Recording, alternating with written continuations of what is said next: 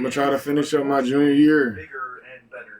Last time I was on here, man, I got so pissed off, man. We ended up losing the game, and it was just not even good, man. It was a scary sight, bro.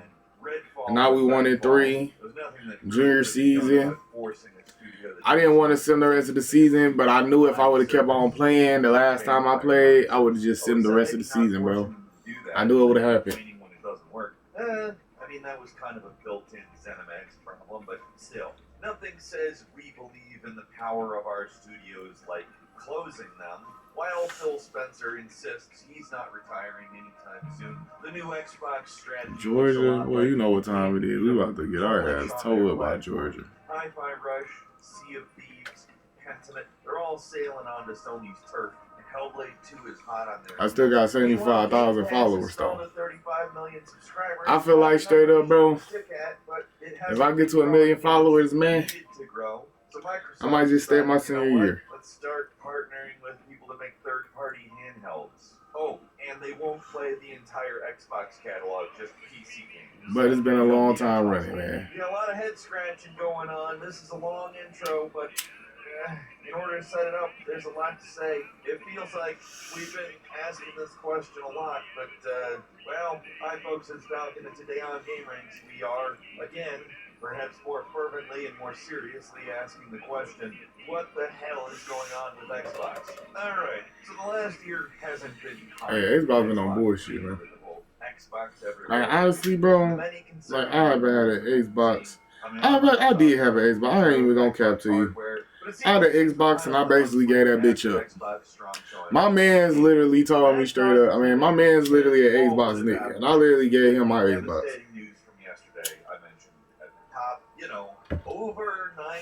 That's why I ain't really fuck with Xbox like that. Like, especially I had a PS4, so I mean I had a PS5, so it really wasn't no. Oh yeah, I'm about to be playing the Xbox. The only thing that I do regret, like, oh yeah, Xbox basically, you know, got backwards compatibility. But other than that though, it wasn't no shit like that though. And even studios working on freaking Call of Duty. It appears that nothing and no one is safe in this major round of firings. Keep in mind, we're talking about the fourth major wave of firing in the last 2 years. Ever since acquiring Activision Blizzard, it has just been a bloodbath for all involved. This latest thing is a step beyond, though. It's not just support staff or QA or redundant management or whatever excuse they came up with for the last ones. This time, Xbox is coming for your job, whether you're in a studio trapped in development hell or in one of their best studios with hits coming out of it. In late June, we actually heard rumblings about potential mass calling jobs here. And on the 2nd of July, that even came down. It wasn't just Xbox, it was all of Microsoft. It's about 4% of the entire Microsoft workforce, which is, to be clear, insane. The initiative the studio formed to work on the Perfect Dark reboot was entirely shut down. The Perfect Dark reboot has been canceled. I mentioned Rare's Everwild as well, canceled. According to insider sources, the cancellation of Everwild is actually leading the game's director, Greg Mayles, a 35-year veteran of Rare, who worked on games as far back as Donkey Kong Country, Banjo-Kazooie, and Viva Pinata, Bolting. Just like, damn it, if you're doing this, I'm out. I don't like how we going against, like, I don't like how we do this against a good team, but then the bad team come around, like the SCS team last week, and we fucking lose. Like, I don't like that. Almost all of the old guard from that studio are just gone, and it's sad to see him go. It's a tough time to be a Rare fan right now, honestly, but in all seriousness, it's not just Rare, it's everything Xbox. Even King, the mobile game developer and massive moneymaker for Xbox, is getting like 10% of its studio cut. Raven Software and Sledgehammer are getting hit with some layoffs. A new like, I didn't think he was gonna throw that shit. If I knew he was gonna throw it, I would have literally cut up. Bethesda. Reportedly, there are multiple unannounced projects. Let's go. John Romero, the influential Let's go, man. Was not Here comes the money. Here we go. Money talk. Here comes the money. Dollar, dollar. Dollar, dollar. Ching, ching, bling, bling. Got the chatter. You ain't talking money, then you're talking no matter. Ching, ching, bling, bling. Patent pocket. You take the dollar, dollar. Can a damn soul stop it? But as such, I am an Xbox fan, and it's hard not to feel like the sky is falling after all this news. So what does Phil Spencer, the head of Microsoft Gaming, do? Save your money. Own your media. Play your way. Build your catalog. Sure. Later. What?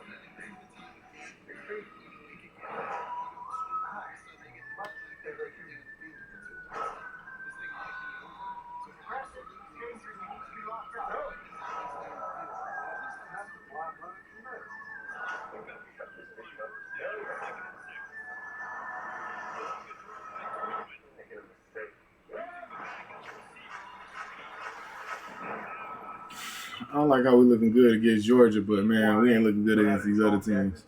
Piss me off. More like a press release for shareholders than anything meant to address concerns or help with what is, I mean, an absolutely bottom of the barrel morale situation, no doubt. This entire statement is so freaking pathetic. It is pure corporal garbage that inexplicably acknowledges all the job losses while at the same time saying, I recognize that these changes come at a time when we have more players, games, and gaming hours than ever before. Our platform, hardware, and game roadmap has never looked stronger. What the fuck is wrong with you, Phil? I'm sorry to curse, but what is that? What is that? I'll tell you what it is. He's trying to calm investors while addressing the issue for remaining staff. It just comes out as fake as shit. We've all been willing to give Phil a shot the last few years because things have been tough. I'm not gonna pretend that things are not tough. It's getting harder and harder for anybody out there in them streets. But it's also getting harder and harder to see his run as the leader of Xbox as a freaking disaster. Going from the top of the industry to what is essentially a third-party publisher in just over a decade is something basically only Sega can truly identify with. Like the Genesis was just, I mean, it did what Nintendo. And the Xbox 360, yeah, it had some pretty big problems to overcome, but they did right by consumers, and that built the brand in a massive way. It's arguable that the Nintendo Wii won in terms of pure sales, but culturally speaking, the Xbox was the winner, right? Now, a lot of homegrown Xbox franchises dead in the water, floundering badly. The division is entirely propped up by their third-party purchases of Bethesda and Activision, and even then it seems like, at least right now, the purchase of these massive studios is hurting them more than it's helping Xbox. Like, look at how many cuts are being targeted at Bethesda and Activision. It's just Microsoft stuff here. It's across the board in division stuff. With how things are going with Microsoft, along with all the reports we're hearing at EA and jobs getting cut there, it's hard not to feel like the bottom is falling out of the U.S. games industry. If this really is the beginning of the end of the U.S. dominating video games, it's at least partially a self-inflicted doom, fueled by reckless consolidation and tech industry greed, buying up everything they can without actually understanding why people buy video games. It's honestly completely infuriating. It's the narrative that's being built. It's not just the U.S. games industry, honestly. There's reports that video game spending is just down across the board. After COVID, all these companies bet on infinite growth. But hey, remember how we were all stuck indoors and the best thing to do with that situation is play video games? And now we aren't all stuck indoors anymore? Oh, there's a shock. With these people thinking that the disease was going to keep us inside forever, like that wasn't the new normal. It was an aberration in human history. That's not how human history works. I know people like 28 years later, but that wouldn't happen, man. Not just the whole zombie aspect of it, but like, they die out. The zombies starve. They can't think. They just do rage shit. And eventually you run out of energy.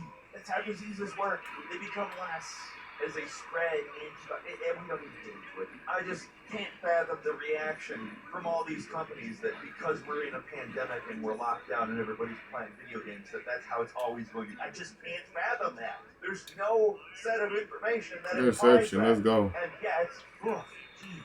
And the younger generation is literally getting priced out of their own hobby. Games that casual audiences might actually want, like Perfect Dark, they're not getting made, and Halo is not out of the woods. Who even knows what's going on with 343 right now? I know this is a real downer, but it's pretty hard not to be frustrated with this news.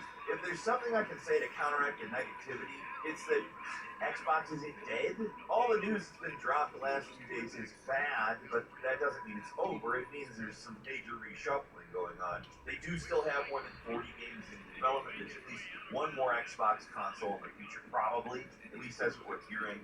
Game Pass isn't going to go away. 35 million subscribers is a lot. It's maybe not the license to print money Xbox and Microsoft hoped it was, but 35 million subscribers is. Let's go. Hold on to that, because that's, if I'm not mistaken, the current game subscription. Comes the money. Here we go. Money talk. Here comes the money. Let's fucking go, man.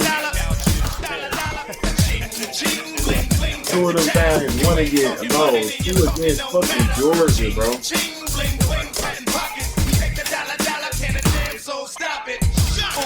Boy, I read that shit like I was Smurf's team at home. Your bets, here's where the buck stops. See, first of all, I'm stepping out on my own. About time I elevated to claim my own throne. Success in my blood, call it homegrown. Ports rich and testosterone. Power and money got me crazy cocky. No longer need you, Poppy. I know you're mad. Microsoft, and you better believe that it was probably him and not Phil that was pushing for the reduction instead. Welcome to the new school year, parents. This was a bad. Let's go. Good thing you can order it all in one tap. And don't forget about the stuff not all on this. Walmart's got it all.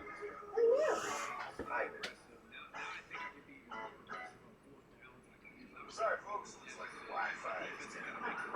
What am I going to do for the next 5 hours? Play the damn puzzle game World Fusion. It's the perfect way to pass time on long flights. And there's no Wi-Fi. The game's not going to work. Relax. Brooklyn doesn't need Wi-Fi, does it? No. Pretty cool. I'm sure that. Phil's just caving. Unfortunately, though, at the end of the day, Xbox is a small portion of Microsoft's frankly massive empire. The successes and failures of that division are just a drop in the bucket compared to the revenue that the other divisions bring in, which is an important and humbling reminder of just how seriously the company takes the division, which appears to be not that much. In the past few years under Nadella, it's felt like the sword of Damocles was just hanging over Xbox, waiting to fall. We have no idea what's going on behind the scenes. It's all pure speculation, but it literally just could be that, rather than a string of bad decisions. I don't know that I would say it's that, but Phil could have been trying to save the inevitable. Let's go.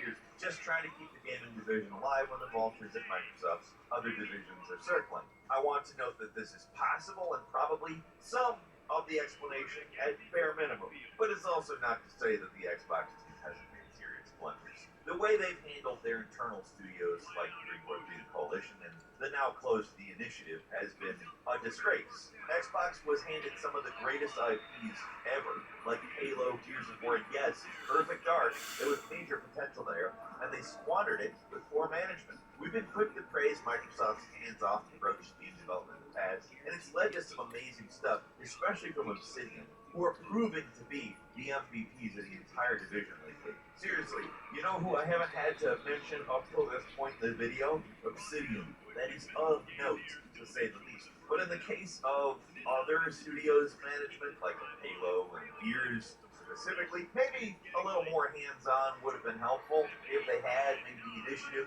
floundered for nearly 10 years with basically nothing to show for it with Perfect Dark. Like, I'm sorry, but it's not that hard to make a Perfect Dark game. You could literally just reboot it and do the first game's plot with some changes, and I think everybody would be pretty psyched as long as it turned out well. Like, it doesn't even really have to be original, as long as it does what it's supposed to do and adds enough that it's not just the same game again. Like, the Initiative was formed in 2016. They've had basically nothing but some vertical slices, according to reports. Compared Microsoft's handling of their studios to someone like Nintendo, who's very hands-on. Some developers buckle under the pressure. Yeah, I've seen reports Retro Studios really struggled with Nintendo working on Metroid Prime, but at the end of the day, it's an all-time great game. With Xbox, Damn. 10 years Okay, of then. nothing, followed followed by cancellation. And Defense that's always showing been a up today. problem with Xbox to a certain degree. But this slow, gradual transition from major hardware competitor to third-party software That's what I'm developer, talking about, y'all, publisher, man. We whatever, balling the it's fuck sad out. to see. Maybe in Microsoft's eyes, this is a more profitable direction to take things, but as a gamer, it feels like the mighty have fallen. It feels like the industry itself, the hobby, not necessarily Xbox, but this is a huge pillar of the gaming industry that is crumbling. I told you, I am not a console wars person. Seeing this happen to a big company that was this successful, which technically has a much bigger company behind it, that up until this point has just been willing to fund it to no end. I mean, if you don't see something in those tea leaves, I don't know if you're looking. That doesn't look good. Like, I will say, it could be an economic response to the post-COVID dip, and it may eventually even out. Maybe all this doom and gloom around Xbox is unwarranted. Maybe they had to make these moves, and this is stuff that will end up working out in the future. I don't know. But as an old-time game bird, someone who's watched this Defense is great. Begin with Xbox, but now in a completely different economic climate, seeing how things have been going the last few years just really sucks. I don't really care about Microsoft's bottom line. I care about video games. In the case of this situation, I care about Xbox games and positive feelings I've had about the original console and all the amazing games back on the 360. But more and more, the division feels less like that Xbox and more just Bethesda and Activision because they're really doing the lion's share of the game publishing now. Almost all the old stalwarts at Xbox games that put the console on the map, they're seemingly dying. I hope that's not the case. I hope Halo comes back bigger and better than ever. But right now, that possibility feels very distant. So to answer the question, what the hell is going on at Xbox? What the hell is up with Xbox? What the hell is this? Well, a lot of people are getting fired and some highly anticipated games are getting canceled. Unfortunately, the vaporware nature of both Perfect Dark and Everwild means that the cancellations are probably justified. These were probably money holes. That doesn't make it not stay known. What really sucks is the loss of all these other unnamed games from Bethesda, including the new IP from ZeniMax. It all just looks really bad for Xbox on the whole, but this was the inevitable result of their purchase of Bethesda and Activision. Like, that's how industry stuff works. Jobs are gonna get lost. But I don't know if anybody really predicted how bad this was going to get. The cutting around 50% of the staff at Turn 10, the guys behind Forza, is especially brutal, as are the cuts at Call of Duty developers like Raven and Sledgehammer. I mean, Call of Duty is basically a license to print money now. Like, that's not changing either. It doesn't have any evidence of changing. So if you think anyone would be protected, it would be them. It's a bloodbath across the board, and things might sound really bad. Xbox, unfortunately, whether they deserve to or not, is going to weather the storm. What Xbox is going to be after the storm, I have no idea, but Microsoft is a monolith. They're basically untouchable in the tech space. And at least for now, it seems like there's interest in keeping the gaming division alive. Otherwise, it wouldn't be, a percentage of layoff. They could just shut the whole damn thing down. I don't know. Maybe in the future we'll look back and see this as another step in the decline of Xbox that started all the way back in 2013 with that embarrassing Xbox One reveal. Or maybe not.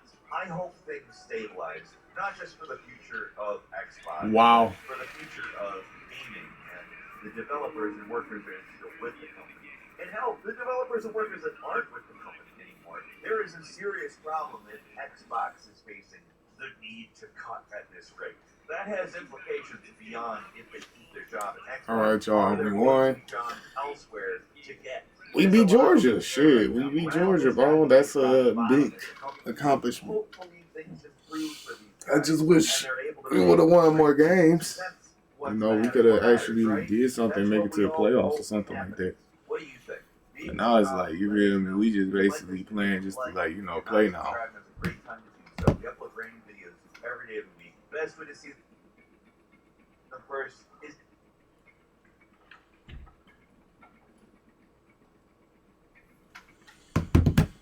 Want to save up to 10% on your energy bill? Just seal air leaks around window frames with caulk. Add weather stripping around doors. Then, make sure you have enough insulation.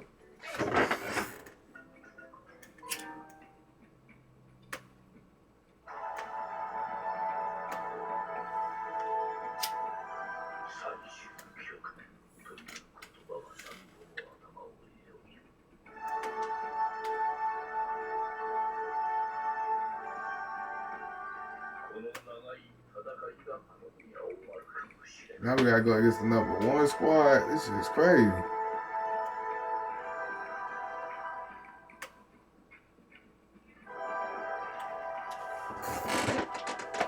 All right, I got a little bit of clout off beating Georgia. I ain't gonna lie. Like 850 right now. Especially getting a pick on Georgia. Pick 6 on Georgia. At that. Alright, chill. It's okay. I'm back now. That's all that matters. Plus, I was baked for half the time, so for me, it felt like a week. And during this long week, I've been reading, watching, learning, exploring. And during my journey of self-discovery, I remembered how much I hate on my TV. We're back with more annoying characters. I've watched a few more shows and movies since my last one, and I wanted to pop a blood vessel real quick to rant about them. Before I yap my mouth ranting for however long. Real quick, these characters don't make or break a show or movie. In fact, I really like most of the stuff I watch that I mentioned. It's just that the characters I mentioned here, I'd love to see get ran over by a bus. We all on the same Wi-Fi? Let's start and get connected. Caillou. Now remember that make or break argument I said like 10 seconds ago? Yeah, that don't apply for him. This dude makes the show unwatchable. I'm surprised I ain't brought him up in the past, because whenever I try to watch him back in the day, it felt like one big commercial for Plan B. Because this dude was a D. It seemed like every episode this dude was whining and complaining about the most trivial stuff. He sound like you. Which one of y'all said that? Whenever he ain't crying, he's making a mess and causing problems. Blaming his sister for All right, moment of truth, y'all. Number one seed. I feel like if we beat the number one seed this week, they'll start looking at us to be ranked. They'll start looking at us. I swear, I want to be able to handle being this boy's dad, bro. Hey, shut your dumb ass up before I beat him. Damn, I can hear you from downstairs. I can't stand it. I'm watching the game, and I got $2,000 on Caitlin Clark scoring 15 in the second half. You put my parlay, boy. You know, child labor might be illegal here, but I'll send your ass to China make a boost regime in a lick of a second. You already looked the part, you'll fit right in. If I have to come up here again, I'm bringing Diddy with me. But God, I ain't playing with you. And those were just a few of the war crimes he's committed. I remember this one episode where he invited his friend over to play in his room with his toy. Archie. He want to play doctor, and he want to play dinosaur. And when she started using his toys for doctor, he get all mad. Yeah, Archie, like, man, I'm not throwing that shit. Runs to his mom, lying, saying I feel that, though, Archie. I feel that. no wonder he a skinhead. This is crazy. Blaming that little black girl for something she even do. Bro would have been a D1 police informant if this was the 1940s. And I know some people are going to say, oh, he's just a kid. You know, some kids actually act the way that he does. Well, maybe some kids don't deserve to be adopted. I don't know. Because he don't look nothing like either of his parents. His daddy not bald, his sister not bald, and I'm 70% sure his mom is not wearing a wig. So that's his excuse. He's not even their kid. Send him back home with him. Some might say I'm too tired over this child. And you're probably right. I just hate it. Next, Daniel LaRusso from Cobra Kai. Cobra Kai has turned into my junk food show. I think season 1 and 2 are genuinely good, but then for me, season 3 and onwards, the story and characters felt like they were being written by Disney Channel. It's gotten so ridiculous. But one thing that stayed the same throughout the entire series is Daniel LaRusso's annoying ass. Bro is constantly trying to one-up Lawrence, the best character. Even when the dude is broke, drunk, and a bum. You got nothing else going on, but as soon as Lawrence opens up Cobra Kai, all because he can't get over his high school bully, being like, I can't have Cobra Kai be a thing. It's not the Miyagi way. And oh my God, I have never seen a man blaze another man to this capacity in all my days. This man rides Mr. Miyagi like a motor. Damn near everything he talks about, whether it be karate, food, or sex, this dude will find some way to ride Mr. Miyagi's dead meat mid-conversation. Bro would do tricks, flips, and backflips on it if Mr. Miyagi told him.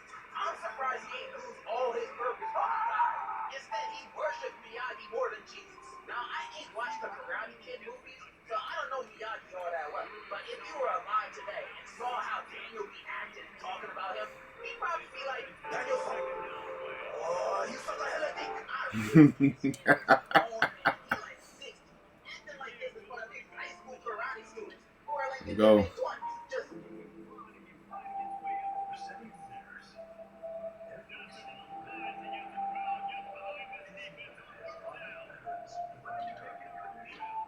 Let's go.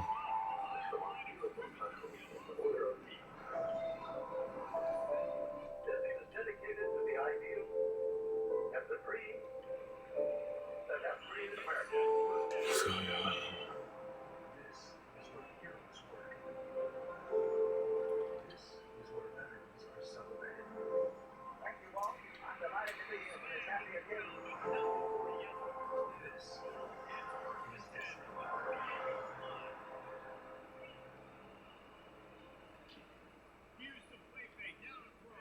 Since 1983, it's been assembling award-winning vehicles right here in America. And now we've lowered MSRP on Rogue and Pathfinder. It's Nissan. It's here for you. Hurry, 4th of July offers in soon. Just comparison. Next, anybody that named Sombra and Spawn. I hate you. You make the game more unplayable than it already is, and don't reproduce. Next, Starlight. I love the movie, especially this newest season. I thought it was slow at first, but at the end, I think it was just as good as season 2. Mostly because the end of that season had that moment where Butcher and Homelander teamed up against Soldier Boy. Man, I'm still puzzled with her, but I digress. Talking Starlight. Now, in the earlier seasons, I think she was a pretty good character, and I still think she is. But as of late, there's been moments where I'm just like, and I'm not talking about how she looked like Michael Jackson. I don't care about that. I mean how she got all up. Mostly because the end of that season had that moment where Butcher and Homelander teamed up against Soldier Boy. Man, I'm still puzzled with her, but I digress. Talking Starlight. Now, in the earlier seasons, I think she was a pretty good character, and I still think she is. But as of late, there's been moments where I'm just like, and I'm not talking about how she looked like Michael Jackson. I don't care about that. I mean how she got all upset at Huey because he ain't know the shapeshifter wasn't her after he proposed to her and they did a whole bunch of snuggling. I know you were chained up for days, barely getting any food and water, but you do too much. Who cares about that? It's all in the past. It's not Huey's fault that she's a better side bitch than you ever were, and how she always try to act intimidating with the glowing eyes, but nobody's scared of you. Sit down. Like, what's she gonna do? Flash me? Sounds like a reward. Go ahead. Before you start pointing fingers at me, I'm not being sexist. I love Kimiko. She bad as hell. Firecracker too. She also bad. Miss Newman, baddie. And if the Deep is smashing Sister Sage, then I'm throwing my shot at her too. Because Deep always got the best taste. Plus, I love me a girl that can help me take over the work. How can I be sexist when I want to have sex with all these women? Can't call me out. And that part when she was against me, when he was trying to get Victoria to join the boys with them, that had me rolling my eyes so far back. Like, okay, Starlight, I get that she spoiled our plans multiple times, and we have really no reason to trust her at all. But can't you see Huey's trying to get some pussy? Calm down! Dang, maybe Huey might not shoot me for it. Nah, it's Starlight. It is Starlight. Yeah, my Starlight examples are kind of nitpicky, and I still like her overall, but sometimes she just makes me, next. Now, I've never been a huge fan of MHA, but I've always liked the series overall. One thing I really didn't like about it, though, was Izuku Midori, a.k.a. Deku. Always saw him as kind of a crybaby and a dork. Always bawling his eyes out for every little gesture someone gives him. And a doormat, because how he became friends with Bakugo so quick. Like, this dude has bullied you to the point of you wanting to self-checkout for years. And just because he found out where I got my power from, he want to be in my life now? No, you can kick rocks and go kiss Kirishima. I don't want to be friends with you. I don't want you around. I don't care if you know my secret. I will 1,000,000% Delaware, Mississippi smash on you if you tell anyone or talk to me. Is what Deku should have done. Instead of crying tears of joy when Bakugo says, hey, you were completely done. They're trained today. Oh my god.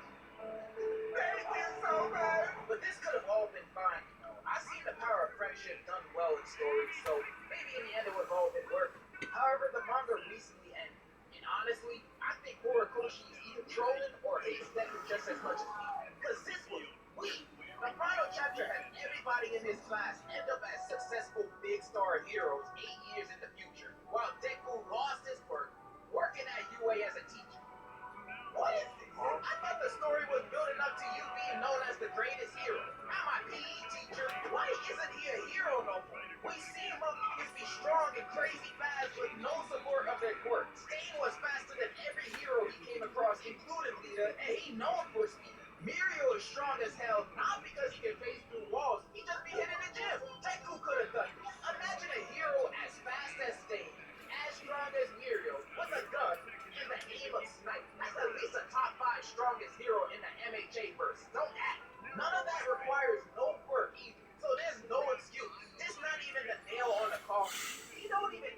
was on chocolate. There ain't no sign of them being together. So you telling me at the end of the entire story, Deku is worthless, bitchless, and on a teacher's salary?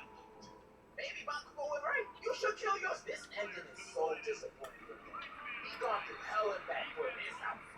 All for one for all. Man, this was all for nothing. And at the final chapter, he said, well, I may be quirkless, but at least I made use of it when I had it, and I can encourage people with their own quirks too. So there's something awesome about that. And this is him 2 panels later. Yeah, he don't even think so.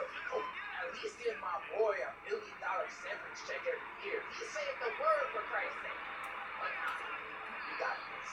Let's go. What would you be ordering today? Yeah, can I get that 4 for $4 meal? A Whopper without a bacon? That would be $12.97. Yeah, right. Would you like your receipt? Nah, okay. You know, I used to be a hero once. I saved the world from total annihilation. Yeah, and I'm LeBron James. Can you give me my damn food? I haven't feed my kids in 2 days. And you only got them a 4 for $4? Next, sadness from inside out. Bro, just kidding. I ain't even gonna sugarcoat it. It'd be better off she was dead. She was so annoying in the first movie, causing all the problems, making Riley damn near bipolar, and running away from home, all because she wanted to feel included. Nobody want to be sad. That ain't a good feeling. Who chooses to be sad in general? It's never a good time. Like when I'm joyful, I could be smiling, laughing about my day and stuff, and then I remember, oh wait, I'm me. The road to partial onset seizure reduction can be long and winding. You feel like you're driving. Boy, that nigga can throw the fucking ball. God damn, you living up to your last name, boy. Going backwards. But doing nothing means you won't get anywhere. Try switching gears to Excopia. It's a once daily medicine, proven to significantly reduce seizures. Even among those who've had seizures for over 20 years. Don't take Excopia if you're allergic to it or have short QT syndrome. Serious life-threatening allergic reactions or rash can occur, which may affect the liver, other organs, body parts, or blood cells. Asthma problems with the heart, suicidal thoughts or actions, dizziness, sleepiness, headache, vision problems, slow motor skills, and thinking. Talk to your doctor before you stop Excopia. Drink alcohol, drive, operate machinery, go. activities, or take medicines. Ask your doctor about Excopia. It could get you on the road to seizure reduction.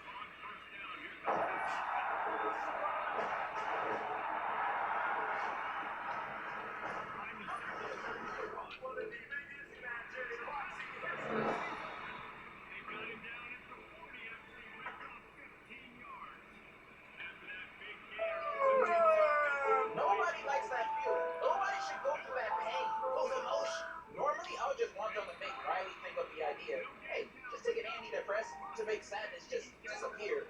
But I know joy would most likely disappear first, so that ain't an option. So instead, sadness, just sit your ass in the corner and we'll call you over when Riley has her first breakup or when she's at her grandma's funeral, whatever. But in the meantime, don't bother Riley or anybody else in the world.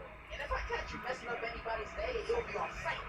I'm just gonna go up to the next sad person I see and just, next, Skylar White, Breaking Bad, known as one of the greatest TV shows of all time with some of the greatest cast of characters of all time.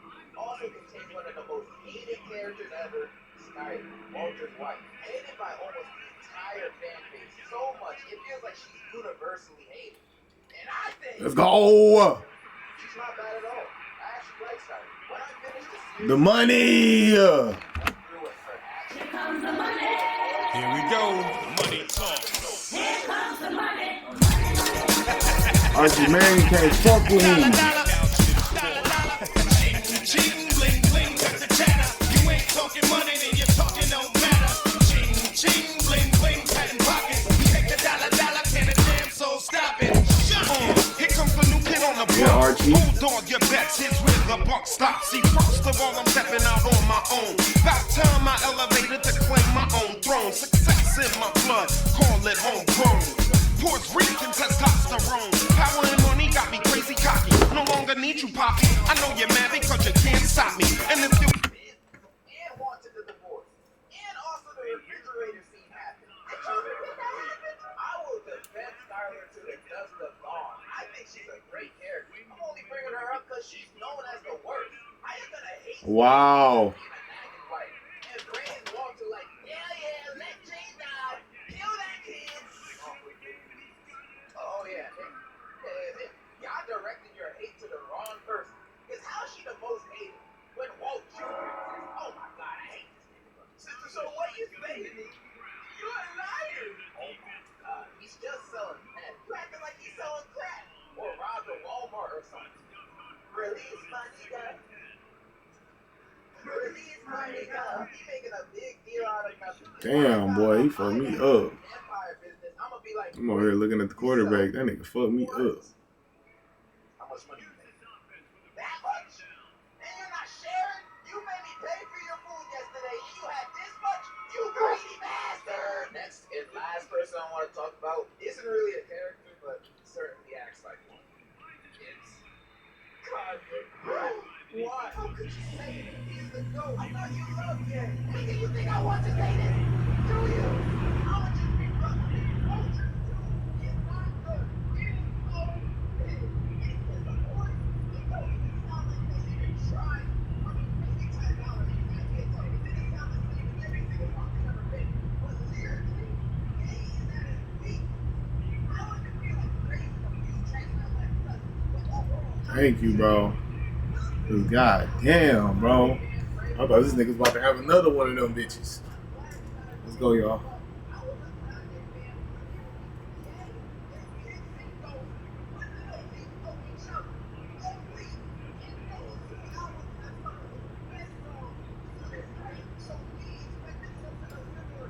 Let's go, y'all.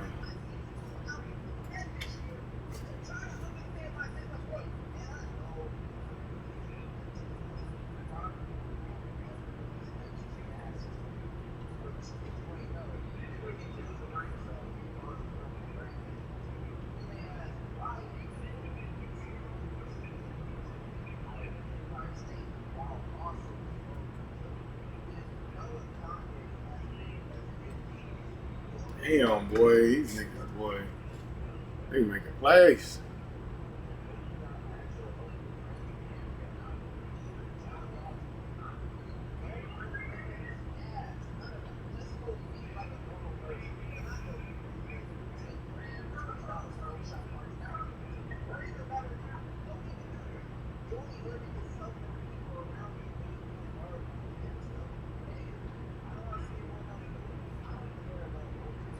Let's go.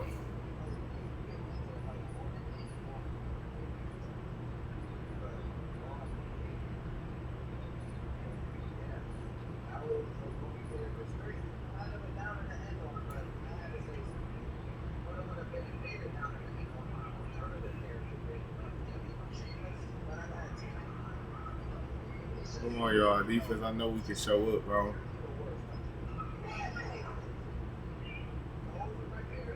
Oh, my God. Like, damn, man.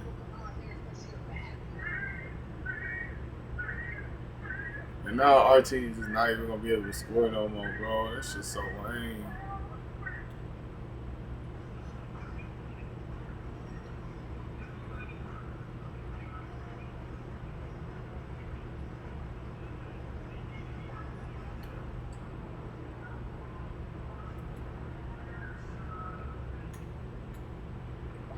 I don't know how I missed that tackle.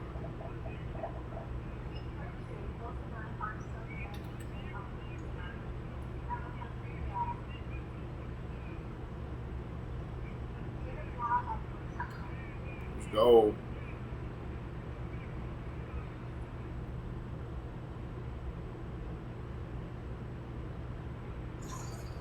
How wasn't y'all able to at least put up a field goal, bro?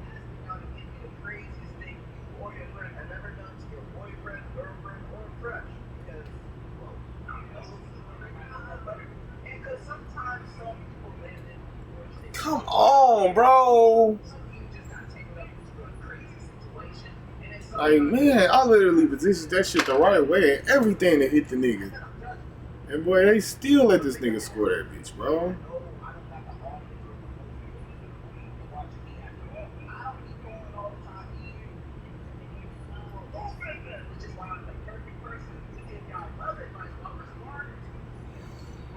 Man, we had a good game, but we lost.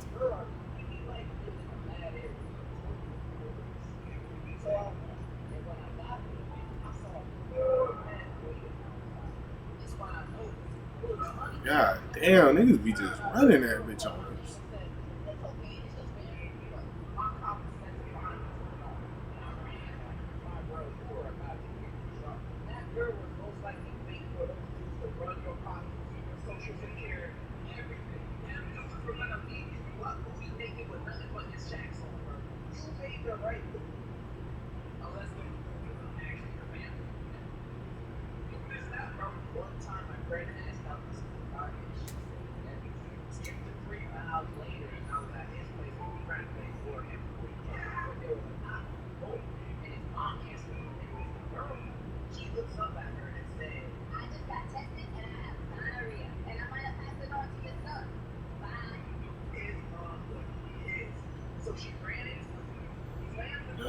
Y'all, man, I just wish we could have won this one, man. We just gave up second half. We gave up. I'm disappointed.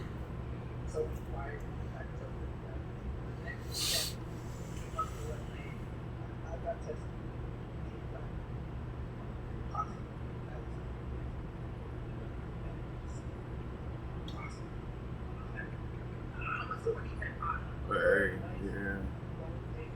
Maybe next season. Maybe next season we'll do better.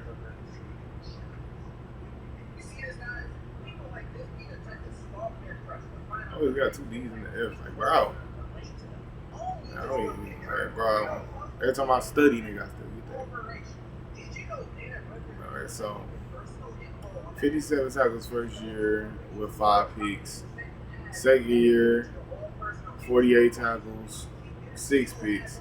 This year I got 24 tackles with 5 picks. So I could basically think of this year, I'm gonna bust the record in picks.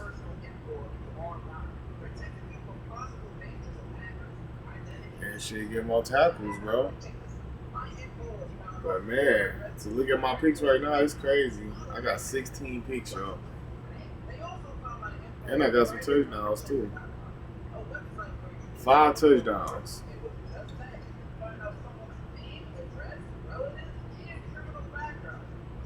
Like, to be honest, I didn't even know I even scored 5 touchdowns. I thought I had like 3 pick sixes legit. But nigga, I got 5 pick sixes and 16 interceptions my whole college career.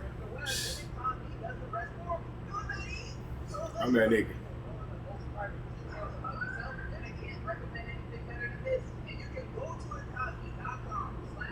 Almost got 1 million, y'all. One more week and then I'm gonna have 1 million followers. 1 million followers, I'm cutting my hair. Some of my followers already, man. 1 million followers, I'm cutting my hair.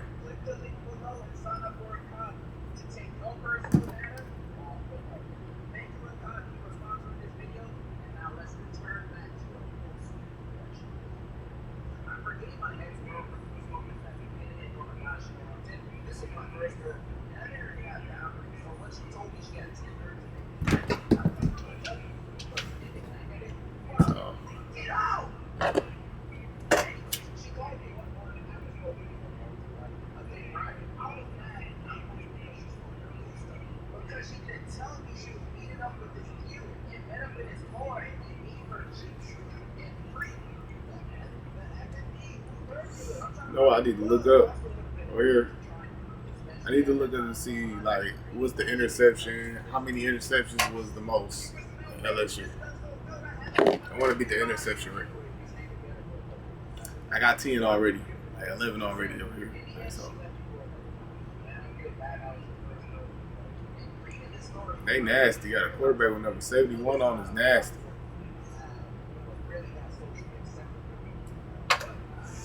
That's the 21.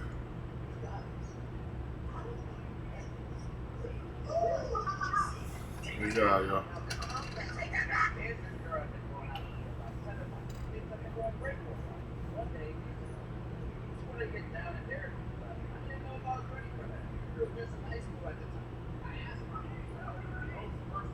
Your defense. I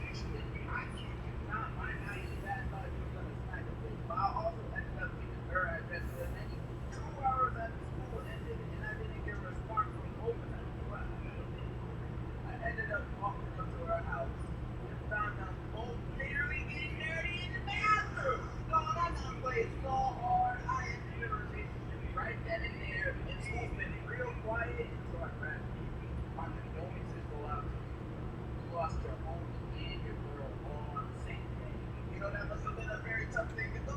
But the one thing I can't get out of my head is that you were just gonna let your pussy go to your girl's house and check her. That's all you guys got going on over there. Y'all just let your homie smack some sense into your girl. I'm on my way. I'm baby gave her 2 years to get close to her girl, and it only worked. But the crazy thing is, when we were no longer together, I found out she was really the gay one. You see, I don't understand your plan. I don't understand the thing you think. They fucking me up on that shit. When the time you want to confess, how you gonna go on about it? Like for 2 years you've been best friends with this person, and then one day you guys have a conversation out of the blue, you say, "Yo, I got something to tell you. I'm not gay. I lied." You think she's gonna be like, "Oh, what? This must be me." Nah, bro, she's gonna think you're weird, bro. She's gonna think you're weird. You're a weirdo, and you deserve it. Don't lie about stuff like that to your girl.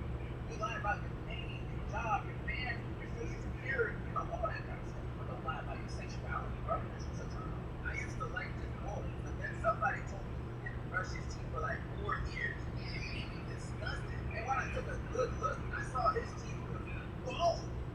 I was disgusted. I grew up in that culture. Ooh. I just love it. Back when I used to live in New York, I had a lot of friends. Many of them tried to get on the same girl. She wasn't interested in me. She was interested in me. However, my brain was like the waves. Small and easy. So I just thought she wanted to be friends. Maybe we did for her.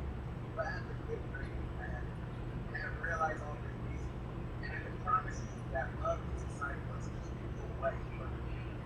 This man like 10 years old, and he already got life figured out more than half of y'all watching. My son, I was like really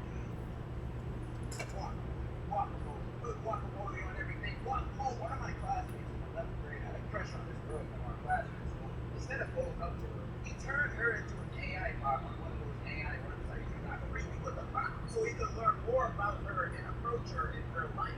It sounds like he don't even need her. He made her in his image. He like animated, but the classmate probably looked like he was wrong. So maybe I wonder what you say. When I was in 9th grade, I was at his house with my crush and I was her friend. And I ain't really know like that. We were just chilling in her room, listening to music and playing PlayStation. The thing is, you know, I had a crush on this girl, and I had a bad. So I waited for the right opportunity to tell her how I felt. I was freaking petrified, bro. I was shook. It was scary what she was gonna say. She smiled at me, and I asked her if she had the same feelings. I mean, at least she can say it's no. She told me she would let me know later. So after about 2 hours of just talking, one of her friends came up to me and said she wanted to meet me again. I followed the girl into her room, and she was there with another one of her friends. I remember her saying, "You sure you like me? For real, or you just like me? She held my hands and told me to close my eyes for a kiss. I was weak at the time, so I didn't think much of it, so I closed my eyes and had my lips out for a kiss. I can already tell what it's gonna end, bro. This gonna be a dog who holds his face when he opens up his eyes, bro. Oh no! I know her lips touched mine, but I heard my crush in her hand laughing. So I opened up my eyes and I see the same dude who I followed me.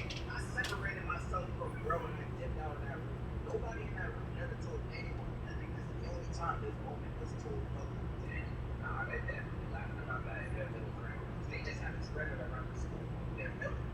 Now, monsters. I never talked to that girl or her friend again. Said that one time. Oh, word? You're a bigger man than me? Because if someone did something like that to me, it's going to be on for life.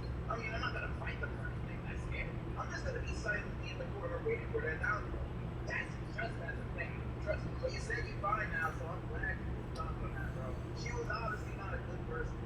Her home kids. It was this. I had this female friend. He was a friend of a few of my other lesbians. You are not in a Fortnite girl, but here's your kicker. It turned out to be a guy, and I'm straight. So I didn't believe it. But all my buddies would tell me he was a guy, but it was a guy, alright.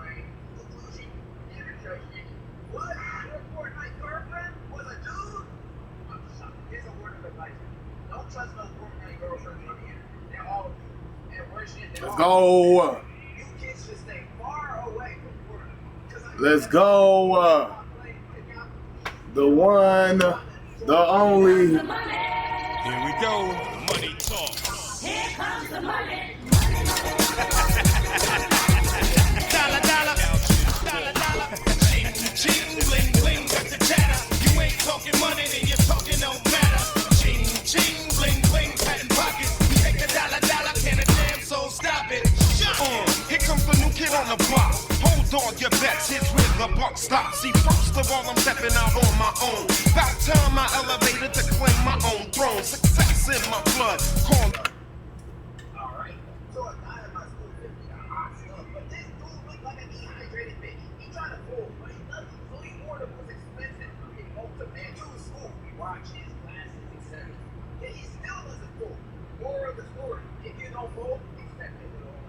When me and my friend were in middle school, we both had a crush on the same girl and tried to impress her in different ways. My friend kept asking her out, she didn't pretend to do it, but when I asked her out, she said yes. Anyway, my friend found some way to get a girl on the internet and found something that told me. Damn, I wish I could have got that block. So to get this girl, my friend Good pick, though. my girlfriend at the time to go to the bathroom. After she left the bathroom, we went in and took a small sample from each toilet. Like, man, I love running pick sixes back, y'all. I will say that. It's a good feeling every time.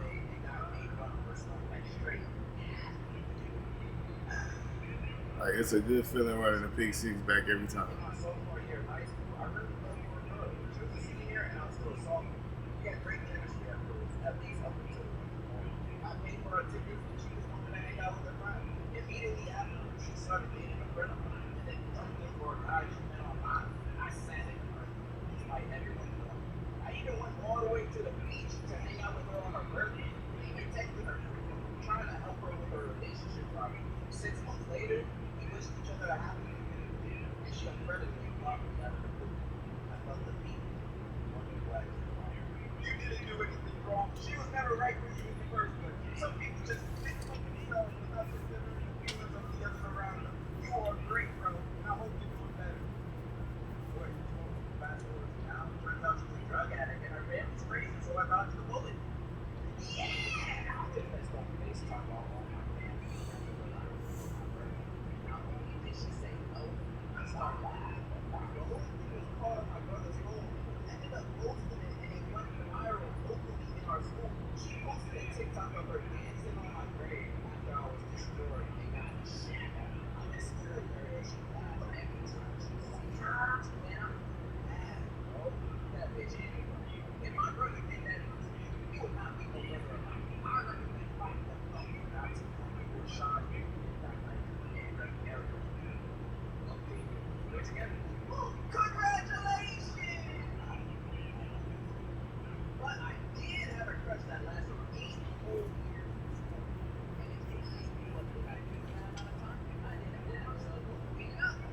Very long talk. I never did best, and I wasted 8 years of my life doing absolutely nothing because I couldn't move on from my crush. Go. Anyway, this is all good now. I got a new crush, and I'm going to Let's go. You know what would have been better at for your confession? If you actually say you had a girl. Man, this defense so nice, bro. Hey, you got a new crush. I feel like next year if we keep the same defense, bro, we can go to a 90. Let's make it a 3. This one is a little embarrassing. So one of my closest friends is desperately find a girl because he's afraid of dying alone. So desperate that he declared to every single female friend he had and even had the audacity to ask us if we had someone. He asked me about my younger sister, but also younger friends. My cousin, her friend, my own female friend, and my ex. His level of desperation reached a point where he started texting any Instagram profile with a girl on a picture. And right when he thought he found the one, it turned out being a fake account directed by almost 30 guys from our school. It was like a live of expensive things to learn a lot of real information. Because at that point, it's just sad. Like, why is it joking? And you know what my friend responded to that with? He pulled up a hard part 6 saying, I already knew you were making up. Let's go, man. Someone put a value on it. That's like that. Yeah, we all try. Our defense is so light there, bro. It's just we fucked up at the beginning of the season.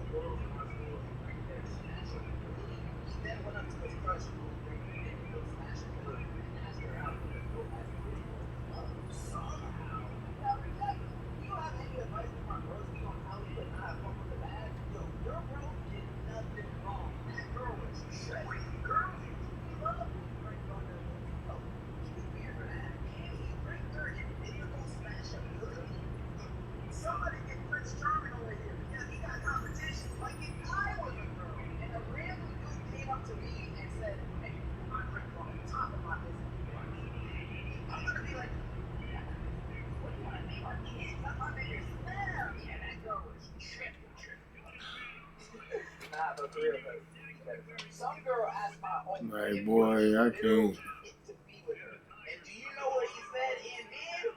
Yes! Oh my god! After that, I never hung out with this man again. I saw him around town and shit like that, but never talked to him. That is actually embarrassing, bro. A couple of years later, my boy got into some heavy drugs and died. But moral of the story is stay strong, my brother. Don't use this stuff for a good. Alright. This one time I was at a function, I saw this fine ass girl. Like, she was fine. Seeing that she was wearing a flannel and short hair, I was like, hell yeah, she's a lesbian. I got a chance. We talked for a while, and we ended up exchanging numbers. I looked down at the name she put on my phone, and it was I was confused. Then looked at her again. Turns out it was a twin. I have never recovered since. Twins, man. The lesbians' natural enemy. They be tricking me too, bro. I fell for a girl I met during a trip to Greece and convinced my whole family to go there in the summer. But when I was there with her, I got scared, so I didn't do anything. I don't know how your dad is, but I imagine this TikTok is how he feels towards you. Well, this is when this girl's at school. But you know, oh gosh, but little sports, basketball, football, you want to play? But you know, the football is actually a tree. My friend was really No cap, man. Like, god damn it. Like, I lost my son. That nigga go to college and that nigga not no sports athlete or something like that. I lost him. God damn it. I lost him. This nigga talking about he want to be a lawyer. What the fuck? Like, that's a good job. Don't get me wrong. That's a good job. But it's like, god damn it. We was just having a good time over here. I trained you in football. I made you the best football player that you could be. And you go to college and you talk about some only one play football. No, get the fuck on, bro. Fuck on with you. Fuck out of here. Sorry, I don't want to do my son like that. I'm just trolling.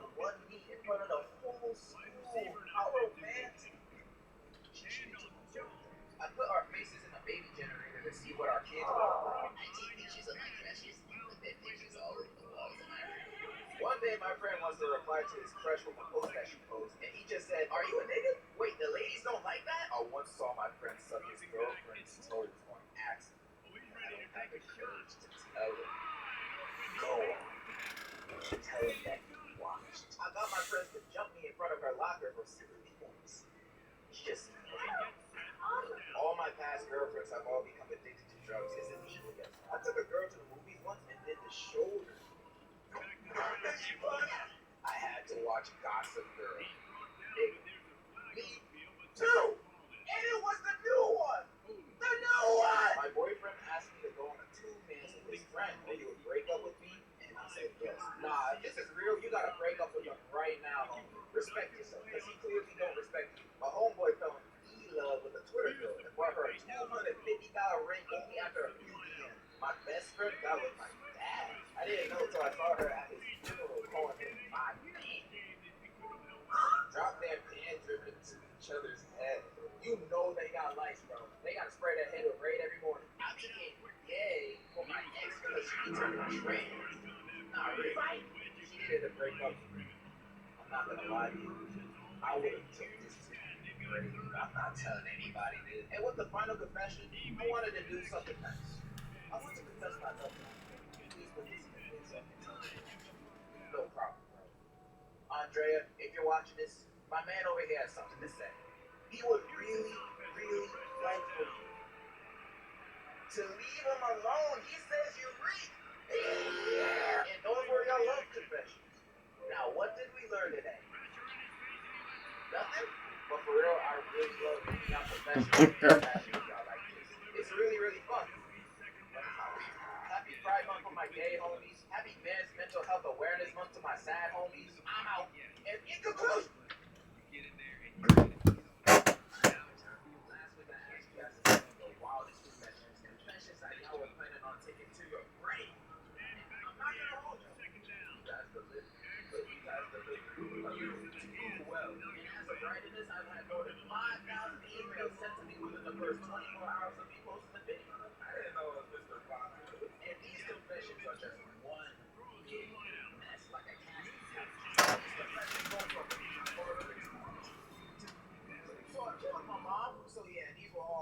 place. A lot of y'all also just undershared, meaning the stories were like nothing. Like they were basically normal life occurrences. I chose my son on Roblox one time and I fell back. Now, I know you do it like you kid that's making this out. Damn. But that's not a confession. Did you also kidnap your friend? That's what I would want to know. And apologize to your friend. Some of y'all also send those long Stephen King novel length level of confession. I ain't reading all that. And the few times I did read all that, most of the stories weren't in all that. So why did you write all that? And the other half of y'all overshared. I understand I told you to tell me things that you were planning on taking to your grave, but I was not ready for what you guys were about to say. I underestimated myself. I underestimated you guys. Because most of the disgusting things y'all sent me were about playing with your meat. A lot of things about who can be. I even saw a few brother-sister activities. I don't want to get too into them. You people need a lot more help than I expected. I mean, I knew there was going to be stuff about playing with meat, but the cousin stuff, that was out of left field, man. It's like y'all living in an anime. A bad one, but still, thank you so much to everyone that sent one. Even though some of y'all are terrible. But if you love me, I love you. I love it. Some of y'all need help. But without further ado, let's just start with this. I'm going to read some not so bad ones first, just so we can start doing, not so bad. Let's start with this one titled Serious. Anyways, at a sleepover at my friend's, one of my friends mysteriously had one of his glasses lenses. Let's go, y'all. We close this game out. We win this game. That honestly sucks for your friend, dude. Make sure to apologize to him. Alright, that was a nice one. Alright, next confession. Got it on my grandma. What in the fuck? When I was 14, I was doing my thing in my room, pointing my teacher as you do. And bro, it sucked. Like, I couldn't get my shit going, so I was just scrolling through my phone and I found a photo of this lady holding a dog. And it went into the dog. Thank you for clarifying that. I was in work. And didn't know who she was, and I was like, she's not fine. So like, I got my shit going on. Like, I was watching her go my grandma's kid. Bro, I recognized her. They used the same image I put it on a year earlier, dude. I'm sorry, Grandma. I got hard during the session. Honestly, I could have forgiven for most of it, because didn't know and just found out. But that last part, bro, that was important, bro. You know, okay, this next one is titled Do I Regret It? And the first word is you know when you're to a teenager in high school? Well, I was. We were playing truth or dare. I ate you off the floor. Damn, boy, he got me. Teenagers are behind bars right now because those are not your friends. What kind of friend would dare another friend to do something like that? You should have pooped on the floor and knew that. I hope you're doing better than me. Okay, this next one is just titled Confession. Confession is I like working. Oh, hell no. Get this man out my sight. I don't want to see you ever trying to talk to me ever again. Man's trying to start a second pandemic with all those nasty diseases. Like, bro, how the fuck did we lose to Missouri, bro? This happened when I was 7. When I was in my cousin's school. Like, man, offense, y'all had a chance to score, man. It got to the point where we were shoving body parts in the drink. Then my older cousin bet me some decent Pokemon cards to shove my dick in. So yeah, my childish ass brain. Like, bro, at this point, yo, man, we gonna go to senior season because, man, this junior season is fucked.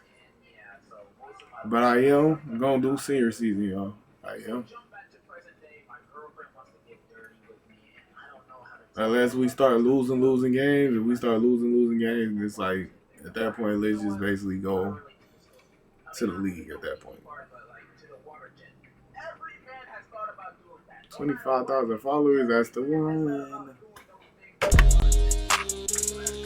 I'm up 1 million followers. Do I get any type of award for being up 1 million followers?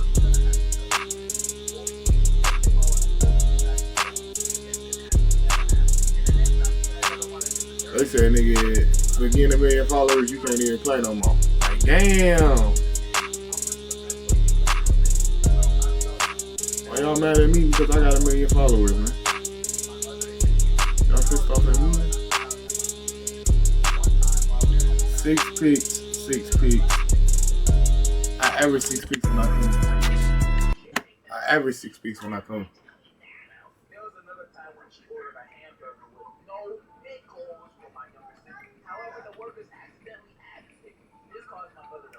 a million followers. I said I'd come out here if I get a million followers. So. It got so bad that the manager had to threaten to call the police officer. Luckily, that didn't happen. I feel bad for all the children and Karens, bro. Moment of silence for them. Because every time they go out with them, they have the risk of encountering the scariest thing imaginable. A minor inconvenience. And now they're screaming at the cashier. They got no ball head on this beat. In the way that she wanted. I feel bad for you, my friend. I hope your mom realizes one day and thinks to herself, I got no ball head on this beach. I hope the best for you. Stay strong. You can get through this. Alright, this next one is titled, I ruined my friend's chance of getting a girlfriend on accident. I was talking to a girl my friend likes, and the girl hated him. I did not notice. But my buddy loved him. So I tried to help my friend by talking about good stuff he does. I don't know why I mentioned that he loved anime, but I did. And the girl said, he likes anime? Ew! And at that moment, I realized I screwed up. There was no going back. She avoided him for the rest of the year, and I never told him. Honestly, you made your friend dodge a bullet right there. That girl is no good for him. Who gets so turned off by a person liking anime that they never interact with them for the rest of the year? Unless your friend is one of those weird ones, which I doubt I trust your friend. Then that girl is just being over the top. They would have never worked out in the end. You did a good thing for your friend, bro. You are the hero of this story. Next. My confession is I beat my next one can't be as bad. One time, me and my brother pissed in the bottle and we started taking turns pouring it on each other. Sounds very smelly. Alright, next one can't be as bad. I found my sister. I'm gonna do the next big thing. Get some dreads. I guess you gotta keep money in the family somehow. You feel me? Get a little bit of dreads and shit, you know. Feeling good though.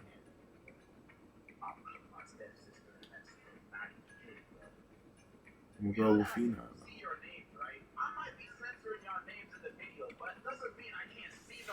We're going into this last season, man. I just hope everything goes smooth this last season, bro.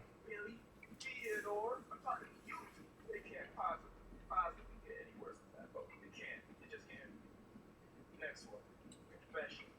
I'm not subscribed to degenerosity. Oh my God! The horror! You blocked!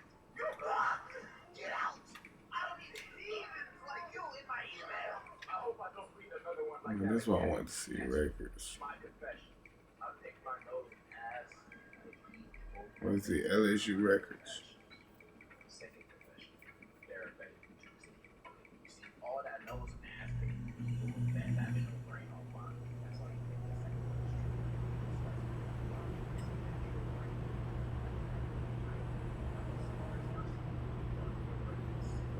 20 interceptions is the record. Actually, right now I got 12 interceptions. So I would have to catch 8 more to break the record next year. Unless I get one like this year. Like on some sim shit.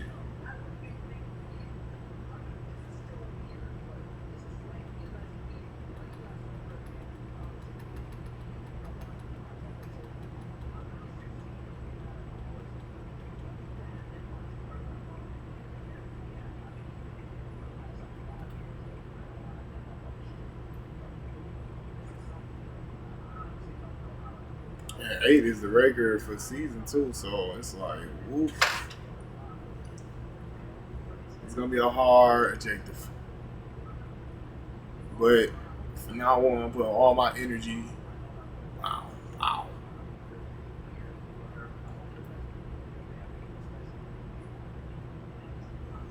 Because next year I need to just get better. Do what I gotta do before I go to the league.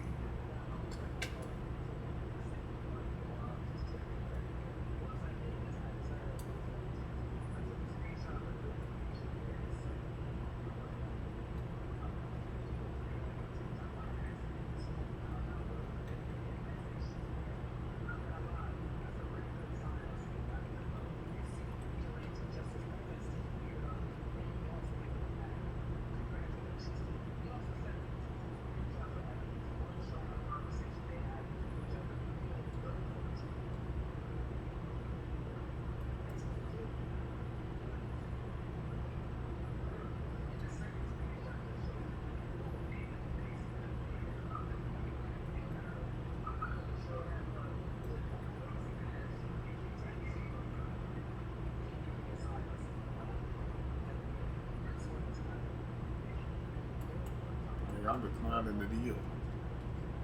Nigga. I got so many NIL offers, nigga. I'm declining shit now.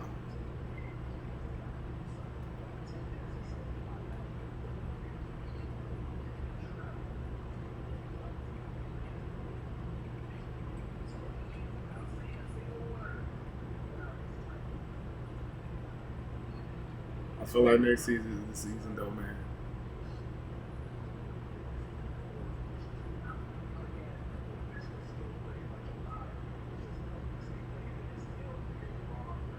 Hey, this gotta be Mountain Dew. 40. I said 40. 400,000 followers? Yes.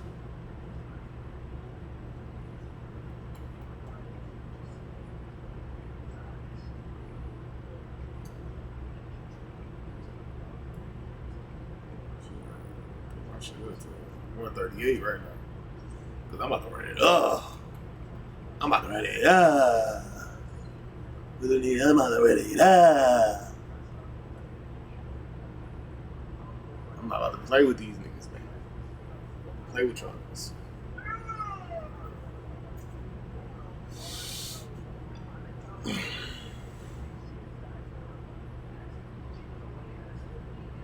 Thank you, man. NIL deals just coming through. They slide through every week. Them bitches like Skittles, they just keep coming.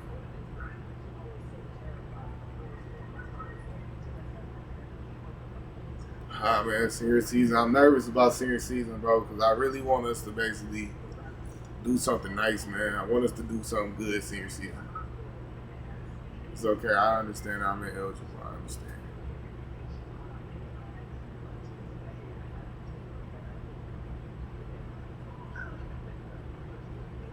It's like next year should be a better year.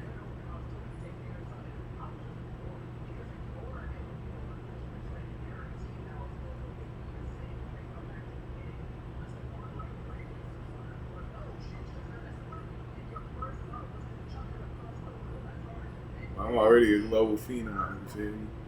I could just go to the league, you feel me? I could just say fuck it and just go to the league, you know? Because I'm already a global phenom, you know? But I just felt like, nigga, next year I gotta have 8 interceptions. I gotta basically beat the record. I got to.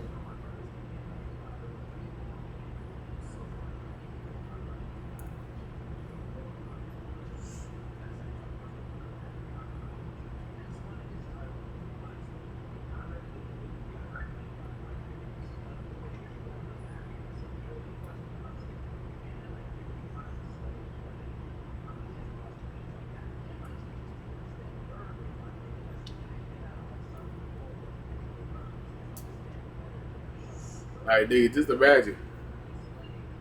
Nigga, my shit just went up dog shit. Cause nigga, I was just at 1 million followers.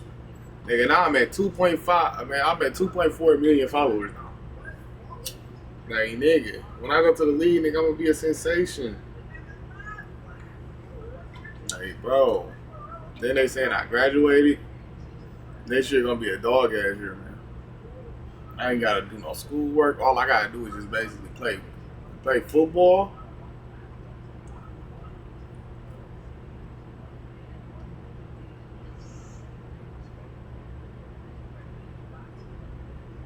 This senior year gonna hit different.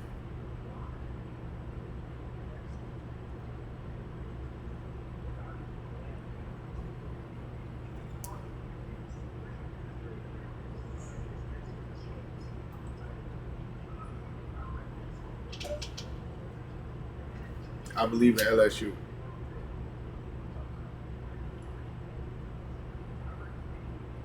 Plus, I'm the next big thing coming out of LSU, so hey, it's good. Next season coming up, we just want to play good ball, man. Oh, we get some good transfers, or we come up in there and just play.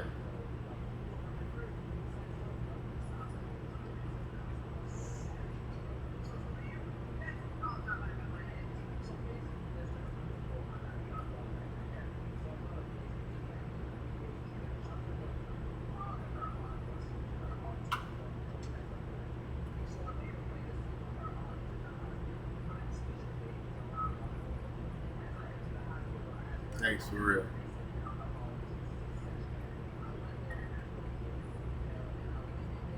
It's that time.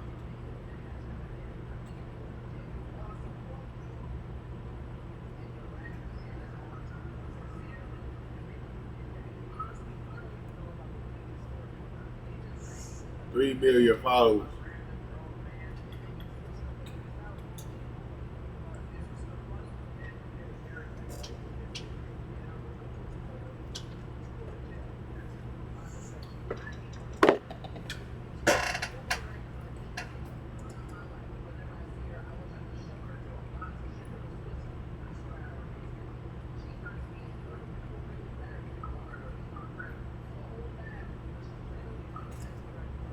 Best weight I ever weighed.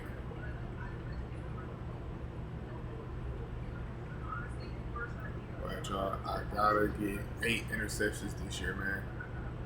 8 of them hoes.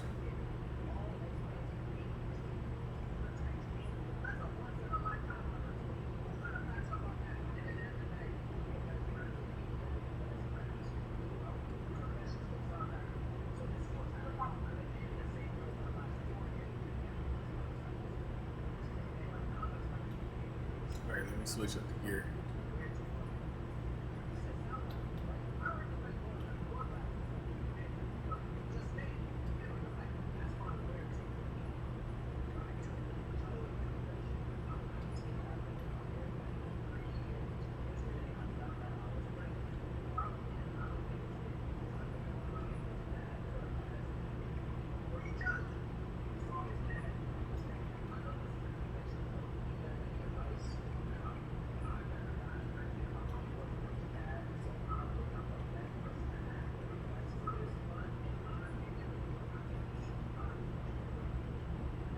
Senior season, y'all.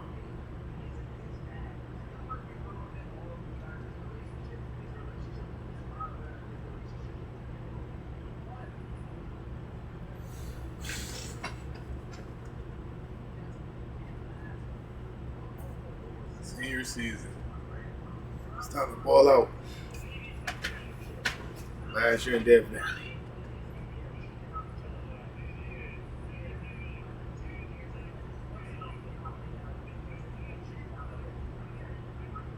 Oh yeah, y'all see me at the top.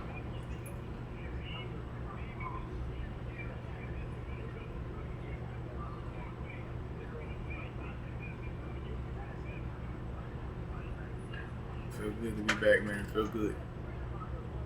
Feel good, man.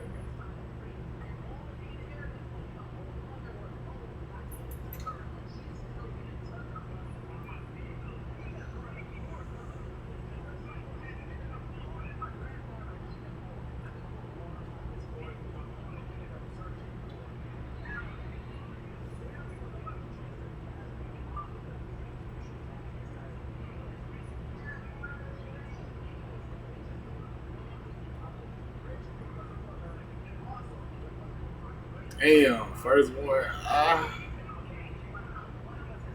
First touchdown gave him a 5.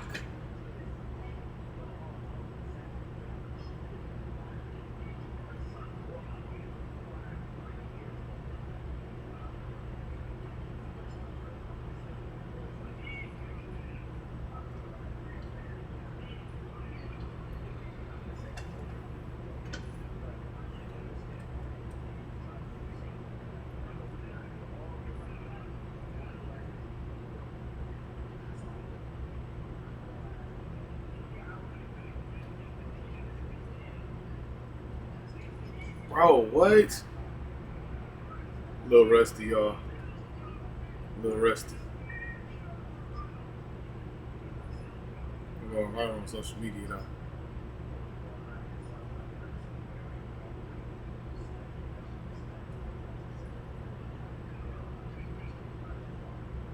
Let's go.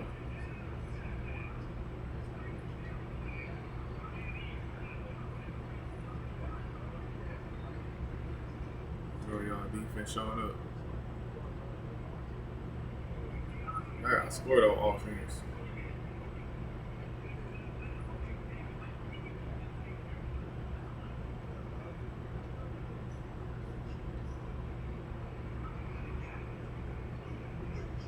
want the niggas to throw that weak ass bubble screen, man.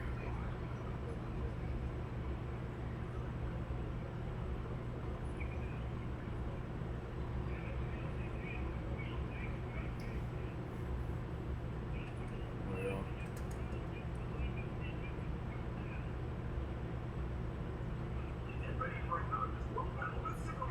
let's go.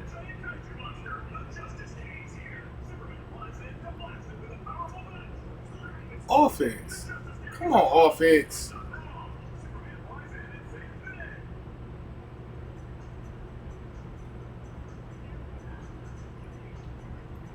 Damn, bro. God, Rob, this nigga just ran, bro. Damn, offense can't even score at all.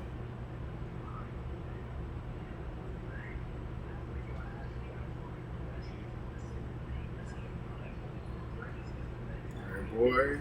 This first game giving watch allegations.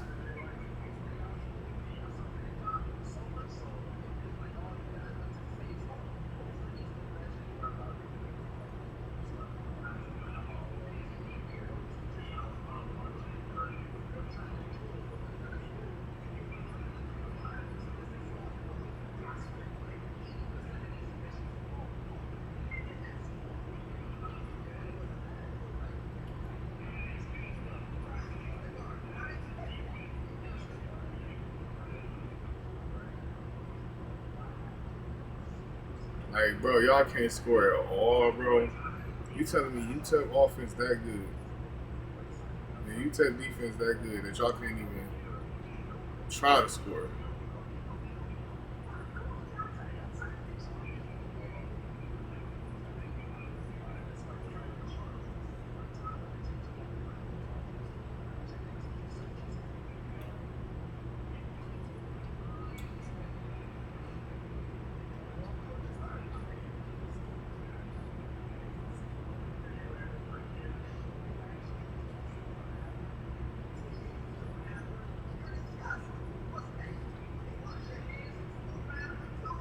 Let's go, y'all.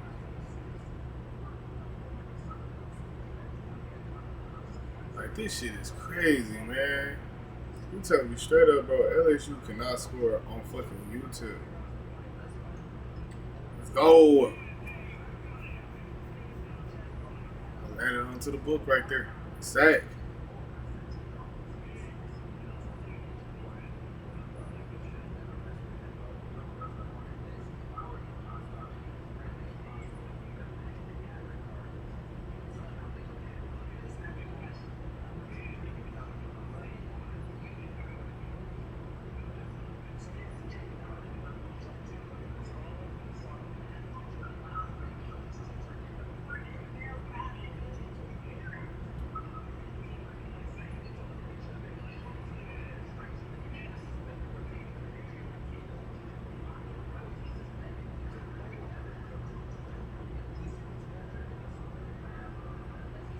Hey, boy, our offense sucks.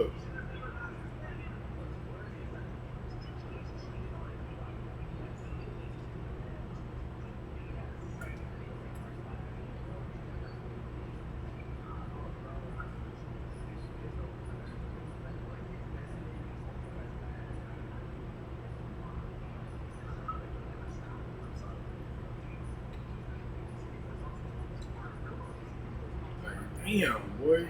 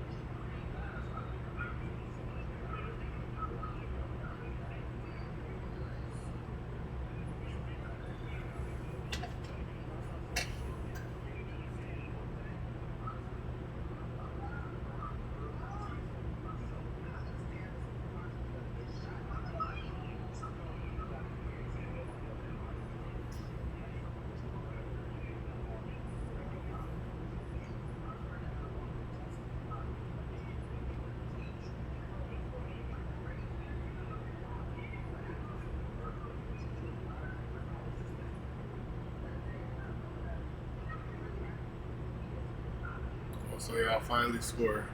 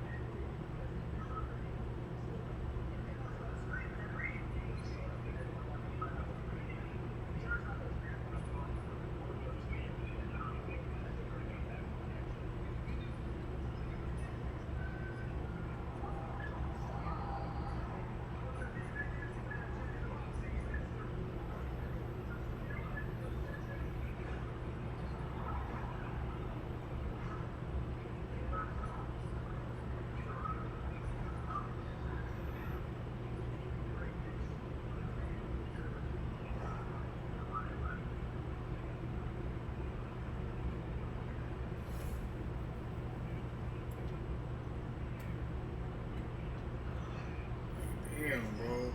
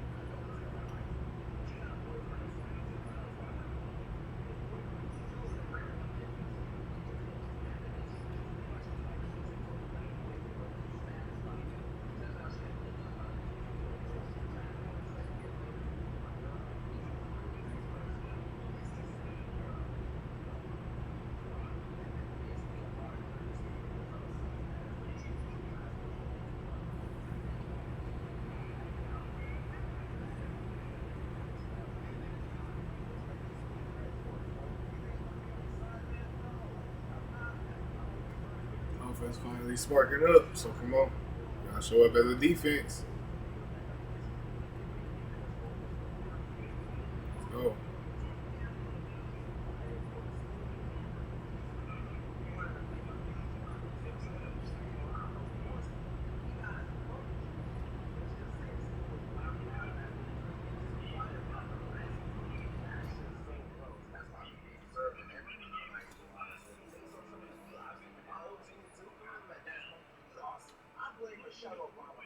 Let's go.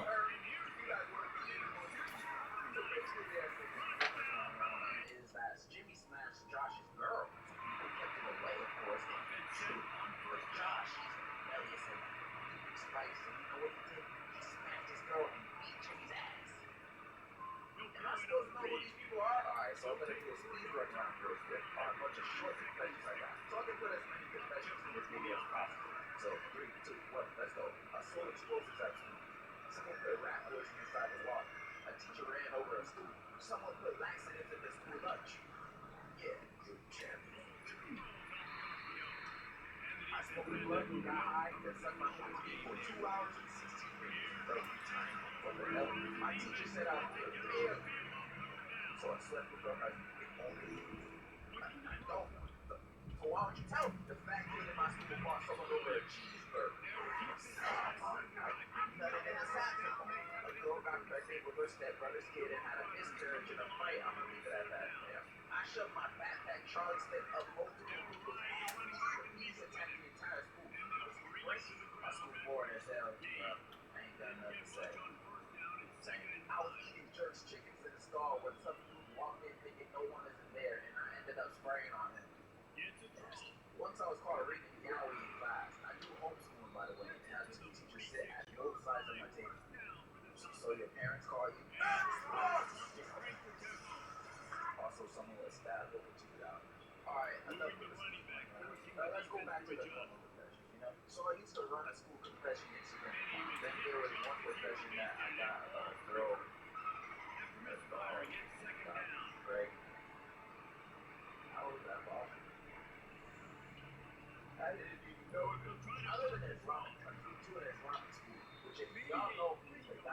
was a secretary. The only way we can even sniff the guy's presence is to talk to them in his doorway.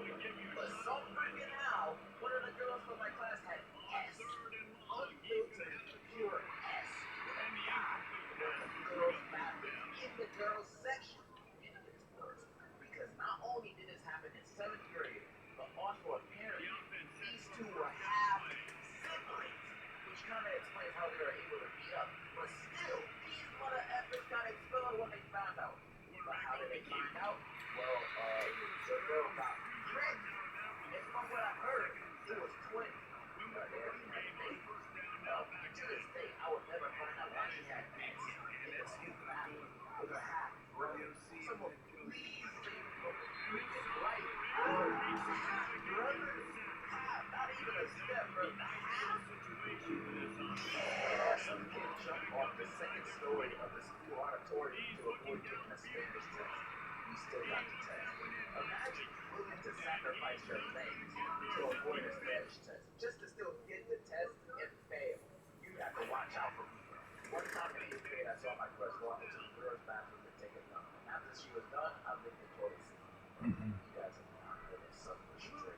The craziest thing that happened in my school in the UK would definitely be when someone came in with a medical needle and started stabbing other kids, and then started to say that it was AIDS, and as you may would predict, a lot of kids didn't appreciate it, so a lot of them tried to people up, but it was so quick until a bunch of kids blocked the door just to beat the living hell out of them. And just when you think it's over, 2 feds charged in the classroom and they tackled into the ground and cut. So yeah, we all work hard to take this pain because like this kind of thing doesn't go unnoticed. Well, that's because they literally called the cops and they wanted to expect it. And that's not true. Let's go, y'all. Defense showed the fuck up. I say straight up, bro. Defense, nigga. Like, offense, y'all did some bullshit. Like, you feel me? Defense showed the fuck up. I hope y'all get to see the offense, but defense showed up.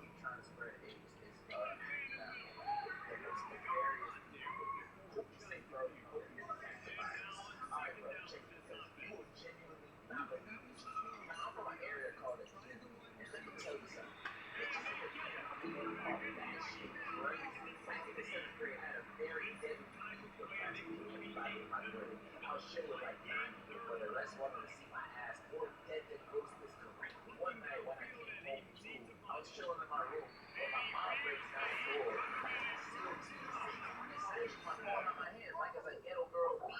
She starts scrolling through it and goes into my camera roll, then proceeds to tell the person who she was on the phone with that my phone was clean. It was my principal. I was weirded the fuck out until she came back 30 minutes later asking me if I had made any threatening or even said things that sounded remotely about my school. I said no while she proceeded to show me the email or screenshots of a Snapchat account with vaguely threatening messages.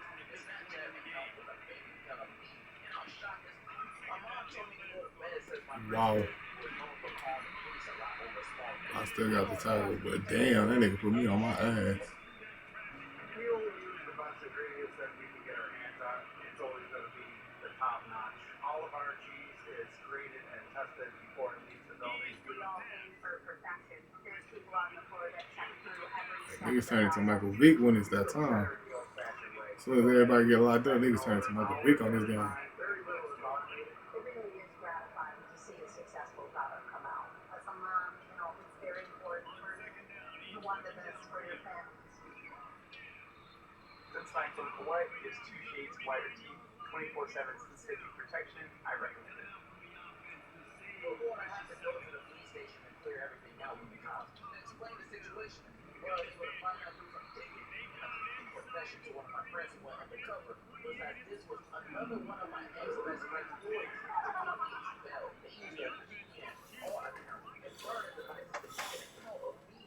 Long story short, I ended up leaving the school and finishing my last month online, aka watching Netflix all day. While my brother went online, he exposed that he was leaving the culprits got beat up for it.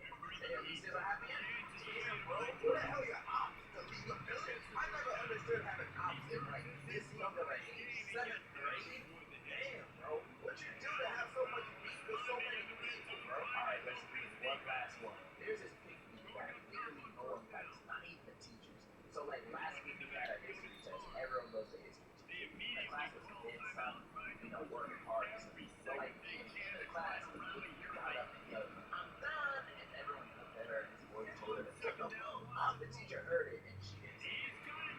was complaining how it was unfair and how everyone was so rude and all the teachers were really staring at him. And he said, that's why you have so many miscarriages.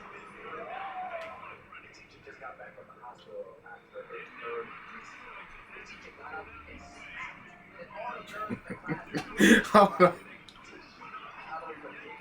She ran out of class and came back to the principal. But everyone said the pygmy was lying for attention. He told the principal what the pygmy said about the teacher, so she got That is so crazy. Y'all let these niggas score, bro. Bro, nigga. We come back from all that shit and then y'all just let them niggas score. God damn, bro. that's all the confessions I'm gonna be reading today. Damn. Than the last one, but I'm not trying We ain't gonna never be able to win on Natty. the confessions I didn't read were just like We never will win on Natty. weird I came to the realization, bro. They need to fix this fucking game, cause bro, it's to the point, nigga. It's too many teams that get game winning fucking plays, bro. for sponsoring this video. Remember to click my link in the description to get the exclusive bundle. Bro. Enjoy it and I'm glad I got the Nissan NIL though. I'm glad I did, but that shit is just crazy to me.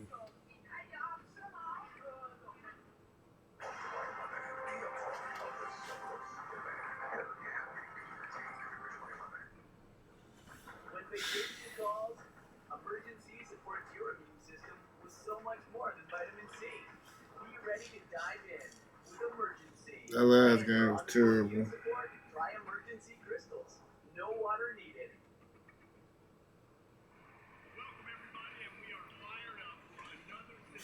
Hopefully this game We're better. going to kick it off with the 2000 NFL Draft. The Cleveland Browns were on the clock after finishing the 1999 season with a 2-14 record.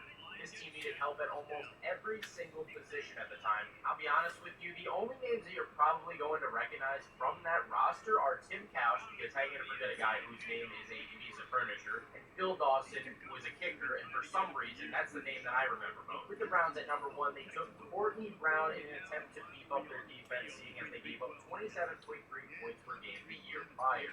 Coming out of Penn State, he had all the abilities that scouts usually look for. He was pretty quick for a defensive end, had the size slated at 6 feet 4 inches tall and 285 pounds, and showed throughout his college career that he could perform well. Being named as the Big Ten Defensive Player of the Year in the 1999 season, along with being a consensus All-American.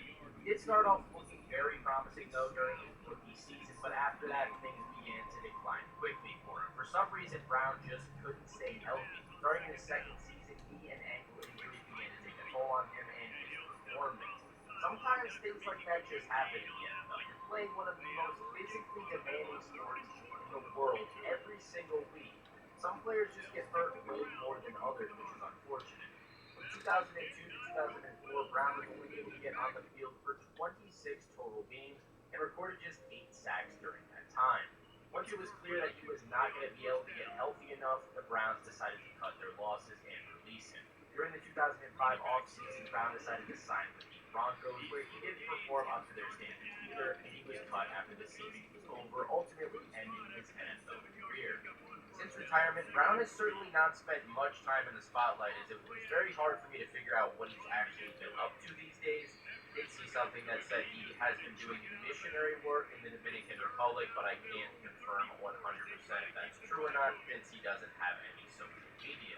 Now, 2001 was quite a different story. This was a complete roller coaster ride of a draft pick. The Falcons needed a piece that could turn around this entire franchise. So what better choice than a quarterback? They had 3 quarterbacks on their roster during the 2000 season: Chris Chandler, Danny Cannell, and Doug Johnson. Some of you watching might not have heard of any of those guys, but Chandler actually led them to a 14-2 season in 1998, along with getting them all the way to the Super Bowl before losing to the Broncos 34-19. The problem was, now he was in his mid-30s, and most seasons didn't follow the same path for Chandler. It was kind of a one-season deal where they were really good, and then after that, not so much. So the Falcons decided to go with Michael Vick out of Virginia Tech. This dude, when he was healthy, was nothing short of a video game character with how he ran the football, and he had the potential, in my eyes, to be top 10 in terms of greatest players ever. He started off his career by backing up Chris Chandler in the 2001 season, but after a mediocre 7-9 season, the Falcons decided to give him the keys to the Cadillac. Once he got those keys in 2002, it was like a whole new engine was unlocked for that car. Vic ran for 777 yards on the year, led the league with an average of 6.9 yards per attempt, and totaled 24 touchdowns on the season, leading the Falcons to a 9-6-1 record before losing to the Eagles in the divisional round. After an unfortunate injury where he broke his leg in a meaningless preseason game, Vic picked up right where he left off in 2004, leading the Falcons to an 11-5 record, running for 902 yards, and once again leading the league in yards per attempt at 7.5. He continued that level of play through the 2006 season, where he became the first quarterback in NFL history to rush for 1,000 yards in a single season. But just when everything was looking up for him, Vic made the worst decision of his entire career that would ultimately ruin his image. In 2007, Vic was suspended indefinitely after pleading guilty to a dogfighting scheme where bets would be placed on who would win. As you can imagine, this disgusting behavior was met with a hefty suspension for 2 years. But a lot of people believe he never should have played football again. Once he did come back, the Eagles took a chance on him. And you know who their coach was at that time? Good old Andy Reid. So if you like the Chiefs, you can't really be complaining too much about this one. You know Coach Reid is a good guy at heart. Vic did end up somewhat reviving his career in Philly for just 2 seasons in 2010 and 2011, even being selected to the Pro Bowl in 2010, along with winning the Comeback Player of the Year. Once his time with the Eagles was over, though, his career was pretty much over. In 2014, he ended up on the Jets, not doing too much with them, and then on the Steelers in 2015, only playing in 5 games because Ben Roethlisberger was injured during that time. Honestly, things could have gone a lot differently for Vic if he never got involved in that whole dogfighting mess. But bad decisions like that are going to come back to haunt you in ways that you could never imagine. At the end of his career, Vic had 4 Pro Bowl appearances to his name. Since stepping back from football in 2016, Vic has done many different activities. Most notably, he has been doing commentary work for Fox Sports as an NFL analyst. Now, of course, every NFL player has to follow a strict diet to stay in the best shape they possibly can, or at least they're supposed to. A lot of them have nutritionists or dietitians to keep them on the right path, but for me and you, that may not be the case, which leads into our sponsor today, Factor. Factor is a meal plan that makes meeting your nutritional goals easier than ever. Whether you're an athletic person or just don't feel like cooking an entire meal, Factor has you covered. Enjoy no fuss, no mess meals that eliminates the hassle of prepping, cooking, or cleaning up. Simply heat up the individual, fresh, never frozen meals, and you are good to go. In just 2 minutes, you're going to have a chef-prepared meal and get back to doing whatever it is you love. The reason I personally love Factor myself is that I've never been one that's motivated to chef up a meal from scratch, so it makes my life that much easier whether I'm editing, about to go to the gym, or just simply don't have time to cook. Head over to Factor75.com or click the link below and use code FANTASYPHENOMS50 to get 50% off your first Factor box and 20% off your next box. That's code FANTASYPHENOMS50 at Factor75.com to get 50% off your first box plus 20% off your next box while your subscription is active. There ain't no way I couldn't catch that pick, bro.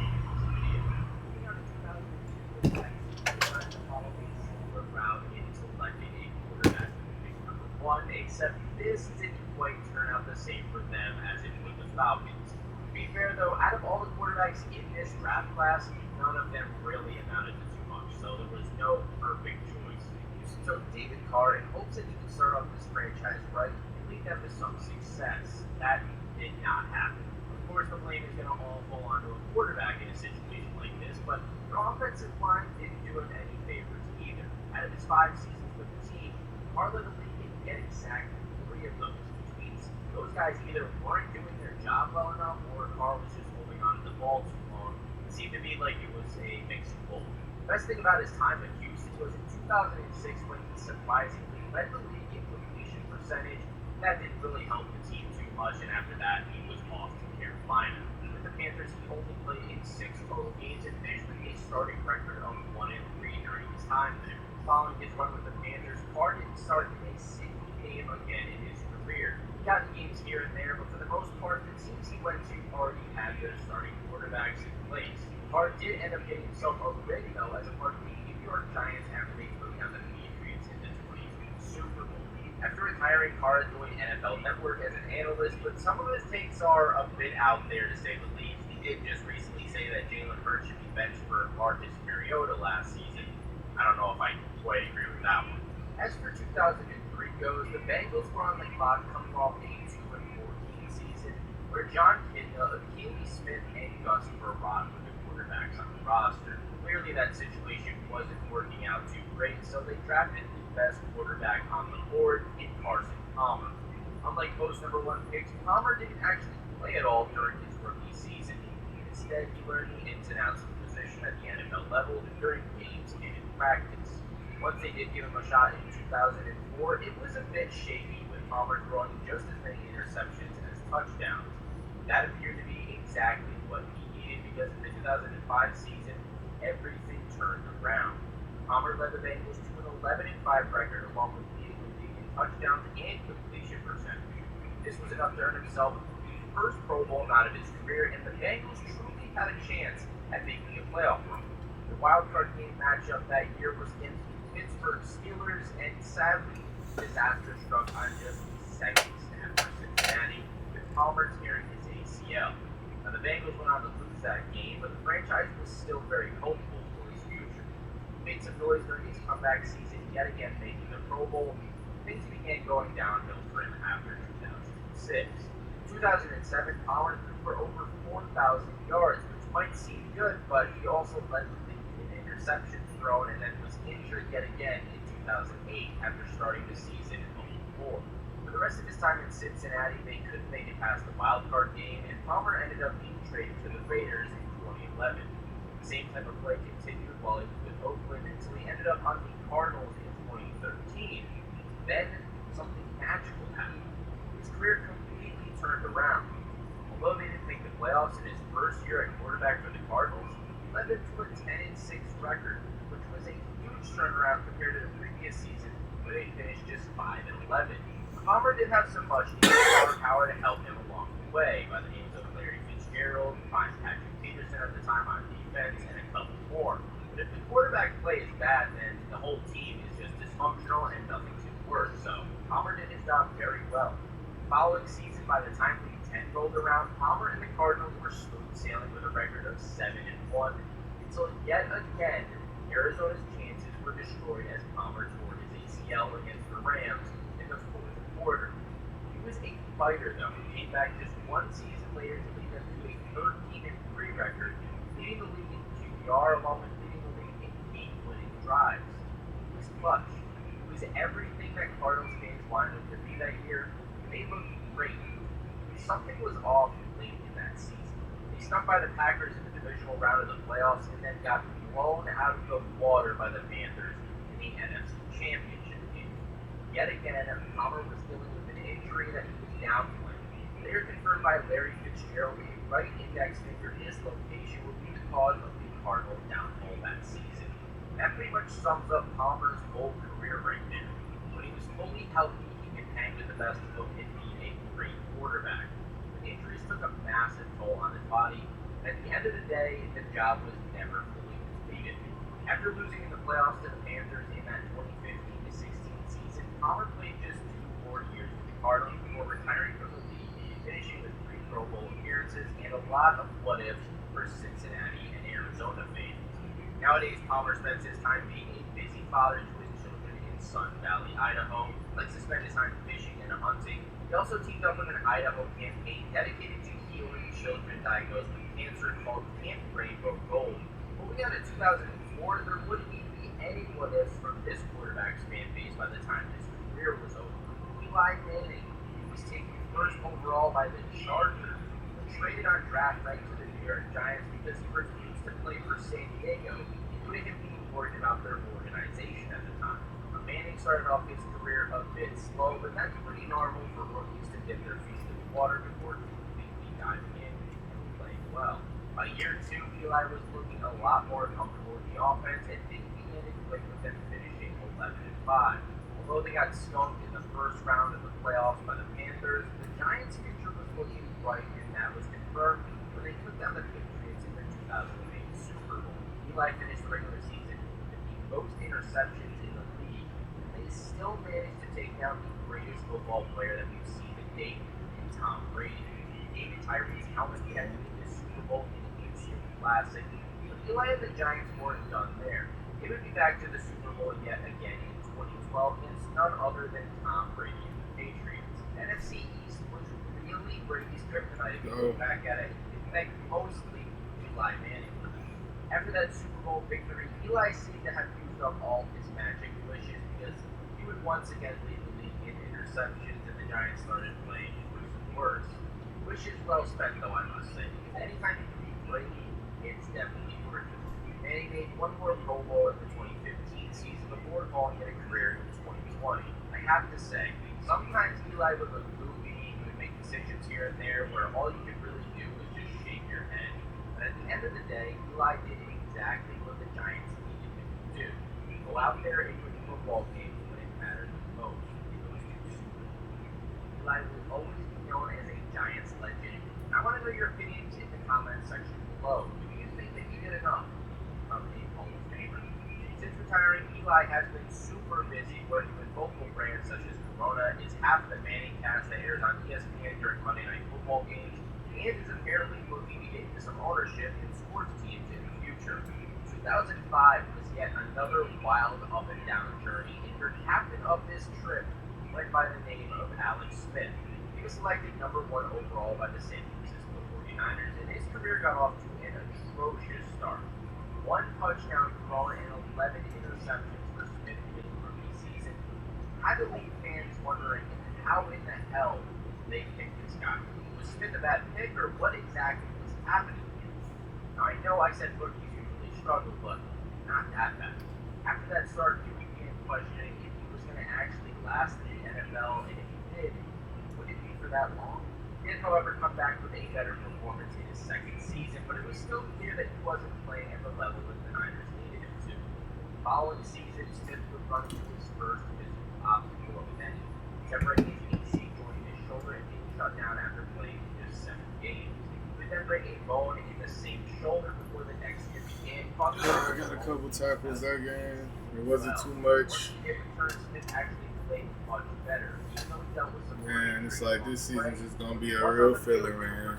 And it's sad to say, bro, but this season's gonna be a real filler. 11, but he finished 13-3 before losing to the Giants in the NFC Championship game. After yet another season of him suffering an injury in 2012, the 49ers traded Smith to the Chiefs. This paired him up with Andy Reid, and it was also where Smith played his best overall football. The greatest part about this whole experience for him in Kansas City was that he was finally fully healthy. Led the Chiefs to a positive record every single season for the team, even making 3 Pro Bowl appearances. And sadly, they just couldn't get the job done when it mattered most in the playoffs. Following the 2017 season, Smith was shipped off to the Redskins where he faced the challenge and in protection on November 18th. He was tackled by Kareem Jackson and J.J. Watt back. What at first seemed like a normal sack turned into the biggest battle of Smith's career. He had broken his tibia and fibula during that play. His injury was much more than meets the eye, even though it was absolutely disgusting to look at. Smith had to go through 17 different surgeries. His leg at one point turned black, and he was diagnosed with a flesh-eating disease called necrotizing fasciitis. And just when it seemed like all hope was completely lost, Alex Smith would never play professional football again. The unthinkable happened. Fought and eventually returned to the league in the 2020 season, winning the Comeback Player of the Year award, finishing off his career on a positive note as an absolute warrior. Hats off to Alex Smith for being one of the most dedicated athletes I personally have ever seen. After concluding his NFL career, Smith joined ESPN as an NFL analyst for SportsCenter and Monday Night Countdown. And this poor guy had to deal with his daughter having a brain tumor that took multiple surgeries to be removed.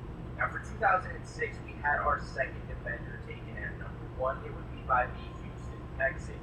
They decided to go with defensive end Mario Williams out of NC State. He was extremely strong, fast for his position, and of course, had a knack for getting pressure on the quarterback. There was a big debate on whether Reggie Bush should have actually went number 1 overall, but at the end of the day, the Texans decided not to go with him due to quote-unquote character issues. Williams still turned out great for Houston, though. In just his second season, he had an outstanding year, blowing every other Texans defender out of the water in terms of sacks. 4 million followers. What up, though? You hear me come down this time? Followed that up. I even jumped downstairs. Williams No. this time. After getting hurt in 2011 and being placed on injured reserve, Nah, man. Mario became I'm in my senior season right now. What your junior season look like? I was straight, man. Straight, bro. Got the yards. Even though he made These two are my more stats right now, shit. they never did have what it This took what I be to looking make at right the here. run. This all I be looking at right here. Yeah. I got a couple of yards. Like that. Hold on. Okay, that's progression right there. Then when I look at these tackles and shit. You feel what I'm saying? Yeah, tackles ain't this shit right now. Shit. Fuck with that shit. Fuck with that shit. 51 tackles, 24 assists, 27 solo tackles. Yeah, I be trying to get it in, man. Yeah. I'm trying to get it in, bro. Got some touchdowns, too. Yeah, see, yeah, that's progression right there. Yeah, man, I You was feel going what I'm crazy, bro. Got 6 of them things right now. Let's go, GEO. Hell yeah, bro. It's the last few games and shit, man. We done lost our first 2 games, so we ain't really gonna be competing for no championship. No, y'all can't. Y'all just gotta win out. Y'all just It'd be gotta so win out. hard. That's what it is. I don't think our offense got it on them, man. Cause, bro, That's what it is. I tried, You gotta bro. win out, and it's just hard as hell to win out. Yeah, I tried, man. Yeah. I tried so hard, bro, and came to realization first game, bro. We lost the UTEP, and I'm like, yeah. Oh, Everybody turned to Michael Vick as soon as I swear, as soon as motherfuckers locking shit down, everybody turned to Michael Vick. trust me. Trust me, bro. Like, man, bro, I hate that shit. I hope they don't got it like that in the NFL. Boy. Motherfuckers don't even force passes on this bitch. You gotta understand about the NFL. Niggas not Michael Vick out there. Nigga, you got Lamar Jackson. You feel what I'm saying? So it's like shit. You talk about the NFL. Okay. Better do it these days while you can, cause the NFL that's a thing. Hey man, I'm waiting for that motherfucker. Cause right now this shit. Oh, I should like that. Like, man, bro, I can't do this college shit no more, man. It's like as soon as we lost that first game, I'm like, yeah, senior season's gonna be a blast. It's gonna be rough. Clearly not ready to play football offensively and physically. This showed when he finished the 2009 season with a starting record of 2-7, throwing for just 3 touchdowns and 11 interceptions. Oakland by that point had enough of Russell, and he was released in the offseason. That would end up being the last time anybody saw DeMarcus. So I got a question, Kyle.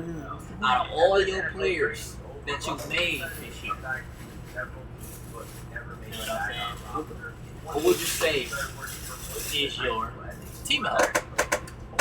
Like your solidified, player, offense, defense, quarterback, running back, receiver. It don't matter. Who did you consider your solidified team health? I made a lot of players. Yeah, that's why I asked, 'cause I feel like that you did make a lot of players, so it's like you really got a variety of big fun. A whole bunch of motherfuckers and shit, but I said a few of them that I really liked it and shit. A few of them Time out. I liked. Can I say something real quick though? I like how you play defense right there. I feel like that was a good bait right there. You feel what I'm saying? The only thing that I would say, you probably would have got beat if you would have threw that bitch. If you would have went to the outside.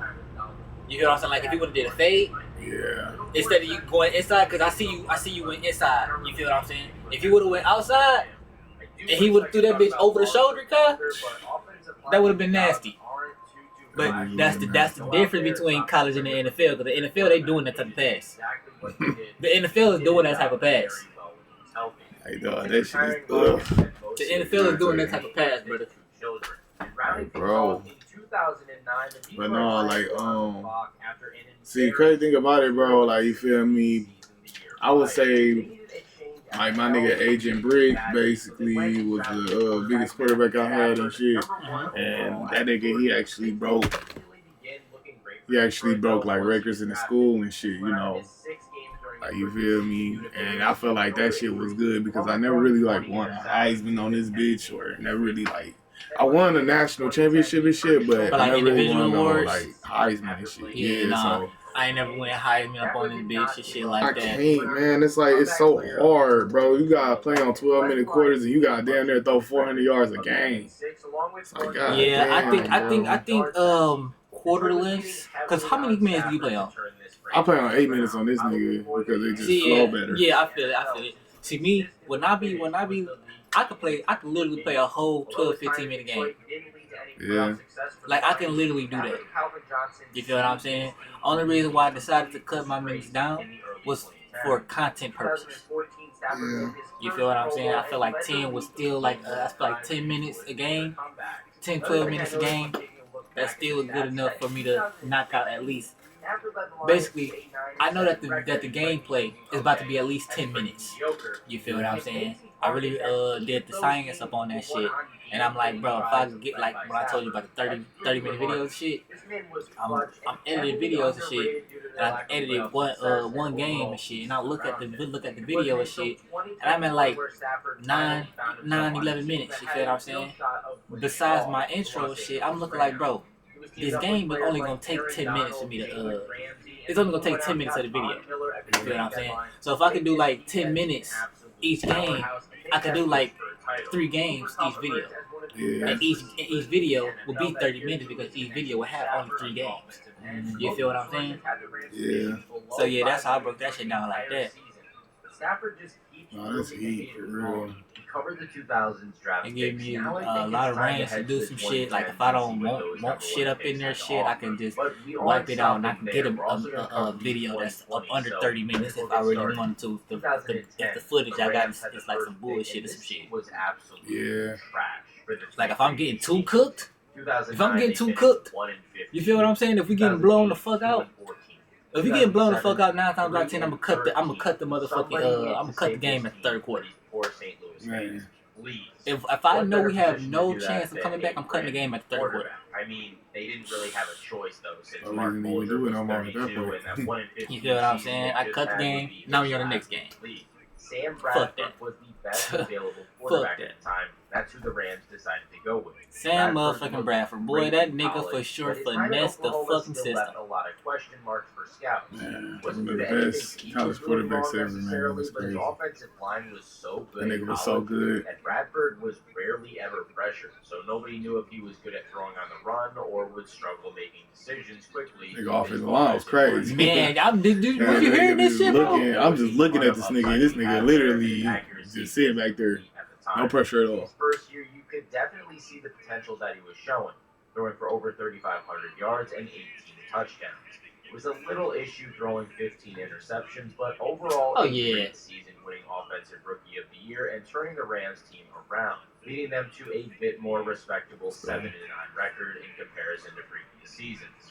If we're being totally honest here, I do think the Rams kind of ruined Bradford during his time there, especially after year number 1. They didn't have good protection for him at all. The receivers were terrible.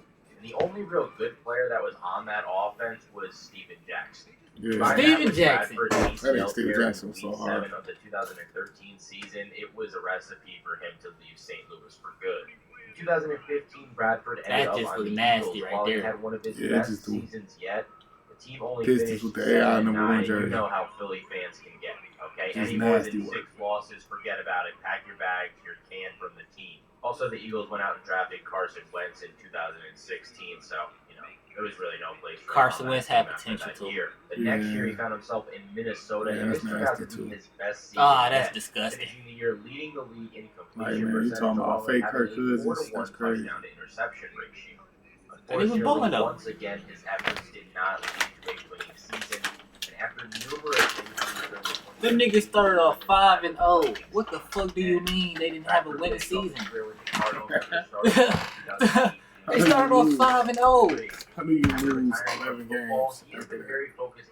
At that time, how many games was it at that time? Was it like 16 games? Yeah. So y'all literally only had 11 games left. Like, how do you lose? How the fuck do y'all go negative in that run?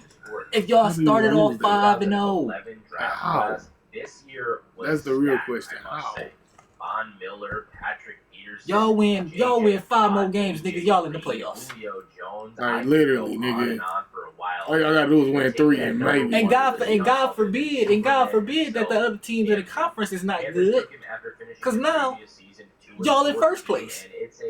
Okay, the Lions was good, so No they cap. ain't have to worry about that. Maybe Green Bay. Now this is the boy. This the boy.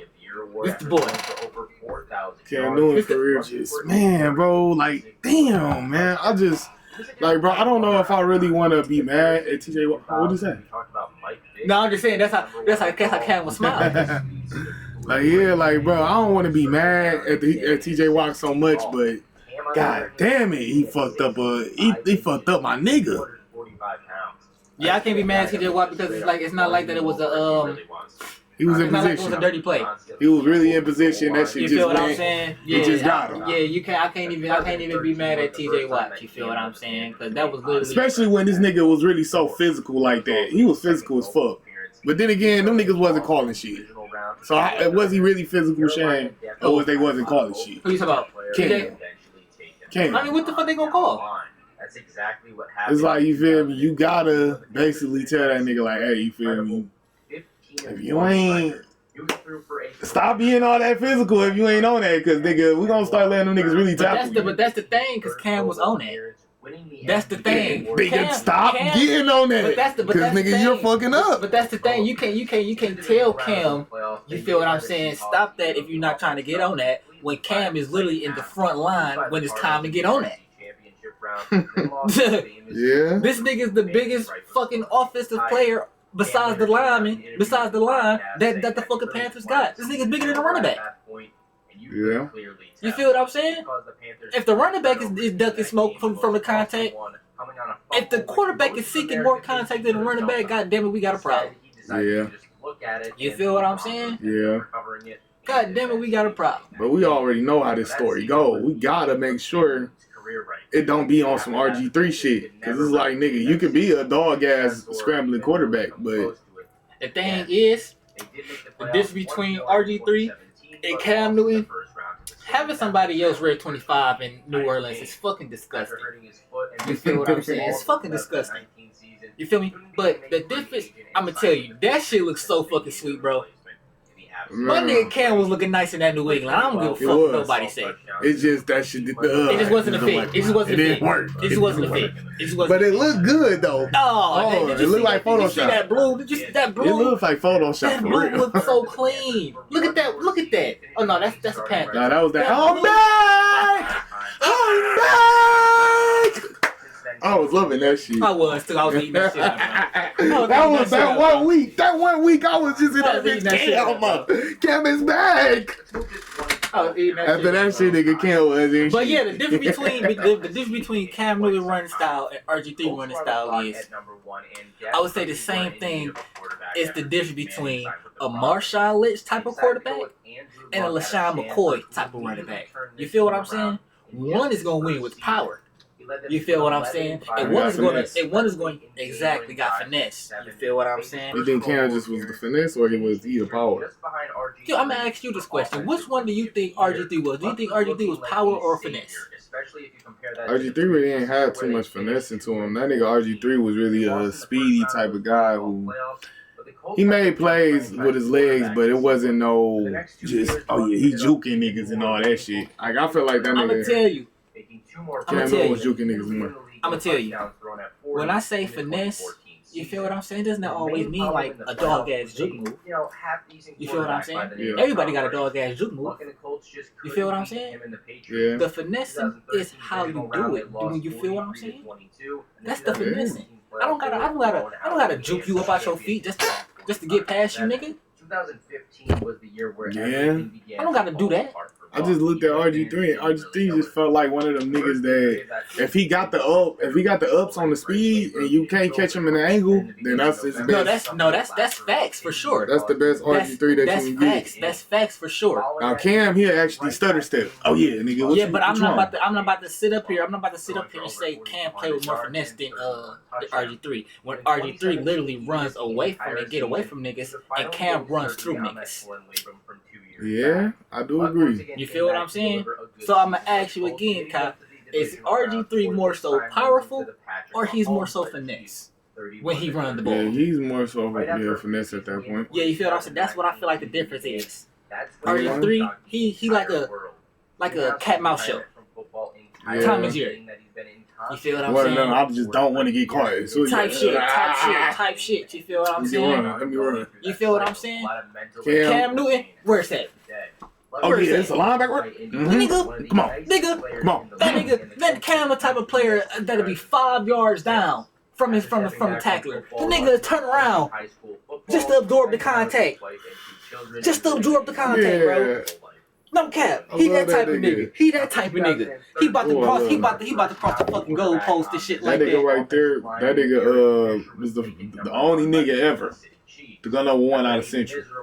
What? That nigga went number one out of Central Michigan. Shout out to that boy. Shout out to that boy. Like nigga, it shocked my mind because nigga, when I seen this shit, I'm like, number one in the NFL draft. Not to mention, Yeah, that nigga. And he actually won a couple rings for them niggas though. So you feel me? It was pretty smooth. That's what's up, man. That's what's up, Yeah, man. that nigga right there and shit. I wanted to show you that nigga, bro. Kansas City actually finished with That's a what's up, positive man. record Oh, he got a every touchdown and single shit and season everything. on the team. 2018 was the first Pro season that Bowl. he made the Pro Bowl. Following that Super Bowl season, Fisher made one more Pro Bowl appearance in 2020, but unfortunately would tear his Achilles in the AFC Championship game against the Bills that year. He then signed with the Colts in 2021, but wasn't quite as effective after that injury, causing him to enter free agency at the end of the season. He did end up signing with the Dolphins, but didn't play Don't be a journeyman now. now. So there's a good chance that Fisher's NFL career could be over. Damn, all because of fucking ACL. Damn, the boy himself, Oh, the man himself. it's like this real shit. Let me see that. Let me see that real quick, bro. Cause I got something to say about Jadavion. When it comes down to Jadavion Clowney, man, Just on the other side, the right side. No, the right side. Stay healthy during his first 2 seasons. when it comes down to this nigga, man, this was probably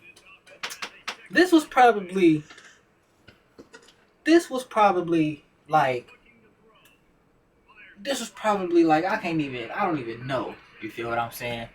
But it's just on some shit like, and I'm gonna tell you, Steph pointed this shit out for me. You feel what I'm saying? When you look at Jadavion Clowney and shit like that, like his college career, shit like that, he only got that to that number one spot because of that hit on Michigan. When you look at everything else, they don't talk about shit else that he did that year. Yeah. They don't talk about shit else that he did that year, but that fucking tackle. The tackle was just iconic. I understand that, but is that number one worthy? It wasn't number one worthy. I feel like they tried to. I knew what the scheme was over there at Texas. They literally was like, man, we got a key. We got really J.J. Watt, nigga. We got somebody over here. You feel me? Like, we got Hutch. And we just need this other guy on the other side. And nigga is like, you feel me? You know, this guy is literally, he got potential to be the guy that can be on the other side. The thing is, I think Dan Campbell wouldn't have drafted Jadavion. Yeah. I don't think that he would have drafted Jadavion. It's a lot of shit that you got to do, you know, for sure. I do agree on that. It's a lot of things that you got to do. Good shit. It's a lot of things that you got to do. And yeah, I don't think Jadavion really did everything, you know. He didn't fit all the boxes, but He didn't they do just enough. thought it was just a good thought, you know. Rolled around though, really started seeing the dominance. He ended up having a solid career, but it wasn't what he was supposed to have, though. Helping the Texans make the playoffs twice. After the 2018 season was over, Clowney began bouncing around the league from the Seahawks to the Titans and then to the Browns. But over that time, he was never truly healthy and didn't play in all 16 games any season. Bouncing around the league like a freak bitch. But that's what happened when you were real DN shit. Niggas always need DNs on the team. That's one thing about it. Two things for sure, nigga. If you a pass rusher, there's always a spot for you in the NFL. And if it ain't, nigga, goddamn it, we'll find a spot.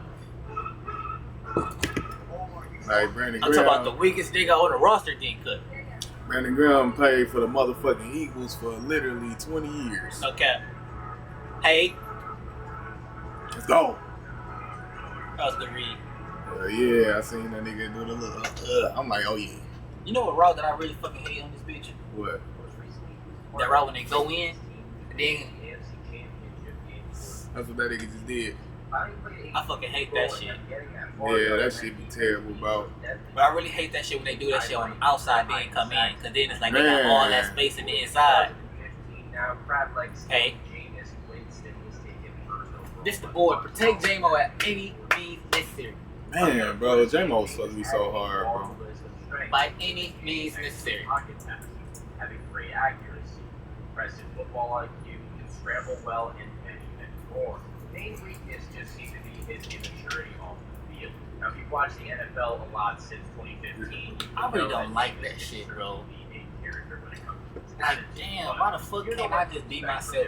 He started off his NFL career well, making the Pro Bowl in his rookie year, following that up by leading the Bucs to their first positive season in 2010. Just when things seem to be going well, Like, boy, he brought the Buccaneers back to fucking relevance.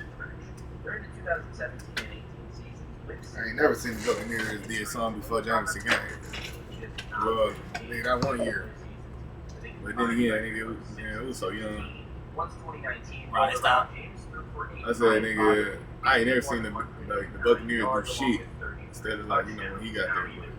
Instead of that 1 year and shit. Them niggas right here won the championship like about 05, 06, some shit like that. Oh yeah, with Warren Sapp is it. Yeah, them niggas did. But we was young as fuck. So we don't really remember that shit. After that season, it wasn't going to last long in Tampa Bay, so he became part of the division rival for the Saints starting in 2020. Since then, he's mainly served as a backup 5 million quarterback followers, behind names so. like Drew Brees, Andy Dalton. God Most damn, recently, nigga, I Jared got Goff. 5.4 million. 2016, yet another quarterback went first. Jared Goff Going to the was picked NFL. by the Rams the first season that they switched from St. Louis to Los Angeles. That season was a complete disaster. His starting record was 0-7, throwing more interceptions than touchdowns, and leaving the organization with more questions than answers. Goff gave literally. starting in year 2. leading them But to nigga, 11-5 what happened, nigga, record. that next year? His first Pro That Bowl nigga went on year, having fire. 4-1 touchdown Look, he took the niggas to the fucking Super Bowl that next year. Oh, damn, that was the next year after that.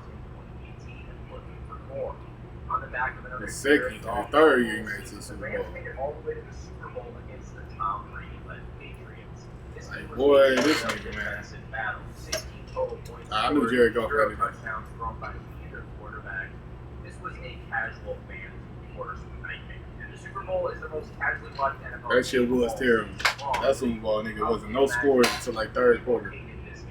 Brady, of course, won yet another title. And niggas won that bitch 13. I'm not gonna say that it was a bad game because it wasn't a bad game. It was just. It was just a lot of defense. It was a lot of defense. And man, that shit It just. was just a lot of defense. Like, man, it just don't compare to games like the motherfucking. The first Eagles versus Kansas City, man. That bitch was just a shootout. Yeah, it was. Great Super Bowl. It was. It was. Started the exact opposite. Very happy. I guess I just like shootouts more. Nah, I just fuck with the good games. Like if it's a good game, I don't mind it. I don't mind it. You feel what I'm saying? The Lions are hoping to cash in on a Super Bowl run within the next couple of years. Thanks. They came super close this past season. Couple years. Kind of choked that game against the 49ers. And I personally That was our Super Bowl right there. That was our fucking Super Bowl. That literally. Next year after that, we were supposed to, but if we lose in the first, I mean, if we lose in the divisional round, then I'm not even about to be on some shit like, oh, we supposed to make it to the Super Bowl. Where a defensive end by the name of Miles Garrett would be selected by the Browns. They needed a ton of help on both sides. Generational talent right here. Where they gave up the third most amount of So far in his career, Garrett has Generational been talent. a phenomenal pick. I don't know what the He fuck he started was doing. late due to an ankle injury, but since then he has That been nigga Miles Garrett. a monster. Taking 5 Pro Bowls, Always been a motherfucker, bro. 3 first-team That nigga All-Pros, literally, boy, and took them coming off niggas his from. best season yet. I'm like, boy, Cleveland ain't got nobody on their roster that's good. So, oh yeah, Miles Garrett on the It's roster. like he took them from Have a 6 Pro Bowl shit garbage to trash garbage. So nigga, you take the bag off.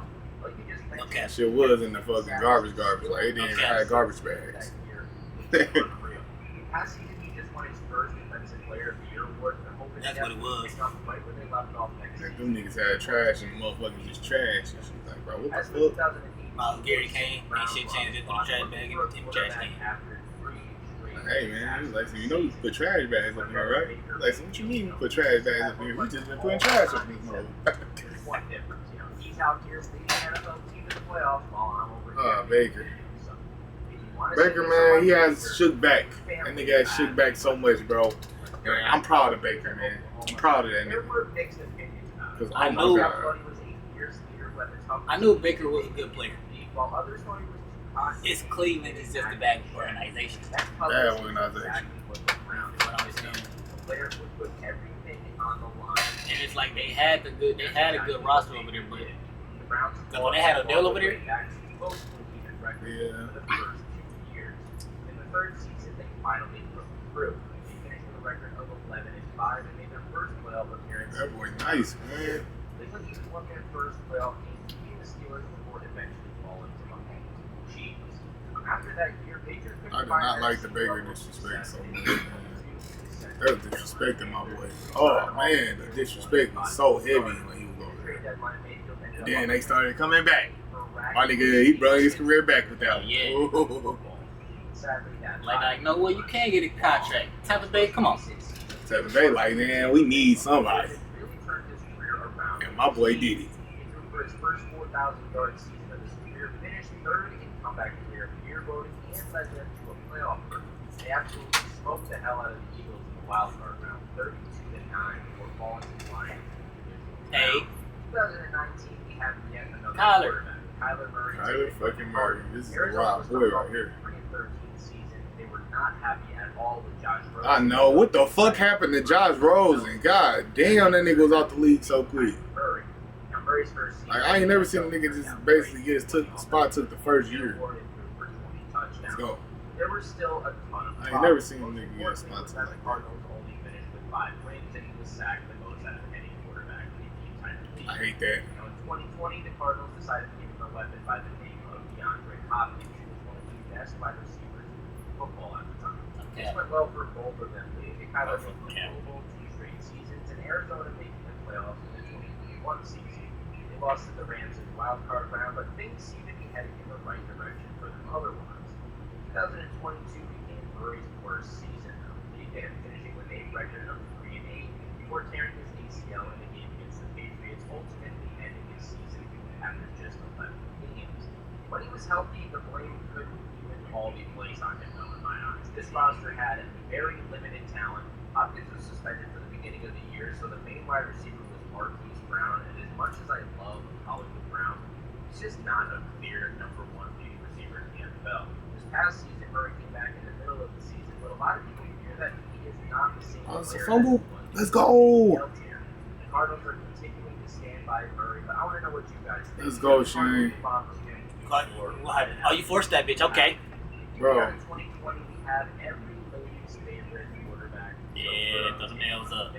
Scouts saw him as an immediate game changer. Bitch, bitch. Coming out of LSU. He also had 2 of the best receivers currently in the NFL on Boom. his college team with Justin Jefferson and Chase. Luckily, Chase was also drafted by the Bengals, so Burrow had someone who could rely on for his team. First season of Burrow's career started very slow for Cincinnati, and it got even worse once he tore his ACL and MCL. Boom, bitch ass nigga. Remember, Burrow made a huge comeback, though, proving that he had the toughness That to bitch. survive at the Out the way. professional level and win. 2021, he won the comeback player of the year award along with the Fourth one. Bengals to a And third. record. Man. 2022, Burrow Maybe once would. again led the Bengals to the playoffs and a 12 Oh, it's a bit better. This time around, Mahomes and the Chiefs got the better of them, knocking Cincy out in the AFC Championship game. As for this past season, it was a brutal one for Burrow as he was injured since the preseason. We really didn't get a good look at their offense in full swing. On to 2021, not surprising here, another quarterback taken with Trevor Lawrence and the Jaguars. Football was an animal in college. Trevor. Here at Clemson with a record of 38-2 and a national championship to show for it. If I'm being completely honest, just throw his rookie season with the Jaguars in the garbage. Because Urban Meyer is one of the worst NFL coaches that I've ever seen. Once he was finally canned, the Jags started doing something in 2022 after they got Doug Peterson from Philly. But before that, it was a complete shit show. Lawrence finished that 2022 season with a Pro Bowl appearance, 25 touchdown passes, just 8 interceptions, led the Jags to a playoff berth. They stuck by the Chargers in the first round after an unreal comeback, but couldn't quite get past Mahomes and the Chiefs in the divisional round. Personally, I was very disappointed in their most recent season. They went out and got a huge weapon, Calvin Ridley, still had Christian Kirk playing crazy the year prior, but still couldn't make a postseason run. Lawrence played fine, but that's really all it was. I'm really hoping for some fireworks from them in the 2024 season, or else there's going to be a lot of questions. Staying with the Jags here, they also had the first overall pick in 2022, and this time they decided to go with a defensive end by the name of Trayvon Walker. Trayvon Walker has really not been discussed at all these past 2 seasons. From my understanding, overall, he's been alright, but not spectacular. One of He Georgia really did stop at the run, and he did just finish this past season with 10 sacks, which is great to see. Sackmaster? In the right direction, but compared to the picks after him, he kind of gets lost in the noise. Man, Shane, I ain't gonna lie, he got a little talent to make it basically was a sack master. Get 10 sacks in one season. Don't lie. Got a little potential in the NFL. Maybe we need to go on a different team, Shane. Maybe that nigga need to go on a different team. Oh yeah, for sure. Boy, Get more noise around. Hopefully they got Travis over there. More media coverage and shit to get over there. I love it. I love it, man. Man, Travis is over there now. Start from scratch, honestly. At this point, hopefully they can get back on the right track in these next couple of seasons. Because if not, Panthers fans might start arriving.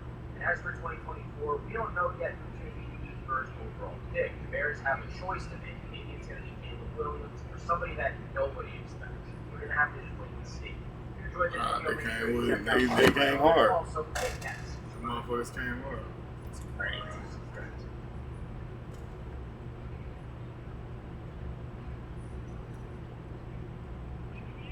Oh, I should call that.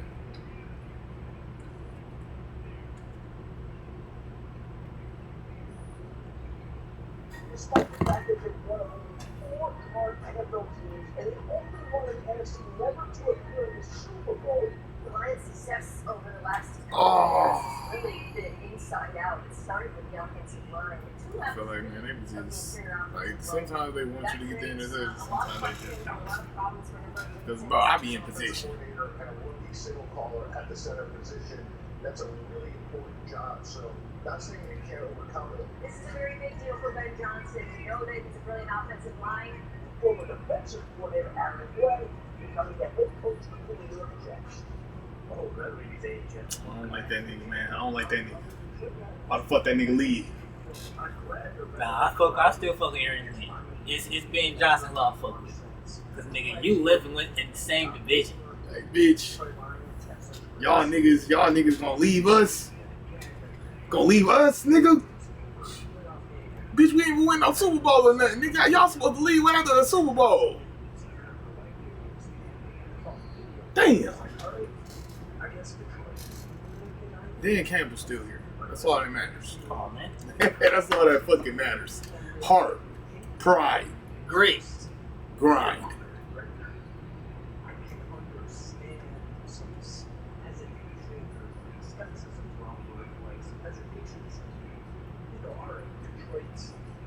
Ah! It was every touchdown. Great.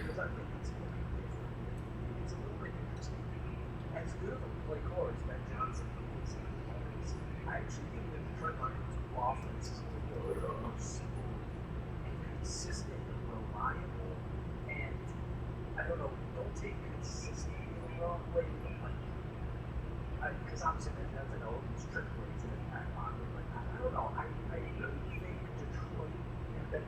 specifically playoffs. I like Morton and I like Shepard. Like I said, the NFL can do roles kind of shift on this team. It's kind of fine with that. Yeah, they've lost their coordinators, but hey, they're too iron. Man, the draft combine's gonna be crazy too. And at the end of the day, the roster is still Premier League, right? So they're talking a bit about this guy before we felt like the guys on the content. Ryan's appreciate you guys as always. Yeah, the black J-Mo jersey, I bet still is about to go platinum, bitch. I'm about to get one first game. Swear to God, bitch, I swear. Bitch, that bitch about to go platinum. Like, you know, man, how Sketch be wearing motherfucking CJ Star jersey all the time. Nigga, I'm gonna be wearing motherfucking J-Mo jersey all the time. Just know, J-Mo jersey, my favorite jersey ever.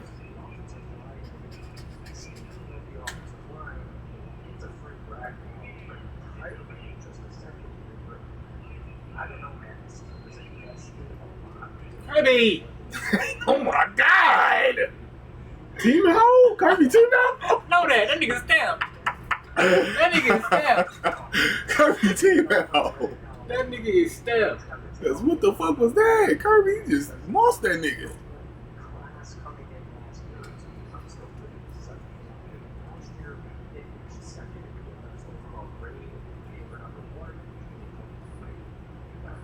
Come here, little nigga. Yeah. Oh, good tackling right there. Man, I can't wait for the season, bro. Man. Oh, I can't wait for the season, man. Like, I swear, I gotta go to a couple games, bro. Got to, man, because this season about to be crazy. I can't wait to the fucking season, man. Oh, I love fucking football season, bro.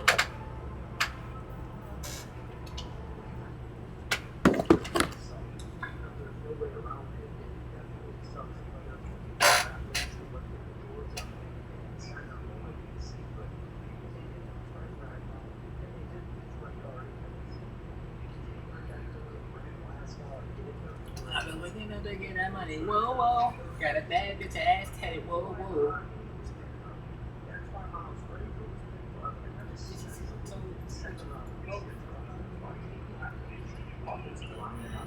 This season, I got a lot of tackles that I can put on my highlight tape. I ain't got a lot of picks this season. Grab this dude. He was a 3-year starter over at Georgia. At right guard, he made 37. Cause I be getting paid. Yeah, that means I'm Like, man, bro, like playing corner, man, at first, bro, I didn't get my zone shit at first, but yeah, I'm starting to get the zone. Like, exactly who the fuck am I supposed to be, you know, guarding and everything. Oh, yeah, that's good. Pick six. Like, man, when you guard the zone, everything just be smooth. Like, if a nigga run into your zone, that's when you just, you know. It used to be fucked up for me, bro. I used to have it to the point where, nigga, I didn't even know this nigga just run out my zone and I'd be like, man. And speaking of ready to go right away, kind of a very different situation. Aiden Hutchinson. Mm-hmm. And this is something like we've been covering the Lions on this channel for like since 2022. Even when the Lions, like 2 years ago, when the Lions were, you know, winning the NFC North and Aiden Hutchinson was healthy. I don't know, man. It's crazy.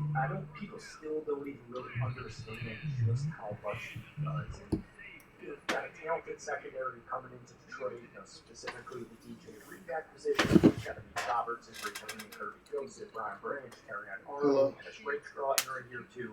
It's a very good, intriguing young secondary. The linebacker room is still very good. Yeah, I'm just streaming right now. What you doing? For an elite level linebacker, like really quickly. And despite playing So what? 5 games, I said, man, just streaming right now. What you doing? Season-ending injury in week 6. He was literally having a sword season. All right, not even 5 full games.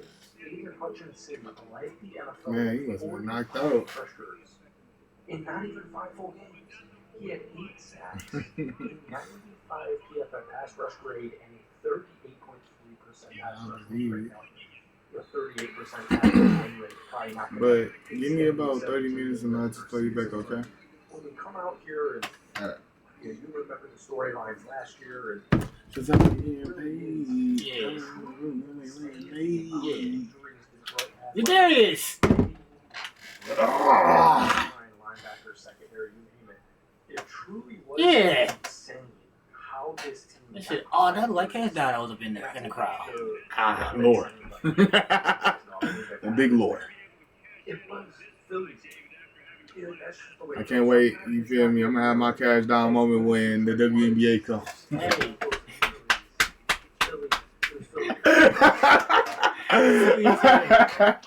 I'm at my moment, bitch. I'm at my moment. I'm be sitting with my girl. Like, oh yeah, Her jersey. yeah, no doubt, no doubt. Bitch, y'all better sign her back. Y'all better sign her back to the shot, nigga. Basketball, I'm setting up. Every play.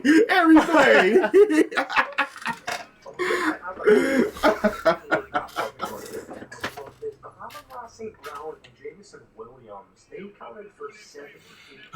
Chat, man. I think I'm gonna play like about 2 more games and then we're gonna just sim the rest, man, because this shit is not looking good. Arkansas, he didn't catch over 50 balls. Yeah. Yeah. I like to show Smurf Y'all are team. winning. What did you talk about? Y'all, it's not looking good. Not looking good for the season. It's like I know Y'all how gotta the win season out. I know how the season should go. It's like, nigga, we can win 1 game. Don't get me wrong. But winning 4 in a row, not LSU. Not LSU. Y'all can win out. Like Boise State, maybe. Isaac Tesla actually does kind of Shit, bullshit like that happen. Bullshit like that happen. That's all we got for today. I hope you enjoyed it. Man, let's short out the videos. We talked to Lions. Let me know if you guys want more. But hit that like button, hit that sub button. Give me a loose win-loss projection for Detroit next season, and we will see you guys soon. What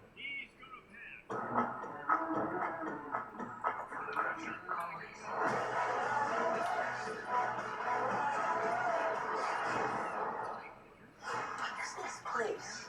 You made it. What's up, cuz? You were the last to see the Predators live. Welcome to the pit.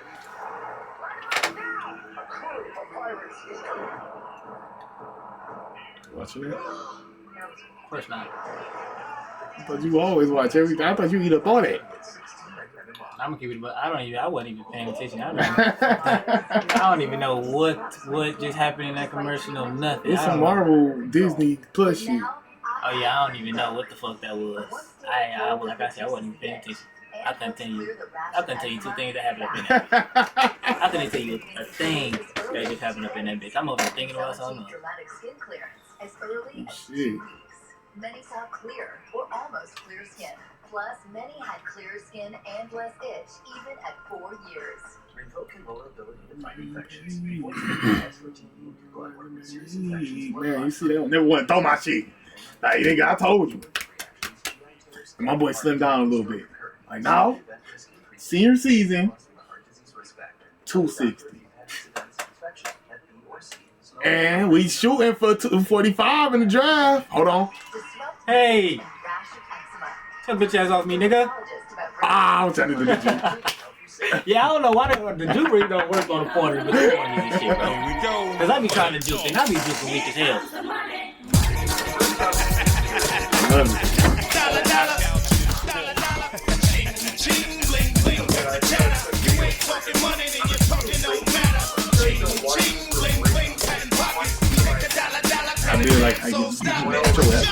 Here comes the new kid on the block. Hold on, your best hits with the Bucks. No, my first pack of the season.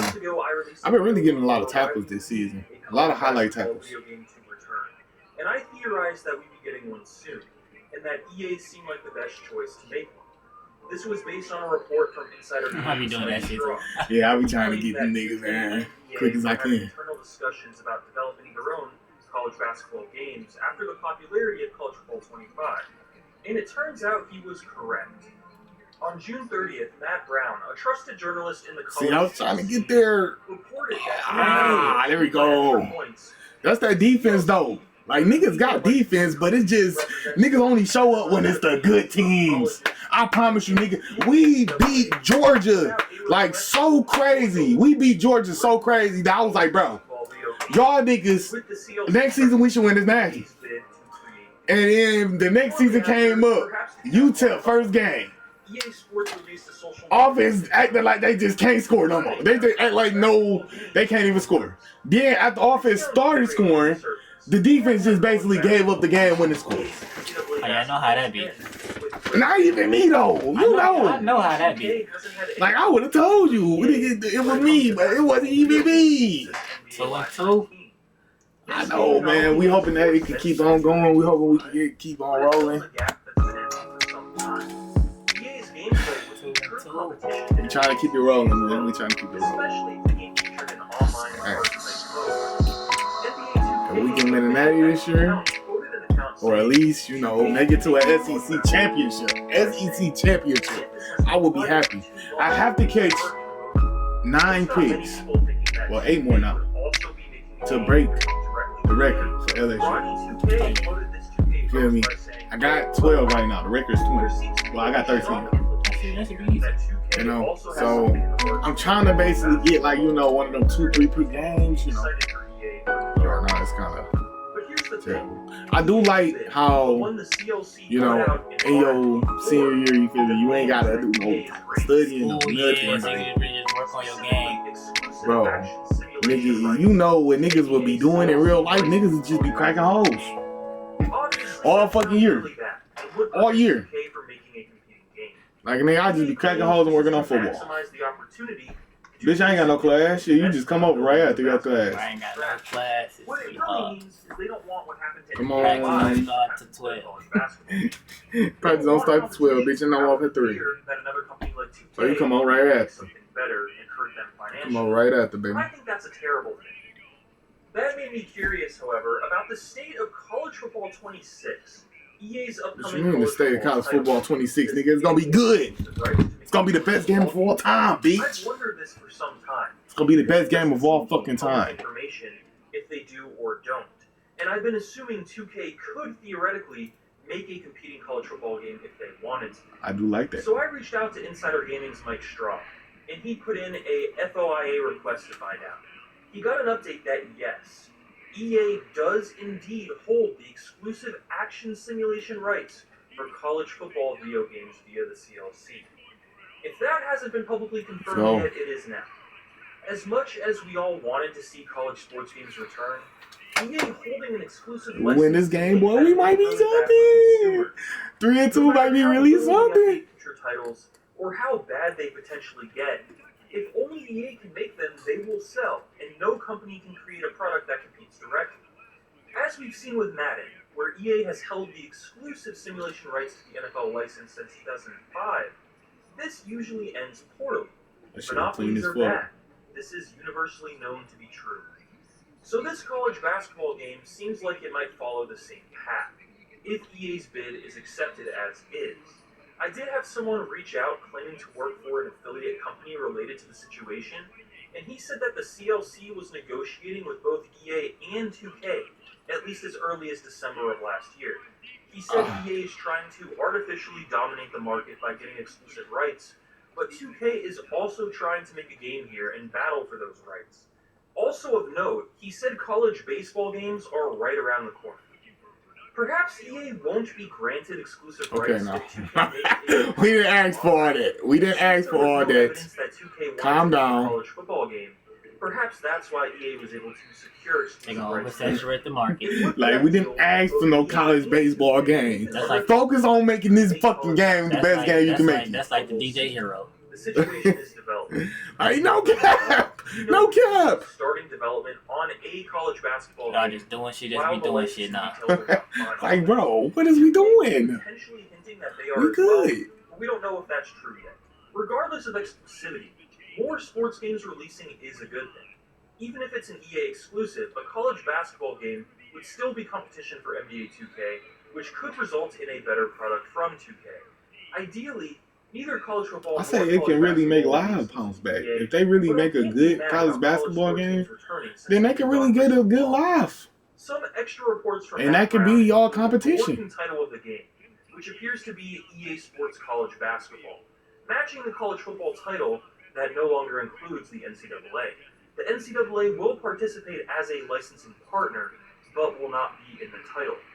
Also, while it seemed possible that this would be a biannual release, which would be a great thing for a sports game, Matt Brown reported that while EA is promising to release the game at least every other year, they still have the right to publish every year and likely will. Promising every other year is likely just so they can take a year off if they absolutely had to. The game is also expected to feature real men's and women's college basketball teams and rosters. That's all right. The game is expected to release in 2028, so we have about 3 years before we see it. Just like how college football was announced in 2021 and released in 2024. Let me know in the comments what you think about this. Are you pumped for a modern college basketball game? And a basketball video game not made by 2K that can act as competition for NBA 2K? Or are you more disappointed that EA is trying to get the exclusive rights? How do you feel knowing that EA owns the exclusive rights to college football? Did that change the way you view them? I'm not mad at EA for doing that. Also, stay tuned for my college football. Only people I'm mad at is 2K. As well as my upcoming retrospective on NCAA Football 05 and my sad decline of NBA 2K documentary. Thanks for watching.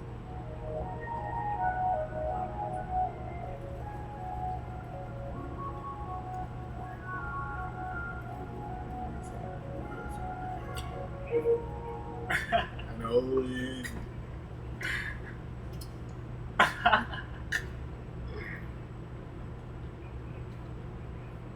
Bitch, y'all keep letting niggas score.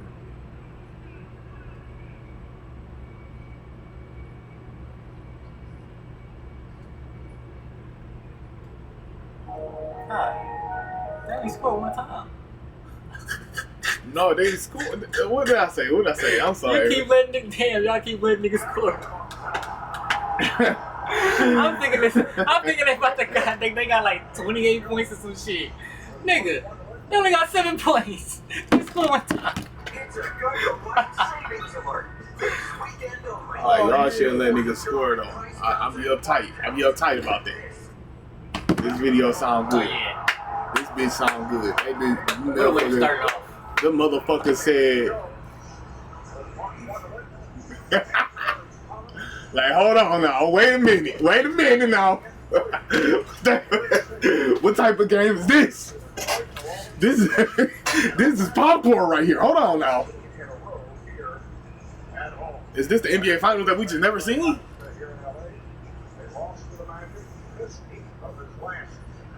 Oh, that Like nigga. that shit. No, that wasn't Eric Snow. I don't know who the fuck's name is. Nigga over here shaking niggas' hands and shit. Phil Jackson don't want to shake your hand, nigga. Look at Bron.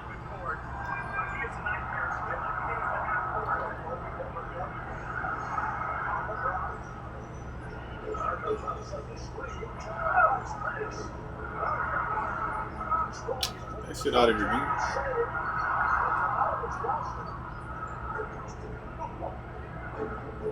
Come on, Kobe.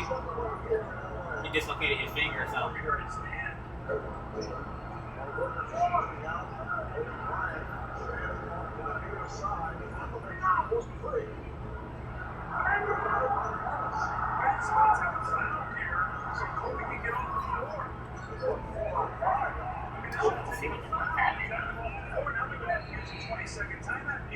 Man, dirty ass nigga. That nigga Kobe did that.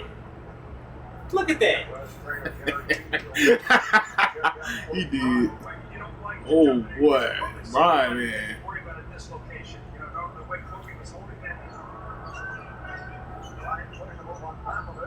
Come here. God damn it, Brian, don't do shit. Do shit. Yeah, nigga. Yeah, fuck, nigga. Stop following me, man. Stop following me. Come here, little nigga. Stop. Cause don't even try that shit, nigga. I'm tired of that shit. That ain't no ball? No cap.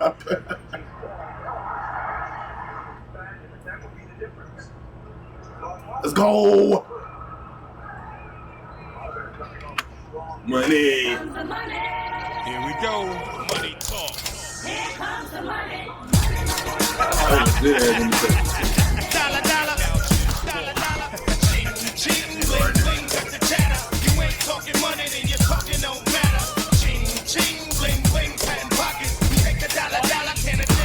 see why they Here comes the new kid on the block. Hold on, your bets. Here's where the buck stops. See, first of all, I'm stepping out on my. They want us to continue to watch the real game. Come on, Kobe. Come on, Kobe. And Kobe Bryant too. Come here. Come here. Come here. Nigga, that's easy money. Nigga, easy money. Nigga, what Brian at, nigga? What Brian at, nigga? Right there in the bank. Don't matter, nigga. Don't matter what Brian at, nigga. Cause that bitch going in regardless. Fuck you talking about free throws, nigga. Tap Kobe on his shoulders and say, nigga, you know what's gonna happen after this, nigga. Oh yeah, oh yeah, oh yeah, Lamar. Oh yeah, Lamar. Lock that nigga down, Lamar. Yeah. That's Brian, nigga. God. It's too easy. It's too easy too. And what? My God.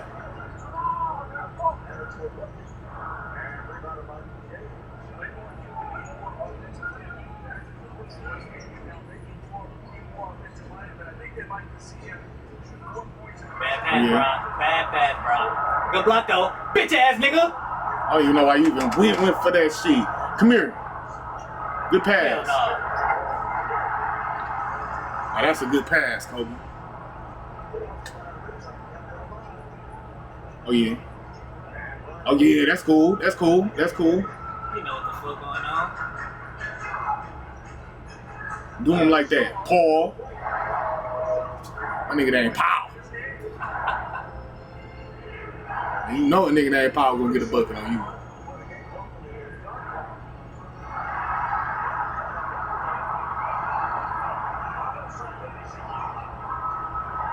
All right now, Scola. All right now. Pulling the fuck out that bitch. Yeah, oh yeah. Lamar!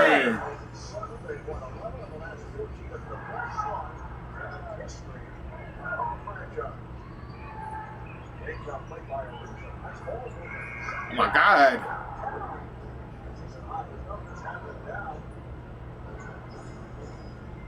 Oh my goodness, wow, Oh yeah. my God.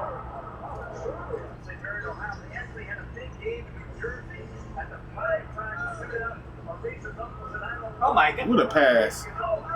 Oh, if you That's ain't make Ben that Wallace. shit. Oh, Ben Wallace, all this shit. Man. I don't even recognize that nigga no more. And why the fuck he ain't wearing number 3? Oh man, number 3 is that one nigga. Come here.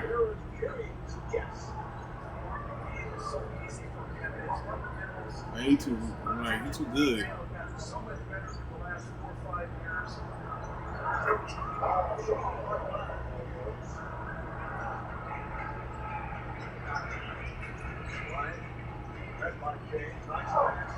God. Nigga ruthless out here with this shit. Don't do that, bro. My nigga ruthless out here with this shit. That's what I'm saying. That's all I'm saying.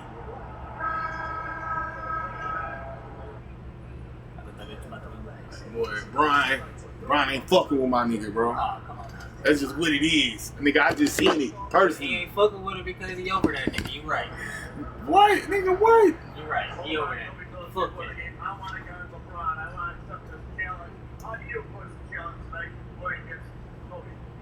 Bitch ass nigga, so I just approach the game when I'm playing the bitch ass nigga like every game. Nigga 4 for 11. My nigga got a chair sitting on him. Like I said, by the end of the game, I promise I'm gonna have 30.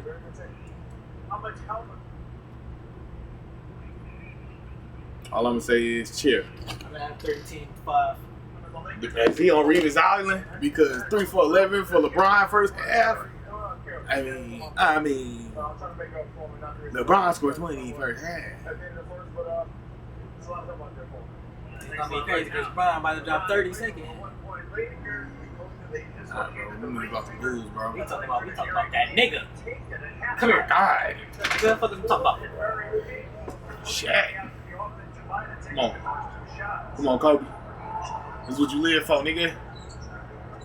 Derek Fisher. Come here, Brian. Get your ass up. Man, fuck out of here, nigga. Oh yeah. Oh yeah. Oh Get that shit out of here, yeah. nigga. That's a good pass. Good bucket, nigga. Jordan Farmer.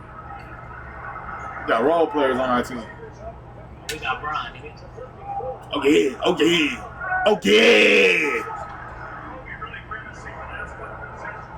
Like I get it, Brian. I get it, but shit. It ain't shit.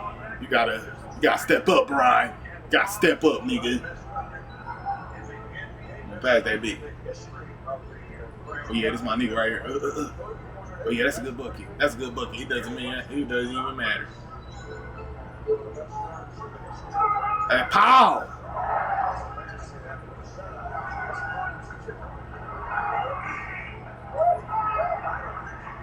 Nigga ended up having some spirit dogs on some ass.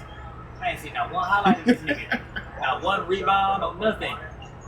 Come here! Just ass bust. Come on, man. Come on, Anderson. Look at that. Weak ass rebound. Weak ass pick, weak ass rebound. Damn. Now that's a bucket. That boy Brian know how to pass that bitch in the right position. That's one thing I will say about that nigga.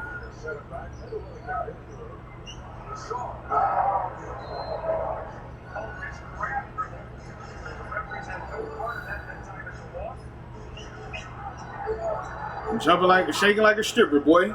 Come here. No cap. Shut your bum ass up, nigga. Shaking like a stripper. Look Up at in his this fucking bitch. ass bust. Booby!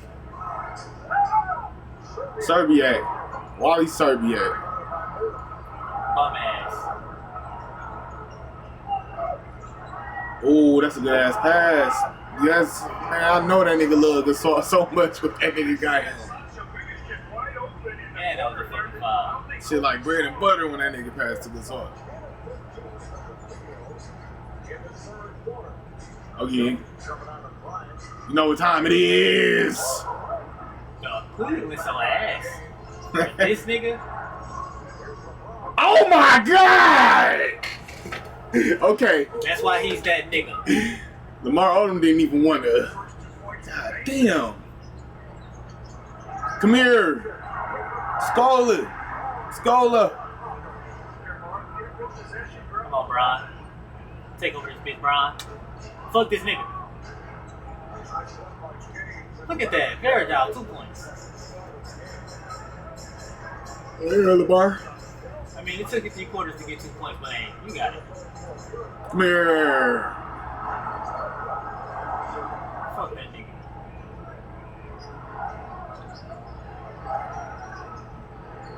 Guard that shit. Come on now. Bitch, guard it then. Guard it then. Damn. Come on. Oh yeah, that's. Come on now.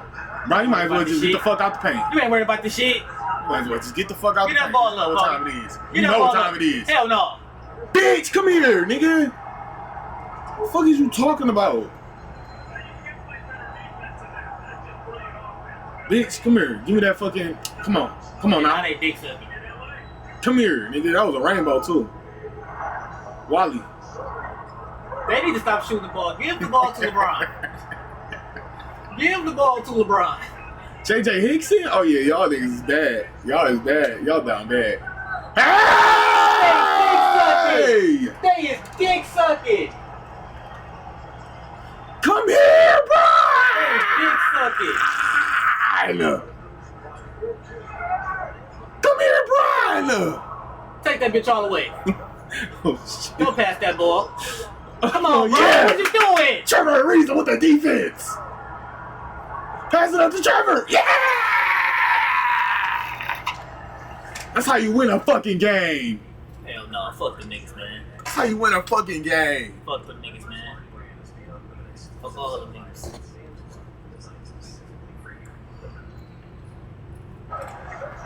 My nigga, Trevor. Come on, Kobe. Trevor ain't never beat Brian after this. Fuck. Give me that shit, nigga. Little ass boy. All the way, Brian. It slipped. Oh, come on, bro. What a foul. It's time. Hey! Where's the foul, ref? You see my nigga over there fighting for his fucking life. Come here. Look at that shit. Oh, this nigga strong. Look at that shit. This nigga strong. Look at that. Foul. You strong ass nigga.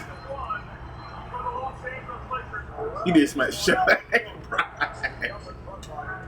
They need to call fouls. They need to officiate better than this. Oh my god. And one. That nigga layup package used to be so crazy. Get the ball to Bron. Oh, that's Mo. That's his shot right there. Ooh. I knew that was going in. He always do that. Come on, Bron. Fuck these niggas. Fuck these niggas. They can't fuck with you, Bron. Oh my god. With the tip. They got a tip, motherfucker. Bron, man. It's a 7-point Laker lead. At 11:01, the last 2 minutes. Let's go. And 40 seconds. Ryan Fisher, Gasol, Odom, and Ariza on the floor. Man, this shit old. Fisher. After this game, I don't want to hear nothing else about the Kobe and Bron debate. Oh no, Bron won more than he lost. Fuck nigga. I already know.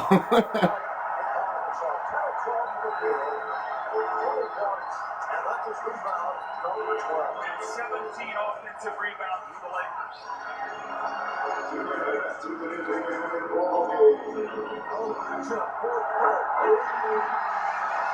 Let's go. Bitch. I see why Bron left, bro. Even though I've been saw it before, so bitch ass up. Niggas ain't doing shit. Come on. Hold on, JJ. Even though I saw it way back then, now that I'm seeing it again, I would have done the same thing.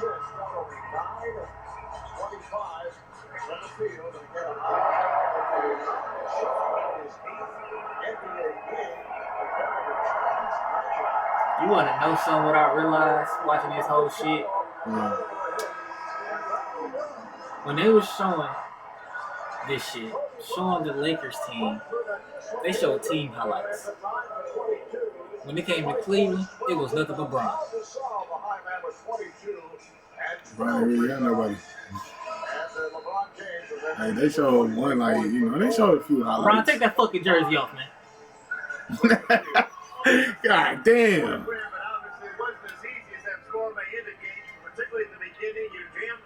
Come on. How tough was it to play through it? Man, that might have been the worst play I ever played with. It was really painful, man. And, I'm glad we got through this. Well, twice you've been told to have surgery on that hand. You both times said no. Now there's a possible extra help. Kobe and Bron shit. This shit. I'm not concerned. I played the second half with it. It's just painful. So, my shots going to struggle a little bit until I get used to it. My page. This is the first time in NBA history you've had 4 teams with 30 wins with less than 10 losses. 2 of the teams met here tonight. How big a game was it for you, and how do you get maybe pumped up to play against them? Right. Well, I mean, it was a big game for us from the standpoint of we wanted to match their physicality. They're a physical team.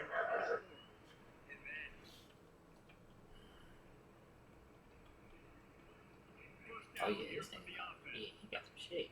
Ah, okay. Ooh. Okay. Ooh. Okay. Okay. Okay. Hungry for his first championship, is locked in, ready to respond after a dominant Game 1 from Kevin Durant. On the other side, KD is proving he belongs on the biggest stage, looking to push the Thunder closer to their first title. 2 unstoppable scorers, 1 crucial Game 2. Who takes control? Let's get into it. My nigga Bron just look like that nigga, bro. Man. He just look like that. Bron do look like him. I ain't even gonna lie to you. Boy, in that Miami jersey, boy. In that Miami jersey, boy. That nigga was a paint. That nigga was a force to the paint. Like, this shit is just... Oh, my God. It's too much. 16-2? It's too much. 18-2? It's too much for niggas. Ha! This is too much for them young boys to handle, bro. It's like the aura The aura of Brown with the Miami jersey on is just too crazy. It's too crazy, bro. You can't beat that nigga. It's too crazy, bro. I don't understand how he lost. It's too fucking crazy, bro. Come here.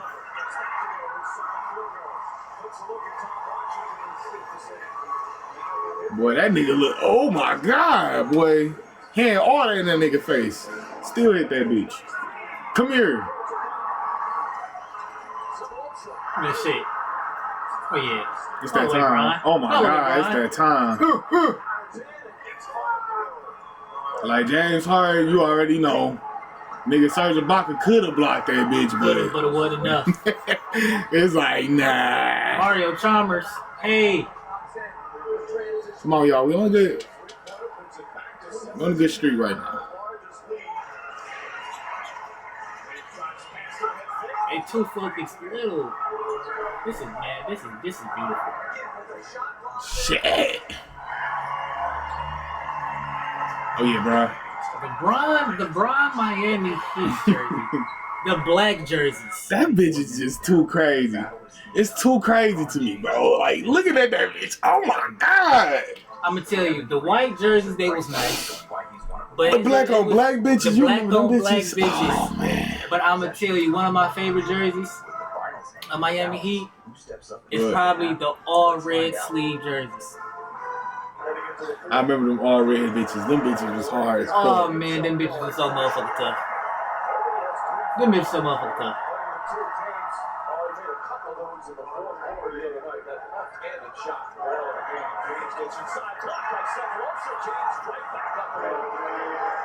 He's got 18 points. The lead is 13.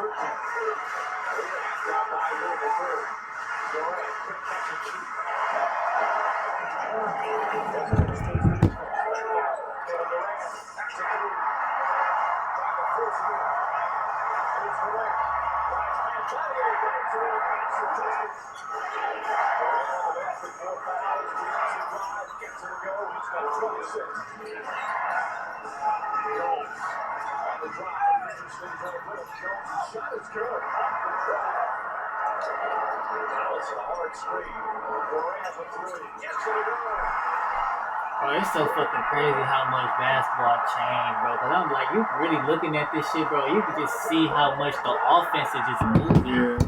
The offense is like everybody is moving, bro. Ain't nobody standing still. Everybody is moving. Shit! Shut your bitch ass up, nigga.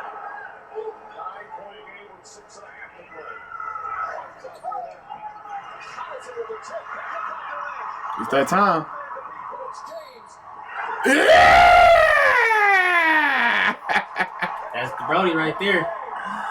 Ooh, boy, because you knew you couldn't dunk that bitch on Ron, so it's like you got to do something. Not right here, Westbrook.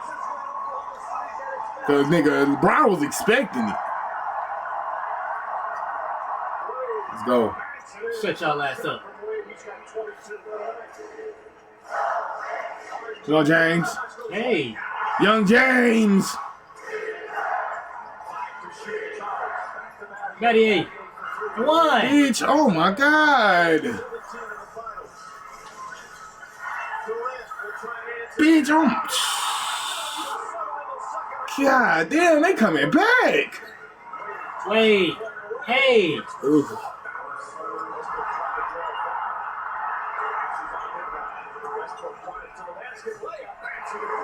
Nigga Westbrook was always oh.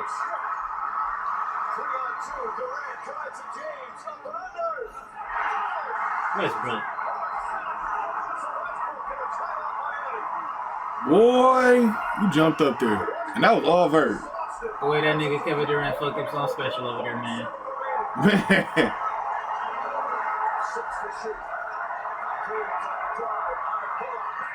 Y'all niggas out here competing with fucking the Heat, man.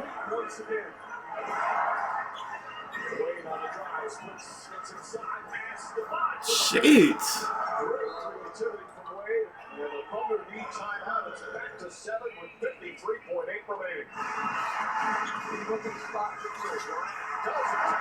Come on.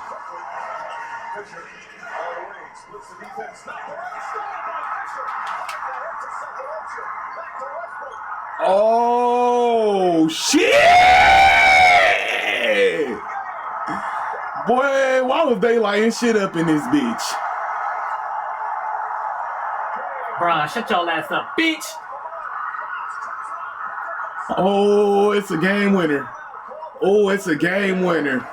No, I think this that one with Bron like tapped him on the. No, he missed that bitch. Ah, KD, why you ain't even shoot a 3 though? I wouldn't even. I mean, it looked good. Oh, it looked good. I can't even be mad. Russell was pissed off though. Oh yeah. Oh man! Could pass to me if you was gonna shoot that bullshit.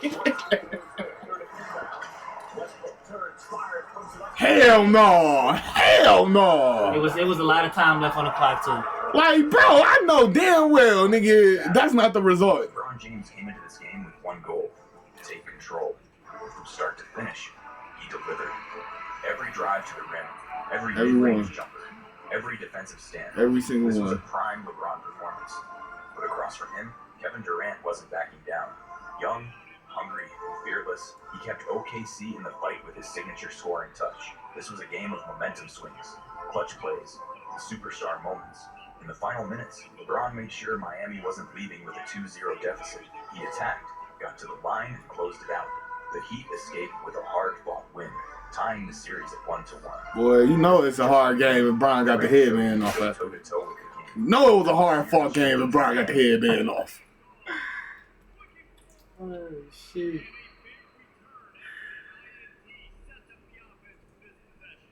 The game that changed the NBA forever. At 7 News Detroit, your voice Brian is part of some crazy shit, man. Brian got so much lore. Brian is part of some crazy shit, man.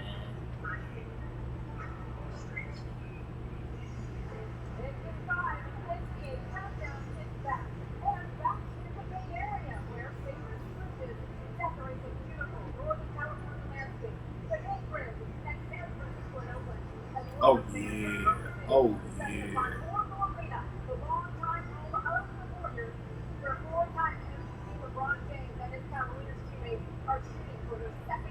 Baby face assassin. This must be when Kyrie got hurt or some shit. Kyrie being got hurt. This is just basically. Yeah, it's over with, man. Yeah, this Oh is. yeah, this is over with. Yeah, this is literally Brian versus This the is over world. with. Brian This is versus the over world. This is over with.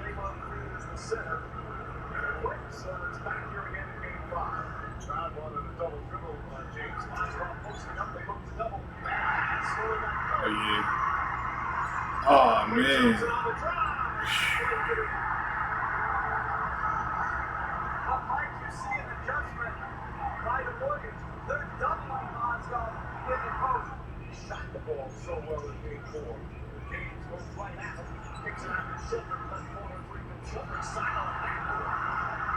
It's the fucking finals, man. Come here, little nigga.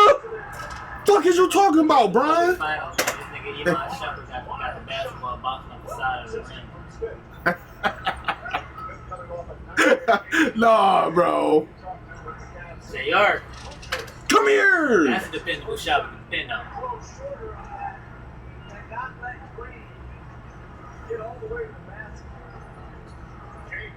Oh my God. And when he tried to block that bitch too, couldn't even block it. This nigga jerk. Bro, this nigga Brian too strong, bro. Shoot that bitch. Ooh, water.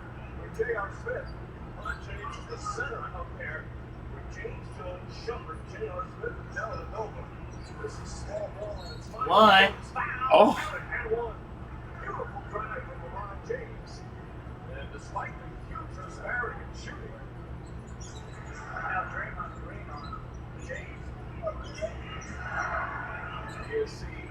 The host of different defenders kicks it out to Shumpert. Shumpert wide open, rattles it in.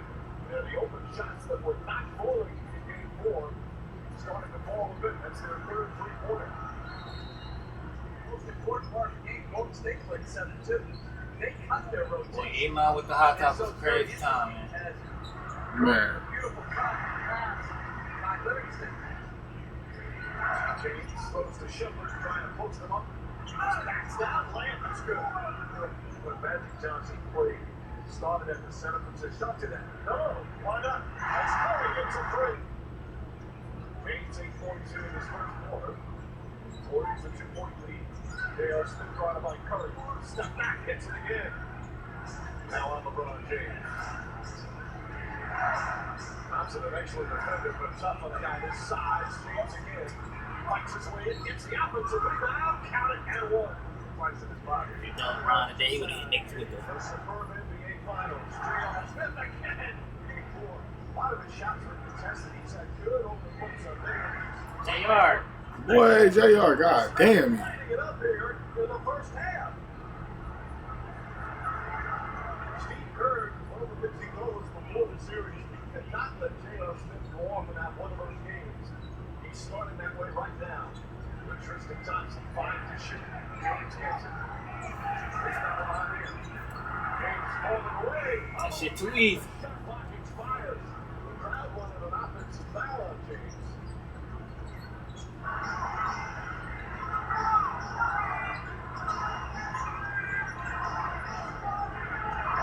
James makes his move. Tough shot.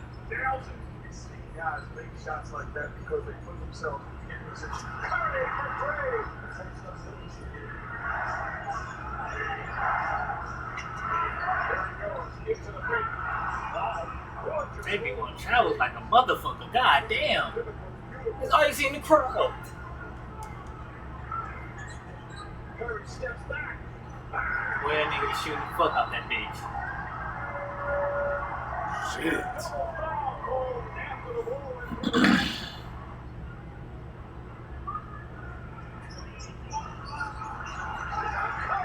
Oh my god.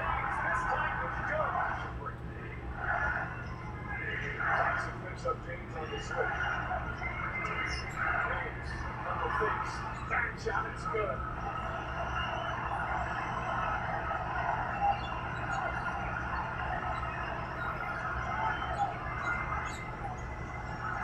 Belly. Mike Miller. Miller came off the bench in the first half, begins here in the third. Stephen Curry on a pull-up, knocks it down.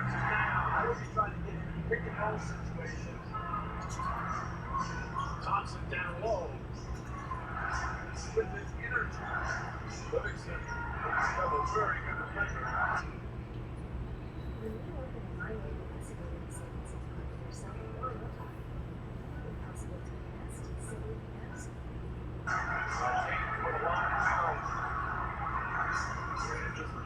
Backs in. 24 for LeBron James. Because once you get another Warrior, remember somebody else, nobody can guard LeBron James. That's it. Curry again. That's time.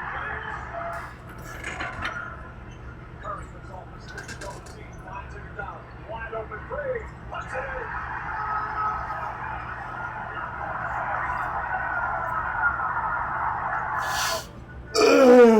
Fuck this light skinned ass nigga, man. 804 33 804 305 005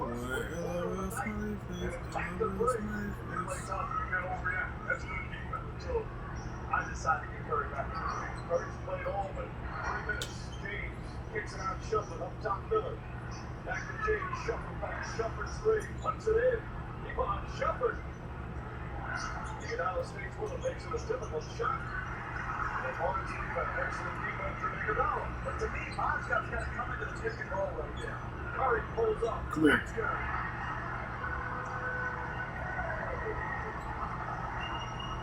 22 for Curry. Same spot. 5 to shoot. James drives. Runner hits. Good. 31 now for LeBron James. They gave this nigga $1 MVP. They're not the Hall of Famer. Dellavedova out to Shepard. Come here. Ron. Here comes the money. Here we go.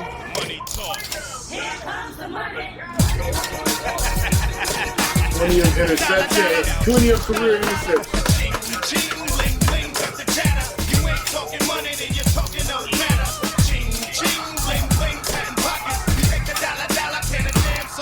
God. My God. Hold on, your best hits when the buck stops. See, first of all, I'm stepping out on my own. About time I elevated to claim my own. Tell you what, no one can ever say after the game they gave LeBron James a lot of calls. Draymond Green pass behind him a bit. Thompson, ball, three. Boy, Klay Thompson.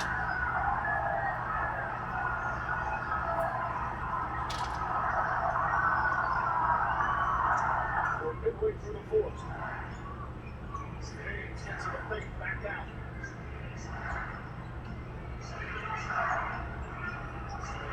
Curry looks to help. James gets in deep. LeBron James down 36 points. That's great patience, though. Good spacing and consistent momentum. Inbound, Iguodala. Nobody near him. The Cavs looked like they were ready for the inbound.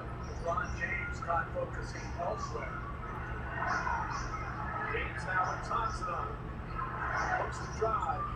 Help there for Green. Finds Tristan Thompson and lays it up and in with the left hand. Green gets to the Thompson and here comes Curry. Oh, yes, that.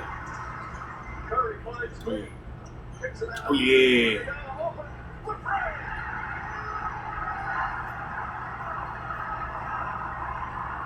Man.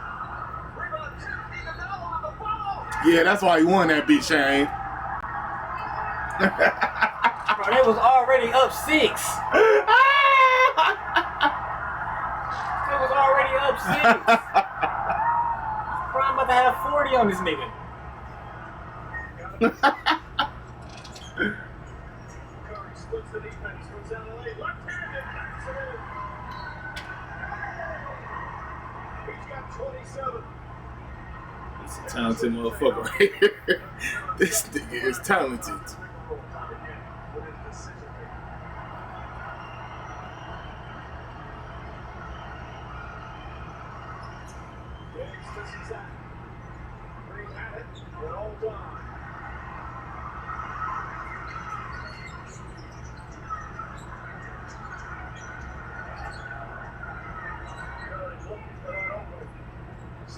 Ooh.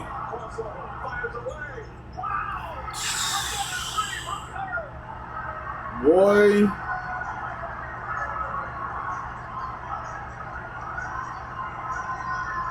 Nigga, the crowd just be going insane. Every time he hit that bitch, the crowd just flip upside down.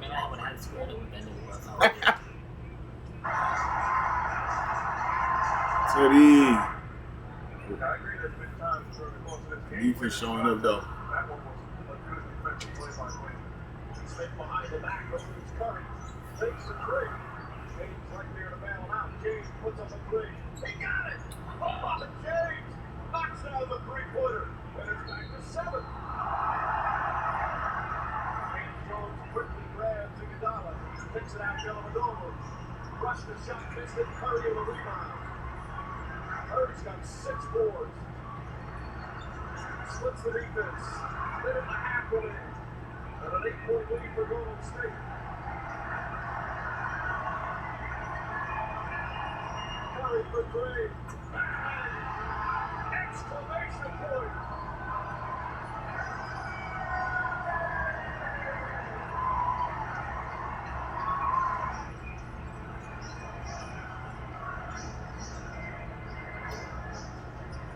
Thompson gets inside, throws it down. Yeah. Yes, probably not foul, but State drew it out.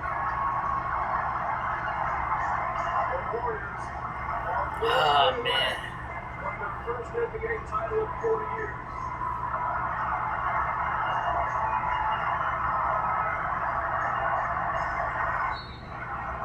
Second violation of the Hansel was inbound.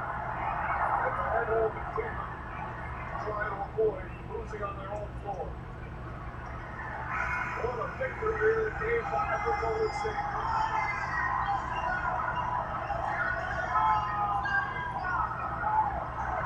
Oh yeah. They gotta do better, Brian. They gotta do fucking better.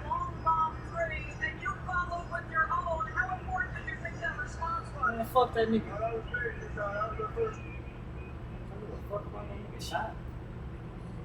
It wasn't Brian.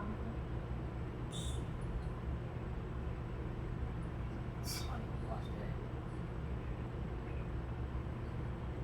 The day prime still that prime.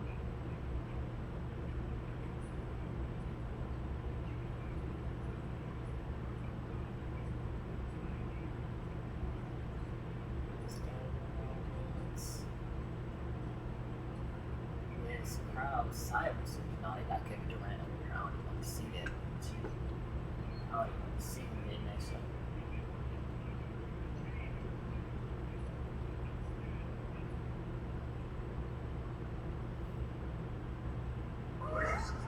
I subscribe to whatever else you listen. I subscribe to no trust.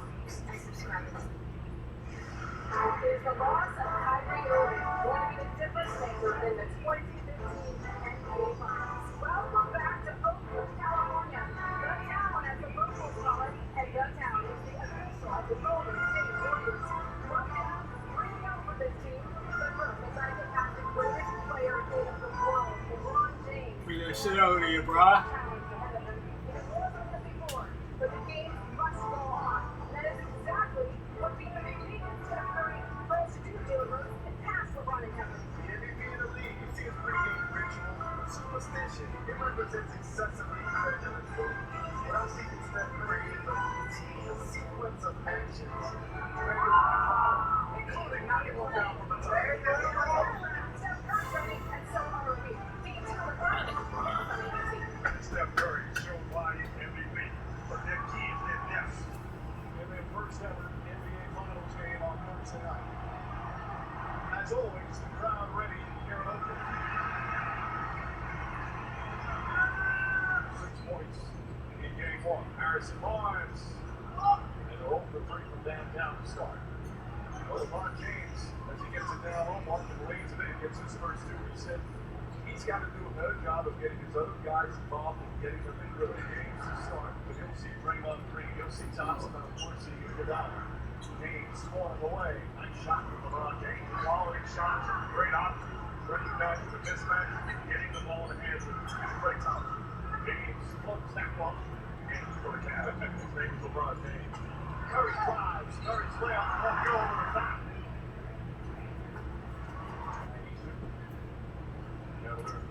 Unbelievable home team, and this year all NBA 32. Golden State stands to Curry. Wild shot off the glass. It goes in. Thompson. Shepard spins, drives, layup. Won't go. The follow misses as well, and Morgan comes away. Curry behind the back. Barbosa for 3. It's good. By the Warriors, the MVP behind the back pass, playing pool, leads to 3-ball, corner pocket. Corner pocket. Boy, these niggas mad at me. Boy, these niggas know what the fuck they be doing, boy. God damn.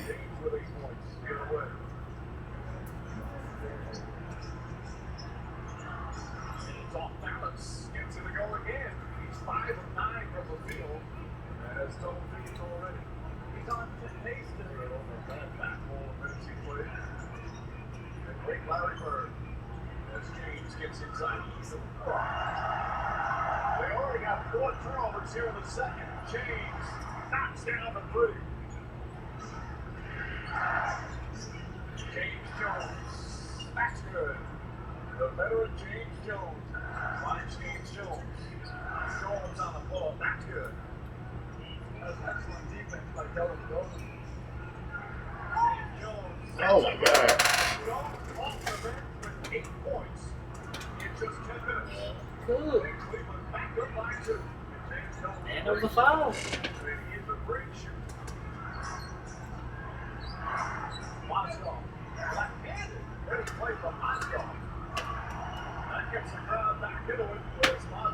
How, bro? I didn't make no contact with nobody.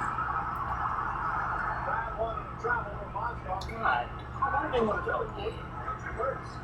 They for sure traveled on that beach.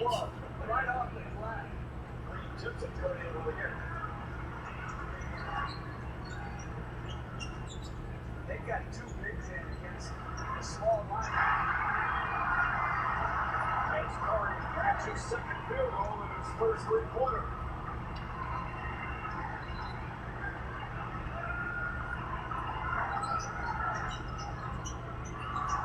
Moskov again. Moskov spins. Puts it up. That shot is good. Good tough play from Moskov. Curry. Thompson steps back, puts it up, puts it in. They call it a three, but his foot may have been on the line. It was very close. But Klay Thompson is a knockdown shooter. This is 6 free throws. Here comes the money. Here we go. Money talk. Here comes the money. Dollar, dollar, dollar, dollar. Ching, bling, bling, with the chatter. You ain't talking money, then you're talking no matter. Ching, ching, bling, bling, patent pockets. Take the dollar, dollar, can a jam, so stop. Curry behind the back, floats to the basket, backs it in. Oh, beautiful play from Stephen Curry. And that's a play made off of his ability to shoot the basketball. There's non-shooters that make that same play that the defense, they all fall for. Thompson sets a screen on Barnes. James kicks it to Moskov. The baseline jumper's good. Timeout call by Steve Kerr. Timothy Miles got way more reliable than motherfucking Anderson. You know, I explosive move, and James has 26. And some would say that's the move they wanted to see at the end of game one. Green. 5 to shoot. Rifle pass. J.R. Smith for 3. Knocks it in. Beautiful pass from James. His 8th assist. We only have 4 players in double figures in what has been a low-scoring, defensive-minded game.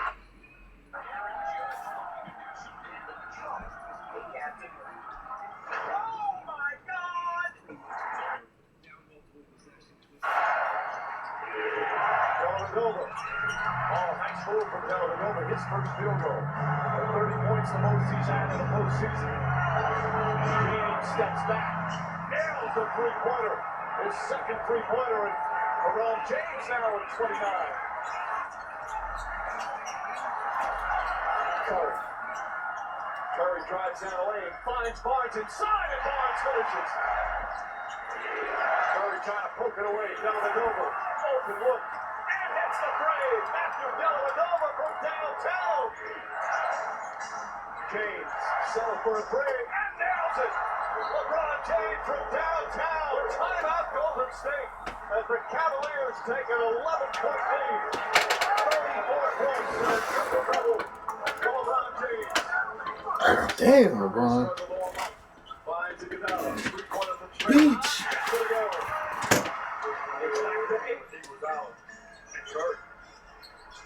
Curry slips. James out, picks him up. Curry for 3. Boy, he don't give a fuck if that nigga LeBron is in his face. Like, boy, nigga, you getting this. 7 million followers. Right now, Dellavedova. Trying to find it. Gets the bounce pass. 6 to shoot. James on the drive. Goes baseline out to Shepard. Puts it up. Won't go. Airball. Green the rebound. You gotta protect the three-point line. Curry spins. Drives down the lane. Ties the game.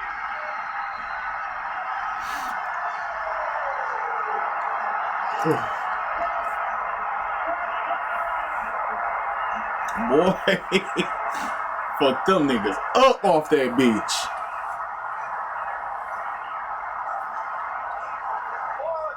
Has exploded as the Warriors have tied it up with 7 seconds remaining. I know Bron ain't hitting this shit. I know he not. Dellavedova finds James. Final seconds.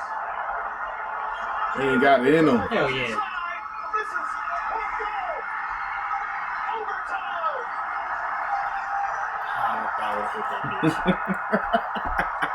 Oh man, I know you did, I bitch. was probably hit that bitch. Fouling him and everything. They did foul the fuck out of Brian. They was called the fuck out that bitch if it was right now.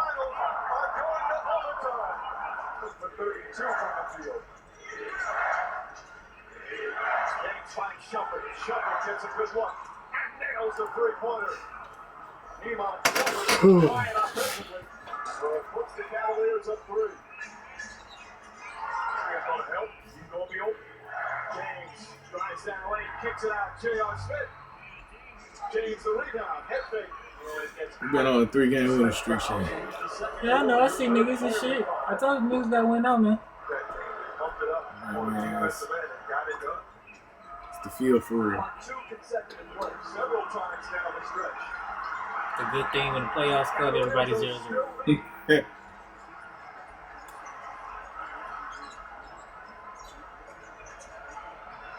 Curry with J.R. Smith on him. Fakes. Draws the foul. It's going to be 2 free throws as J.R. Smith went for the fake and Curry can give them the lead at the free throw. Yeah, I'm glad they managed that shit. Bad foul by J.R. Smith. Again, they switch it. I'm glad they managed that shit. He gets a little space. He shows the shot clearly at 2. Tie game. Golden State leads. Timeout Cleveland. And now they can get the last shot, Mike, because they ruled that they had possession. And James says the same thing. He wants to put his head down and make a play. James kicks it out. James Jones misses Dellavedova on the foul, and he's fouled on the shot attempt. Dellavedova got hit. He'll shoot 2 free throws with 10.1 remaining. 6% free throw shooter. Starting in place of the injured Kyrie Irving. Clutch free throws from Matthew Dellavedova. And now the Warriors use their final. Let's go to the crib, Shane. Can I get the money? Here comes the money. Here we go. Money. Longest one, Shane. Here comes the money.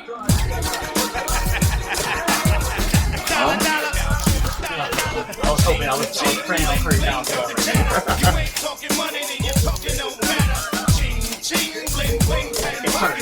Take the dollar, can a damn soul stop it? Here comes the new kid on the block. Hold on, your best hits with the buck stop. See, first of all, I'm stepping out on my own. About time I elevated to claim my own throne. Success in my blood, call it homegrown.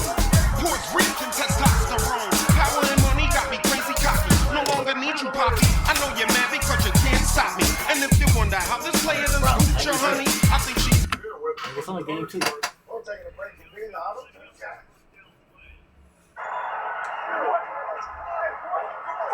And this crowd stunned as Cleveland wins it 95-93 in overtime.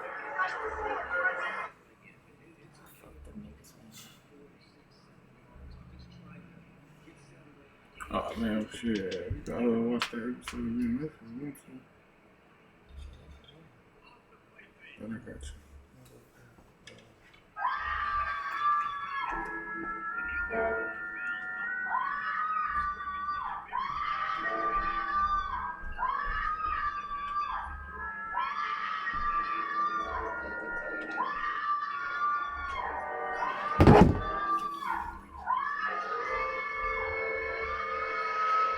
Did you just see that? You just watched natural selection take place. Horror movies are one of the greatest lessons of convenient entertainment on this planet. I thought I caught that peek. Everybody wants to go to the movies with nothing in theaters. There'll always be a new horror movie out for y'all.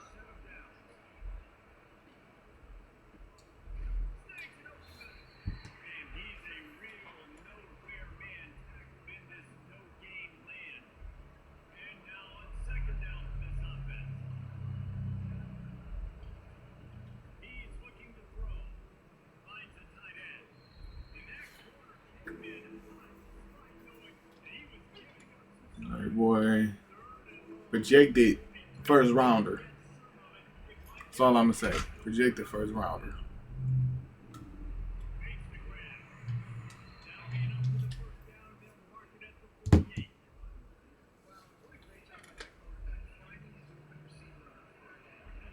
And I feel like I lead the defense this year.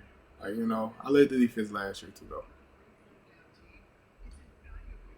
But it just hit different this year. It hit different this year.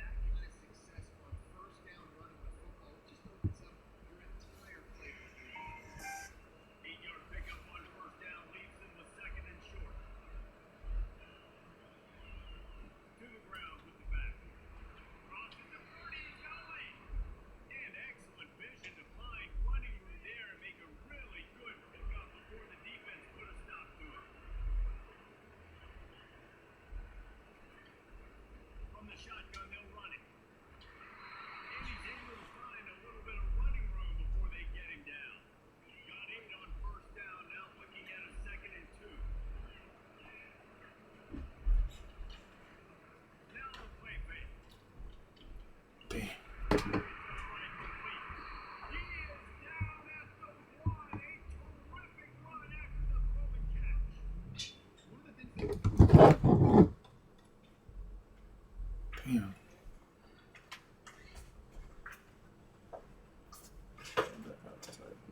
You said what? I was trying to play the shit. Advertisement.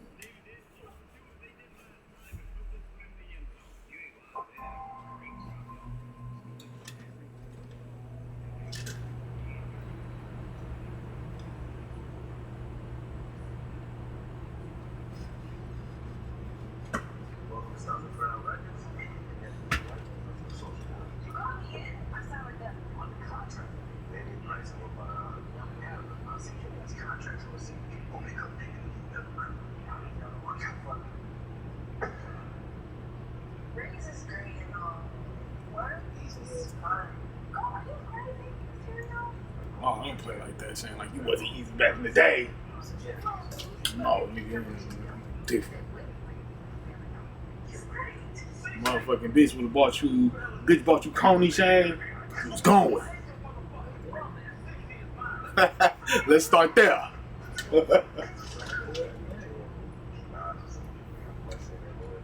At least a bitch had to take me to Benny Han.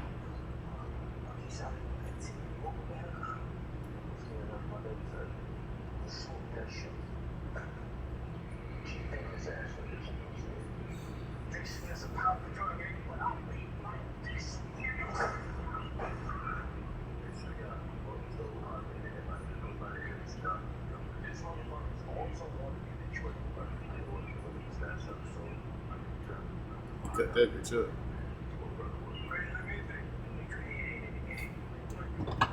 Talk about doing some business without the bitch.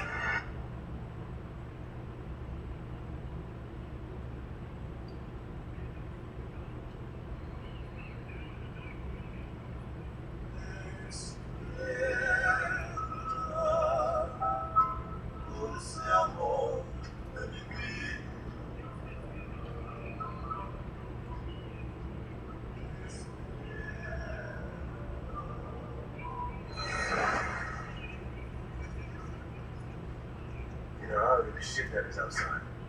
Bad is a bad. Man, I feel brand new back in town. But I ain't gonna lie though, this house is a dud. I was looking to get a little big. At least we got a place to lay our head in to the cartel comes to this home. What's that happen? It's the team in the local.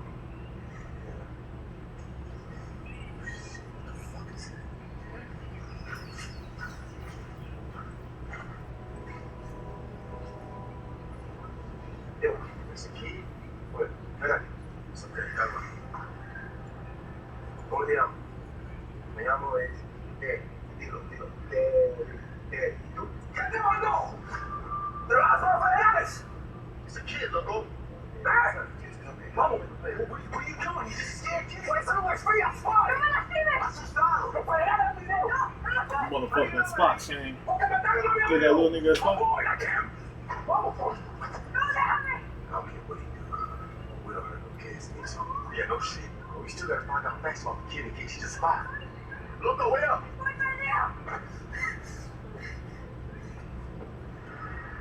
The Bible says you must be born again before entering the kingdom of heaven. Truth is, my soul was dying out here in the desert, and I never felt so far away from God. I got everything on the line. I'm on the grind, trying to get by. At least you can wish me luck along the way. Trying to get the day, in and out of state. At least you can wish me luck. Anything to say. It's hard to tell a stay, but most of that I'm saying. At least you can wish me luck. I don't go hand to hand. It go right off the ground. If all I have no man, at least you can wish me luck. Anything to say. It's hard to tell a stay, but most of that I'm straight. At least you can wish me luck. These good, these niggas is ratting. And they don't know how they know what's happening. I'm out here with the goddamn trunk full of Yola.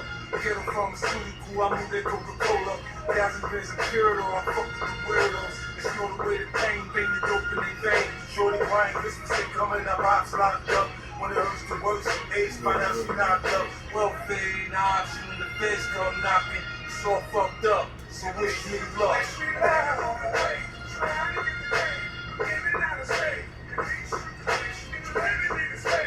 It's hard to tell a stay, but most of that I'm straight. At least you can wish me luck. I don't go hand to hand. It go right off the ground. If all I have no man, at least you can wish me luck. Anything to say. It's hard to tell a stay, but most of that I'm straight. At least you can wish me luck.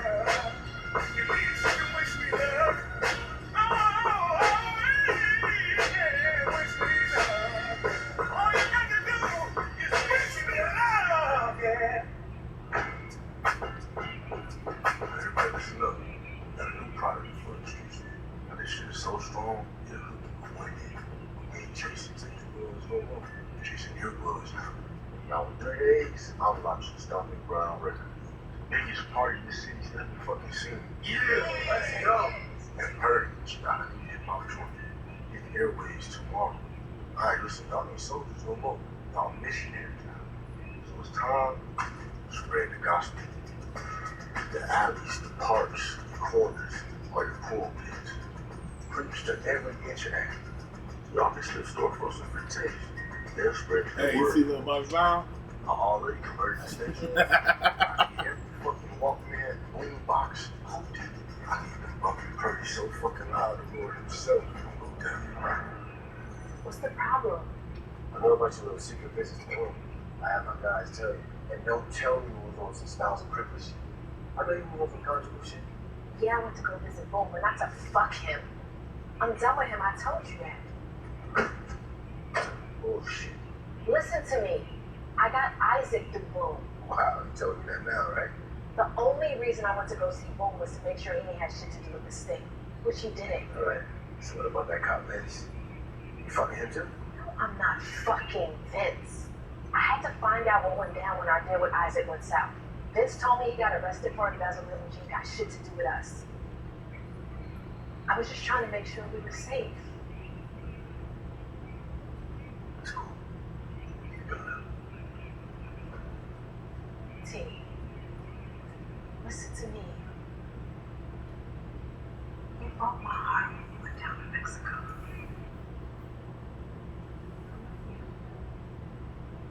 Damn, niggas can't handle business at all, Shane. Can't even handle business.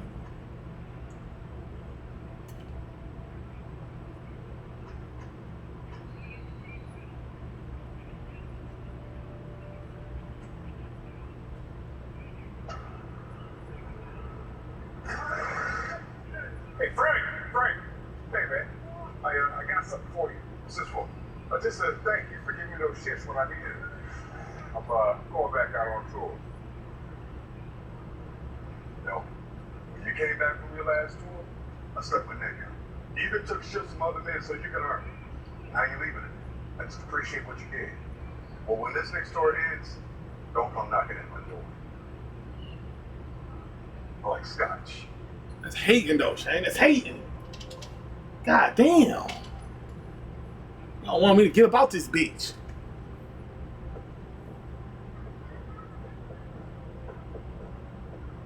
Can you say a lot of the music?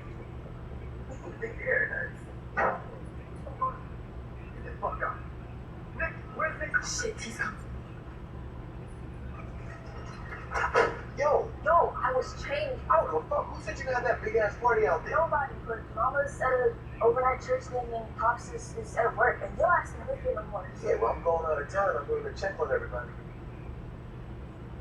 What the fuck did you start smoking? What the fuck? No cap. No cap. Please get out. See your shoes. Where the fuck you at? Where the fuck you at? Where the fuck you at? Stop playing with me. Fuck up. Bitch, I'll kill you, nigga. Bitch, I will kill you. Nigga, I'm sorry. Nigga, what? Fuck your apology. What is wrong with you? I hate you. You lucky. Oh, you lucky. We lucky we on. You lucky we on TV. Cause boy, I swear to God, nigga. in Detroit, you already know what time it is. As soon as you hear that, what? What? I know you ain't just hitting me. This nigga just got shot twice. This nigga Plot armor, motherfucker, ain't it? Let's go. Another one to the crib, Shane. All right, everybody gather around. Here we go. Money talk. I was trying to dive in that bitch. Cheating, bling, bling, got the chatter. You ain't talking money, then you're talking no matter. Ching, ching. I appreciate you, bro. You know, this ride with me. Yes, sir. Me and Meech, we're real proud of the launch this label. Now let's get this shit jumping.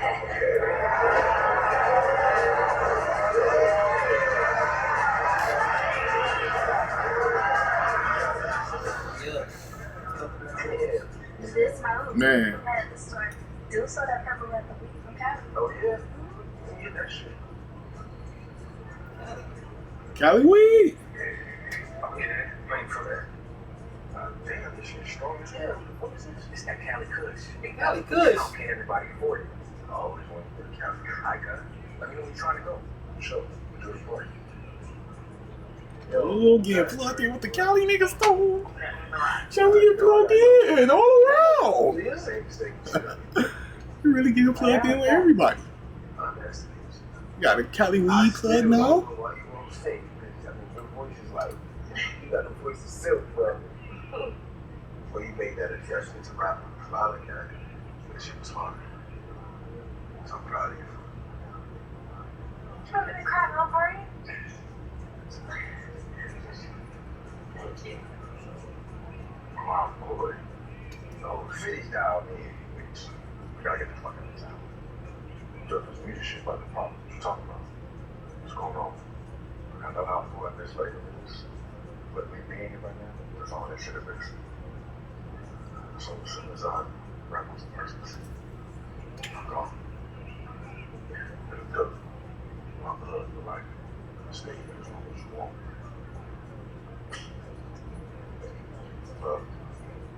So, Demetrius, what happened to my special shout out, huh? She is tomorrow. I told you I'm gonna cook for you. No, Shane, I just did this called my real name. Okay, so yeah, I Some kind of rhyme. Like, bitch, shut the fuck up. It's Kylie. Hey, yo, everybody. Where's Rich? Come here. Come on, gather around. God damn. All right, y'all ain't ready for this. Let's turn Just this don't say it the wrong way. Like, if you saying it right, then I'm not wrong. Shout out to my man Trill for bringing it through. Give it up, Dave. Who the fuck is Dave? Yeah, look, I told you to really Ah, Shane, man. that rat shit. Switch your Instagram name, Eastside Hey, Shane. this DJ, how much money you just did to us? I'm telling you, this shit's gonna be work. It's just gonna work, Shane. It just works. It just works, Shane. I don't know why. It just works. My kind of people. Oh man, I can't believe I'm getting a second tour. I'm happy for you. And I'm gonna miss you. Then come with me. Ooh, come with me. It's crazy.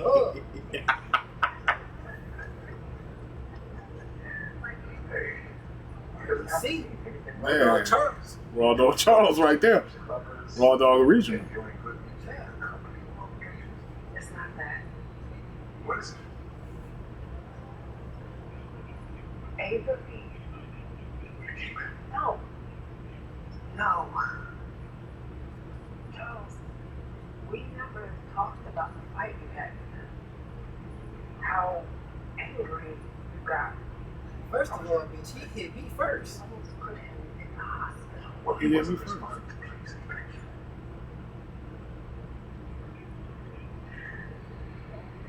Whatever this is, we should stop it so none of us gets hurt. Bitch. Oh my God. I did all that shit for you. I defended you, bitch, and you over here. You went away. I don't want to do that. Shut the fuck up.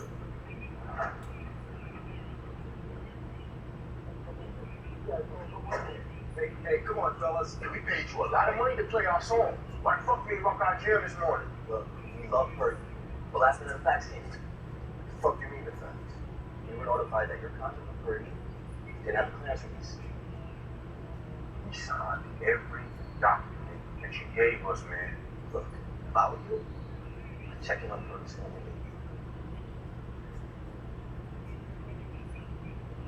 Hey, let me chop it up with you real quick, Trev. What? Hey, it's all right, Trev. Grab your ass here. It's all right. No cap. These bitches all bark. I wish you would touch Shane, nigga. I don't understand. I wish you would, You nigga. paid for Purdy's contract at the price you wanted, so what the fuck? Have 40 essays outside on your motherfucking head, nigga. Now, she has a top 10 hit. You didn't think I was gonna let an investment like that walk out of me. See, I retained the rights to the public performances. Without a sound release from yours truly, she can never hit the airwaves or a public stage. So, you can pay up or get the hell out. How much? In the form of a certified check. Man, that ain't shit. You slick ass motherfucker. You go hide in a leash for us. You go rob us with a handshake and a smile. You got the nerve to demand the money from the baby. Let's see you soon, Trev.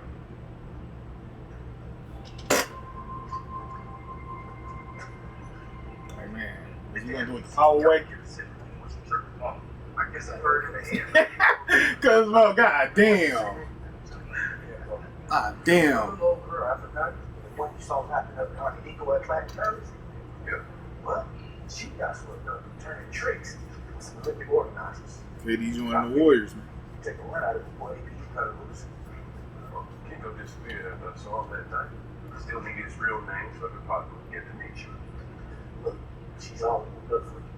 And from what I hear, happy endings are her specialty. We keeping you from the 2-for-1 at the club. I respect the professional pride of all men. You're beating on my right to earn a living. Just give me a name. And I'll write your boss a note. National Player of the Week. I can see Went crazy that last you time. got a couple visits from CPS. Now, according to this, you are one more visit away from losing the Fuck you. Leave my kids out. 8 million fucking followers. Brothers with the practice. Well, you practice it no worse than any other. Y'all that son calculated, man. You see him? He ain't playing. He dangerous. So if you don't give me what I want, I ain't gonna give you a big hell.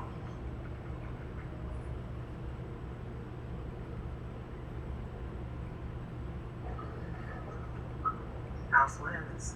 Fuck. God damn, T, it's your third bus, man. Yeah, I'ma turn around, don't worry, I'ma turn around. God. Yo, you wanted a fast way to clean cash? This is it. So you telling me you got several lease bills stashed away, right? Like you got it.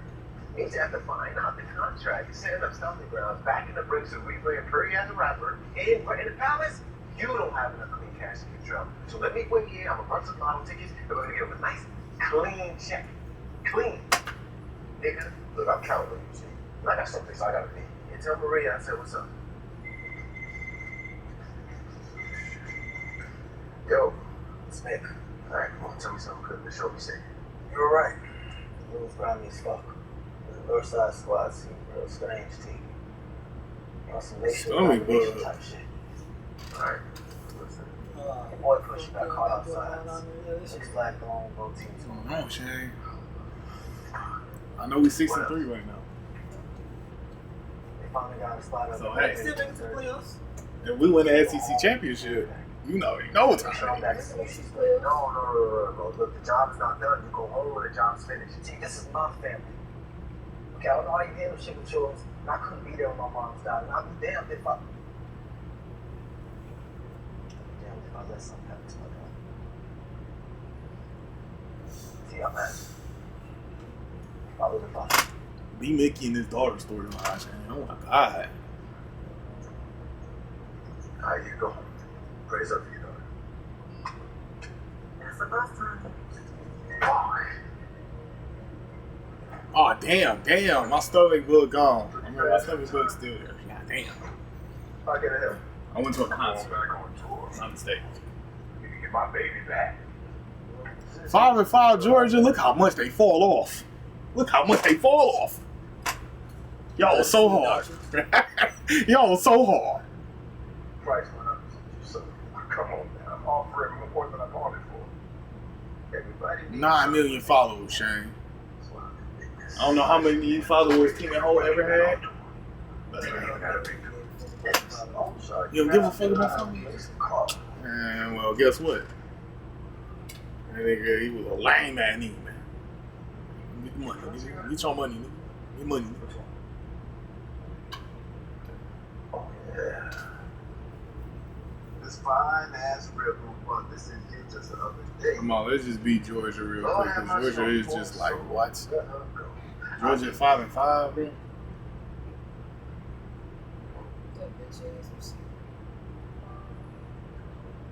Oh, we lost that bitch for sure, nigga. If I only went up 500, I already know something. Just give me my damn guitar, man.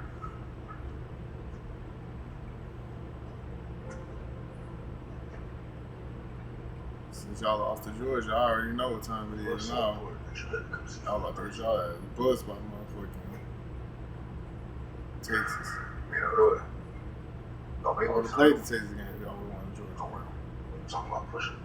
They said that's the way. You said pushing on my back. Have you? He wanted to do that. And he wants to do it back. What the fuck? What? Now you won't bring the deep voice for it.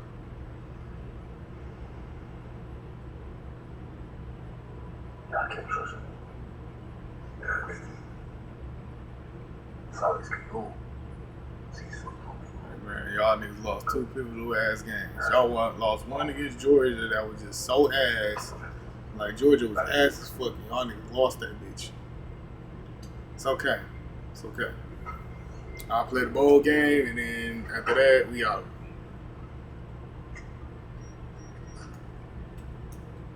Big Meat. What up, dude? What's cooking in the egg? Oh, that's spicy now. You got a fire in the kitchen? The chef, I can't follow the recipe. I mean, you don't cook up under there. You want me to write a review? You always had good taste. Can I come in? What you doing here? So you talking about your little party? Fuck you in this big house. Oh my god, it's big bug.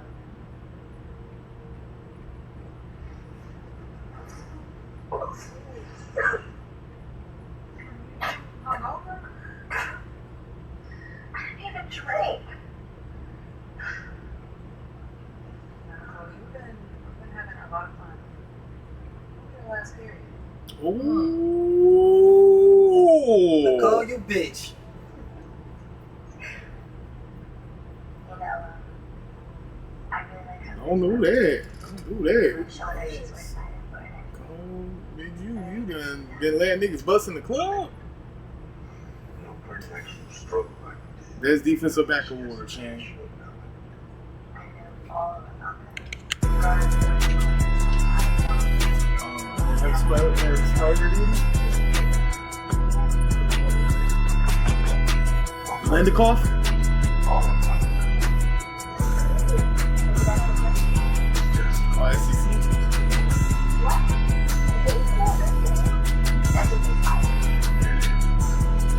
The cheesy man. I forgot. Team home. Here we go. Forgot. Every award except the night. Alright, y'all. Last game of college, man. We're gonna have fun in this game, bro.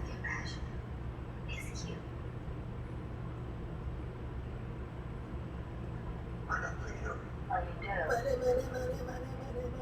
Well, you know what's crazy? That Big Meech act like he's so untouchable. What's up with that? Bitch, because I am. I want to show you something.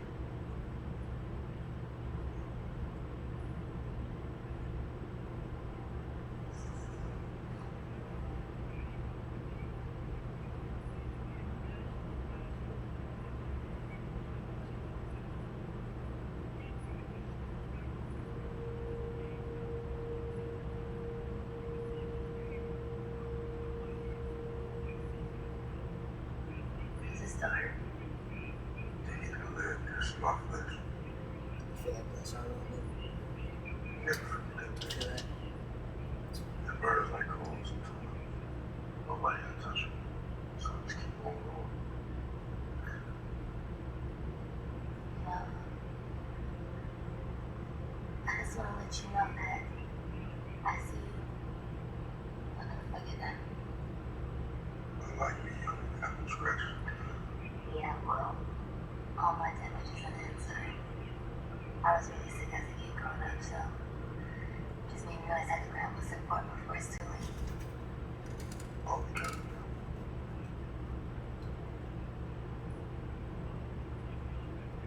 This nigga Meech, freaky ass nigga. Man. He ain't got team. Always fucking up the move. Yo, we need a plan B.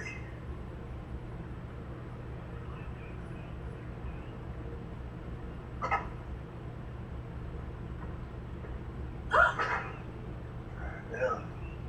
Hey, you. Going out. You know how that nigga got out. You know how that nigga got out. That nigga Ratatouille. Yeah. There's no way he ain't right. I just didn't know. Damn, Lala, that was fit. Surprise. Boom. Yeah, I guess so. Took me 3.5 minutes. Maybe 4. Yeah. God, I'm dreaming about this. 4 minutes, 4 rounds. Alright, alright.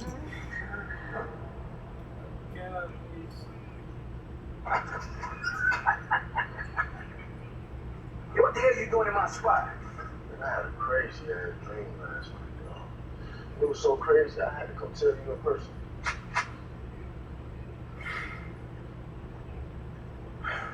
Now let's see, Trey. It's Trail. Set your ass down. Fuck you.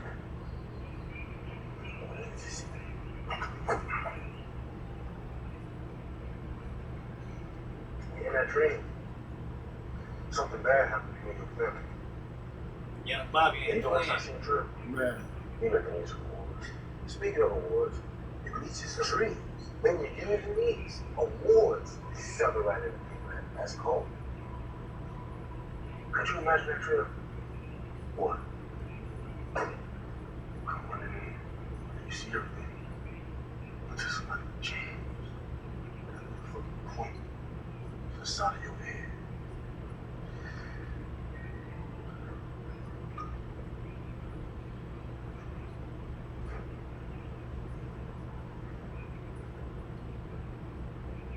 Like getting signed and shit. I'm gonna make my dreams come true.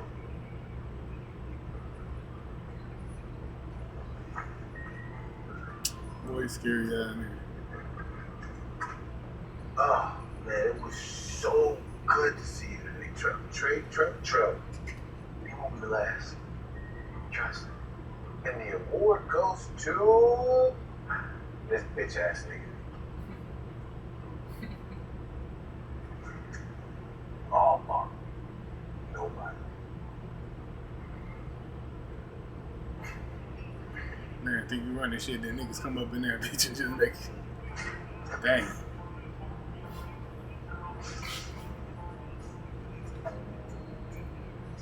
Young Bobby. Let off a few rounds and get it in here. Y'all have a nice day. Yeah, I wish I had your voice. They had it when I sing at the store. So. Can I get a $1 bill? My father's parents used to make me sit on the streets for money. I knew I was good, but you know, I'm hungry. To provide for your family. One day, Joe walks by. He's the only one who noticed that my foster dad looked at me a little too long. I thought God had finally warmed somebody's heart. Oh.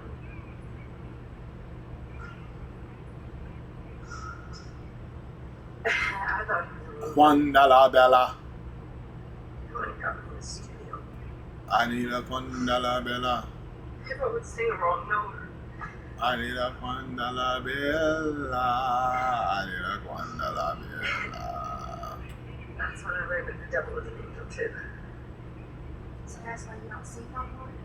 They try to use your voice against you. Just like the ancient bloodsucker.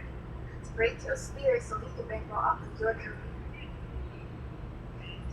This new album is my rebirth. I'm gonna show the whole world the real me.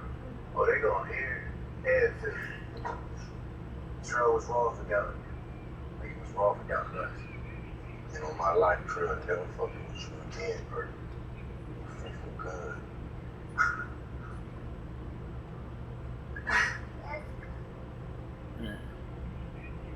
You better be hard, bitch. I haven't heard a bar yet. You might be president of the Nitty Gritty Committee. Oh, The you one. talking about the one bitch? Yeah. And then you need to stop fucking these motherfuckers in this morgue. Okay. Fuck! Damn, man. Scared the shit out of me, man. You alive? Heard you was dead. Let the streets think whatever they want. You know they can't do nothing more than mine. What Got you shot think, cuz? twice. Man. If I can't stop this shit bleeding, can you help me? It's like a chronic wound. God, that shit look infected too. Man, it's bugging the fuck out. I can help you. I'm glad to see you, you know.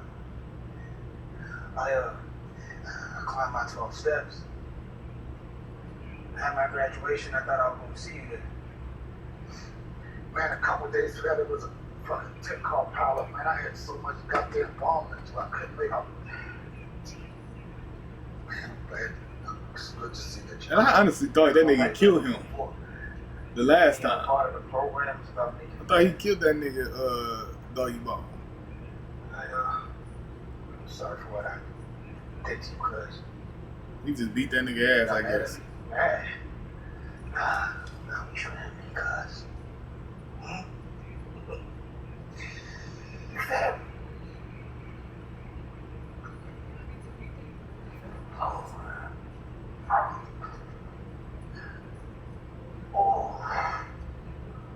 This right here is what's it. Your place over in your name too. You want that cut? Ride with me. Let's fucking go. Take care of that.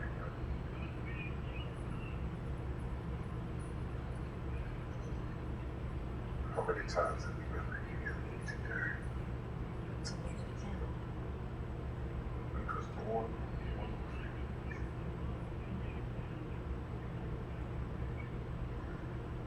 To the pawn shop. I'm gonna go back. So.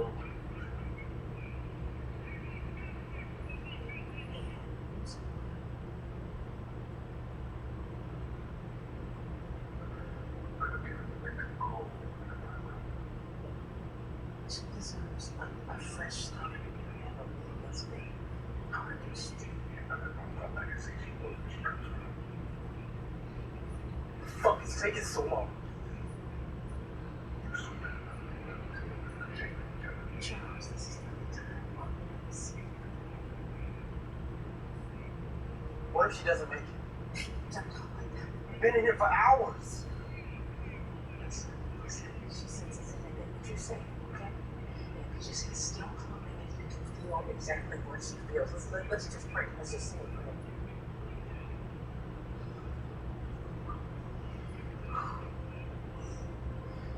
Father God, we just come to you and we just ask you, Lord Jesus, to put your hands on this doctor's hands, Lord God. We ask you to put your hands on anybody that touches this child. And we ask you to bring her back perfect and whole, Lord Jesus. We just thank you, Jesus, for this miraculous blessing of this child. We just thank you, Lord, in Jesus' name. Amen. Amen. Mr. Mickey? Surgery went well. She'll make a full recovery. It's God. It's God. It's God. Well, she's still asleep. You know, have a nurse get into this. Mr. Mickey? Everything is good. Nicole.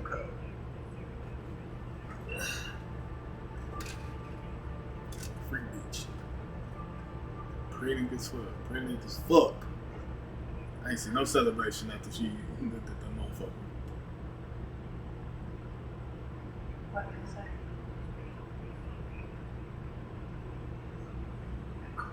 say? Act the ass. Act the ass, Nicole. At the ass. Act the ass, Nicole. The cries, the fake cries are weak as hell. Like, girl. Oh, that shit weak as hell. How the hell am I supposed to tell Grace? Okay, look, I know you've been messing with one or two. Are you sure, Grace? Yes, I'm sure. We did it 3 months ago, right before he left for college. Bitch, you are not even 3 months pregnant. You're not 3 months pregnant. At all. Your bump will be showing. Bitch, that baby is doggy bone baby. The nigga that was T. That nigga that TB ass. That's that nigga baby.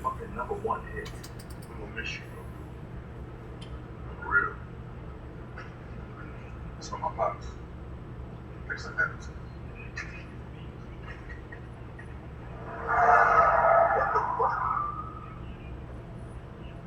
What the fuck?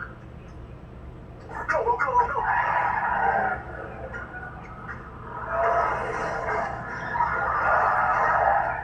Shit, there's another one. Get across.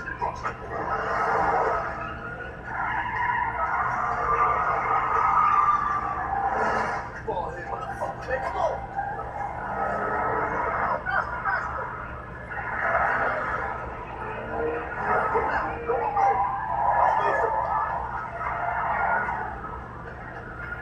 I know another way. Fuck!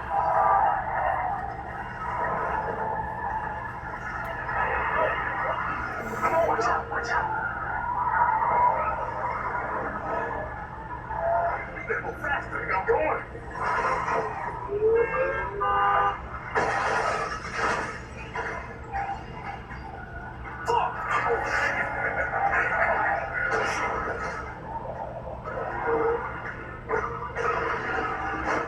Shit. These motherfuckers, man.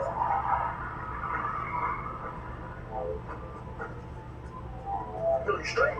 Yeah, I'm good. We out.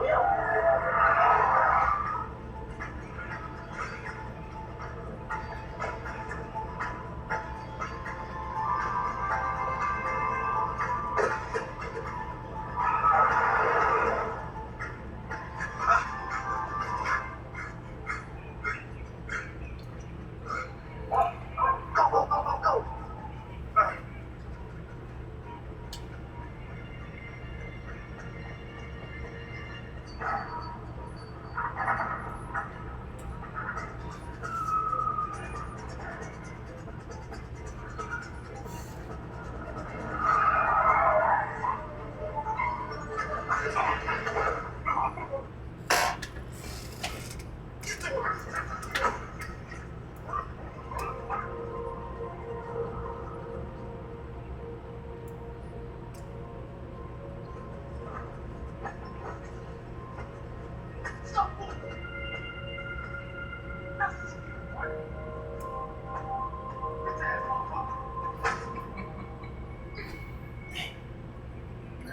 cook. That nigga is cool.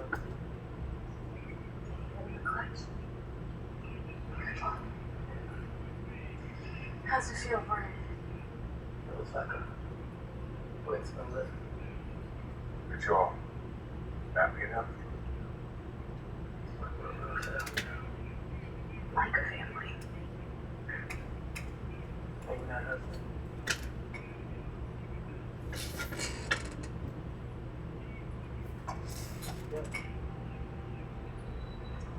I've been saving this for the perfect moment, but nothing can beat the joy that we're feeling right now. I want us to remember this the rest of our lives. Aisha. Will you marry me? Oh, we mix get married, Shane. Yes. Be me. That's your boy and shit. Come on, we can't waste time.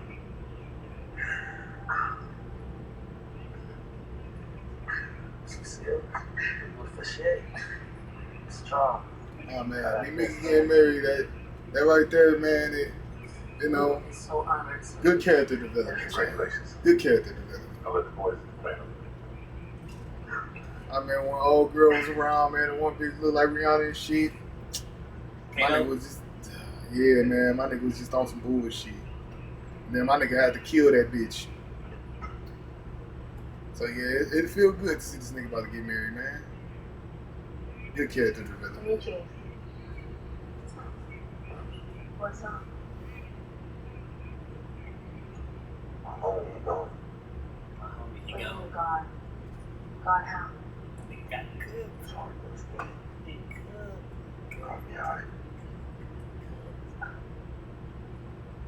Hey, I'm talking about that nigga is. you don't have to Big be brother. You don't have to tell me everything, but I'm talking about even if you snitch, you ain't getting out this motherfucker. Type of good. I know. Damn, bro. They talking about 10 years ago. Today, Dragon Ball Super anime first episode released. But I don't Damn. But I care about What a year. other people. And I want to look out for people like Brady. It makes me look up to you too.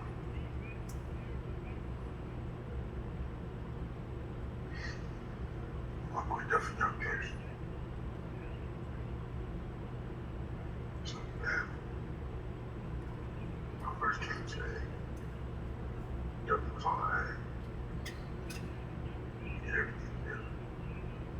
We got money together. It was just like, Family.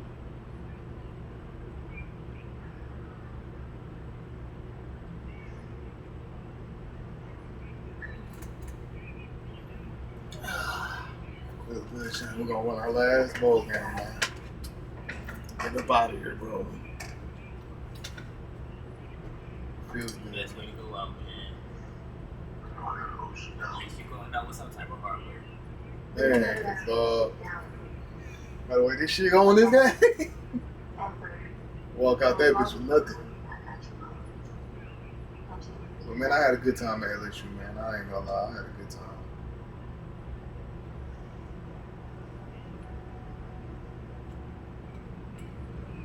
Forget about Louisiana Tech. Louisiana State University.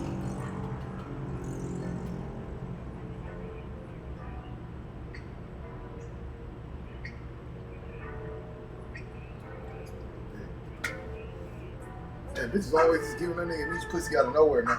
Like, damn, man, I'm sad, man. My man's gone. But y'all want no pussy. Pussy just ain't gonna help right now. Oh my gosh, man. Oh my god. I didn't want to see it. Well, I'm gonna do that. This No. This dude, man. Big Beats can't be the dude, man. Because it wasn't the time. It's just pussy man.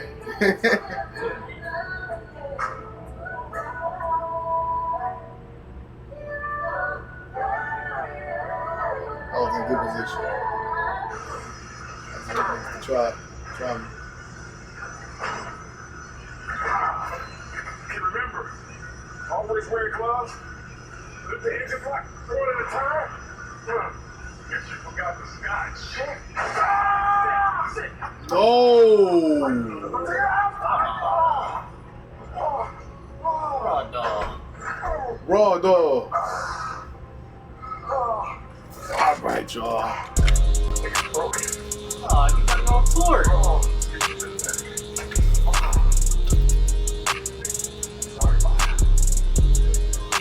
Did that shit on purpose. I mean,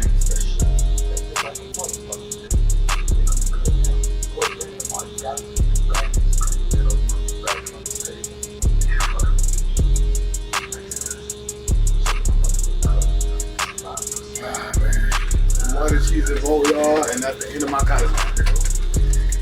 It's been a good college career, man. We're gonna look at the stats. We're gonna get up out of here, man. I heard him. You know. Come on, man. Fucking high as shit on the drugs. Goddamn drugs talking. I was being you as fuck. Don't lie to me, cuz. I heard you.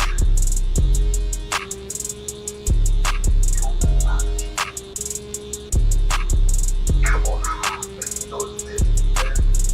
You disrespected my house. Throw my property out the window. You fucking dog eat my shit. Got my house feeling like dog shit. What the fuck I'm supposed to do? How much shit can I take? Don't act like I was a bitch, man. Oh man, ain't nothing else to do but just leave to go to the NFL, Shane. Okay. Well, until next time.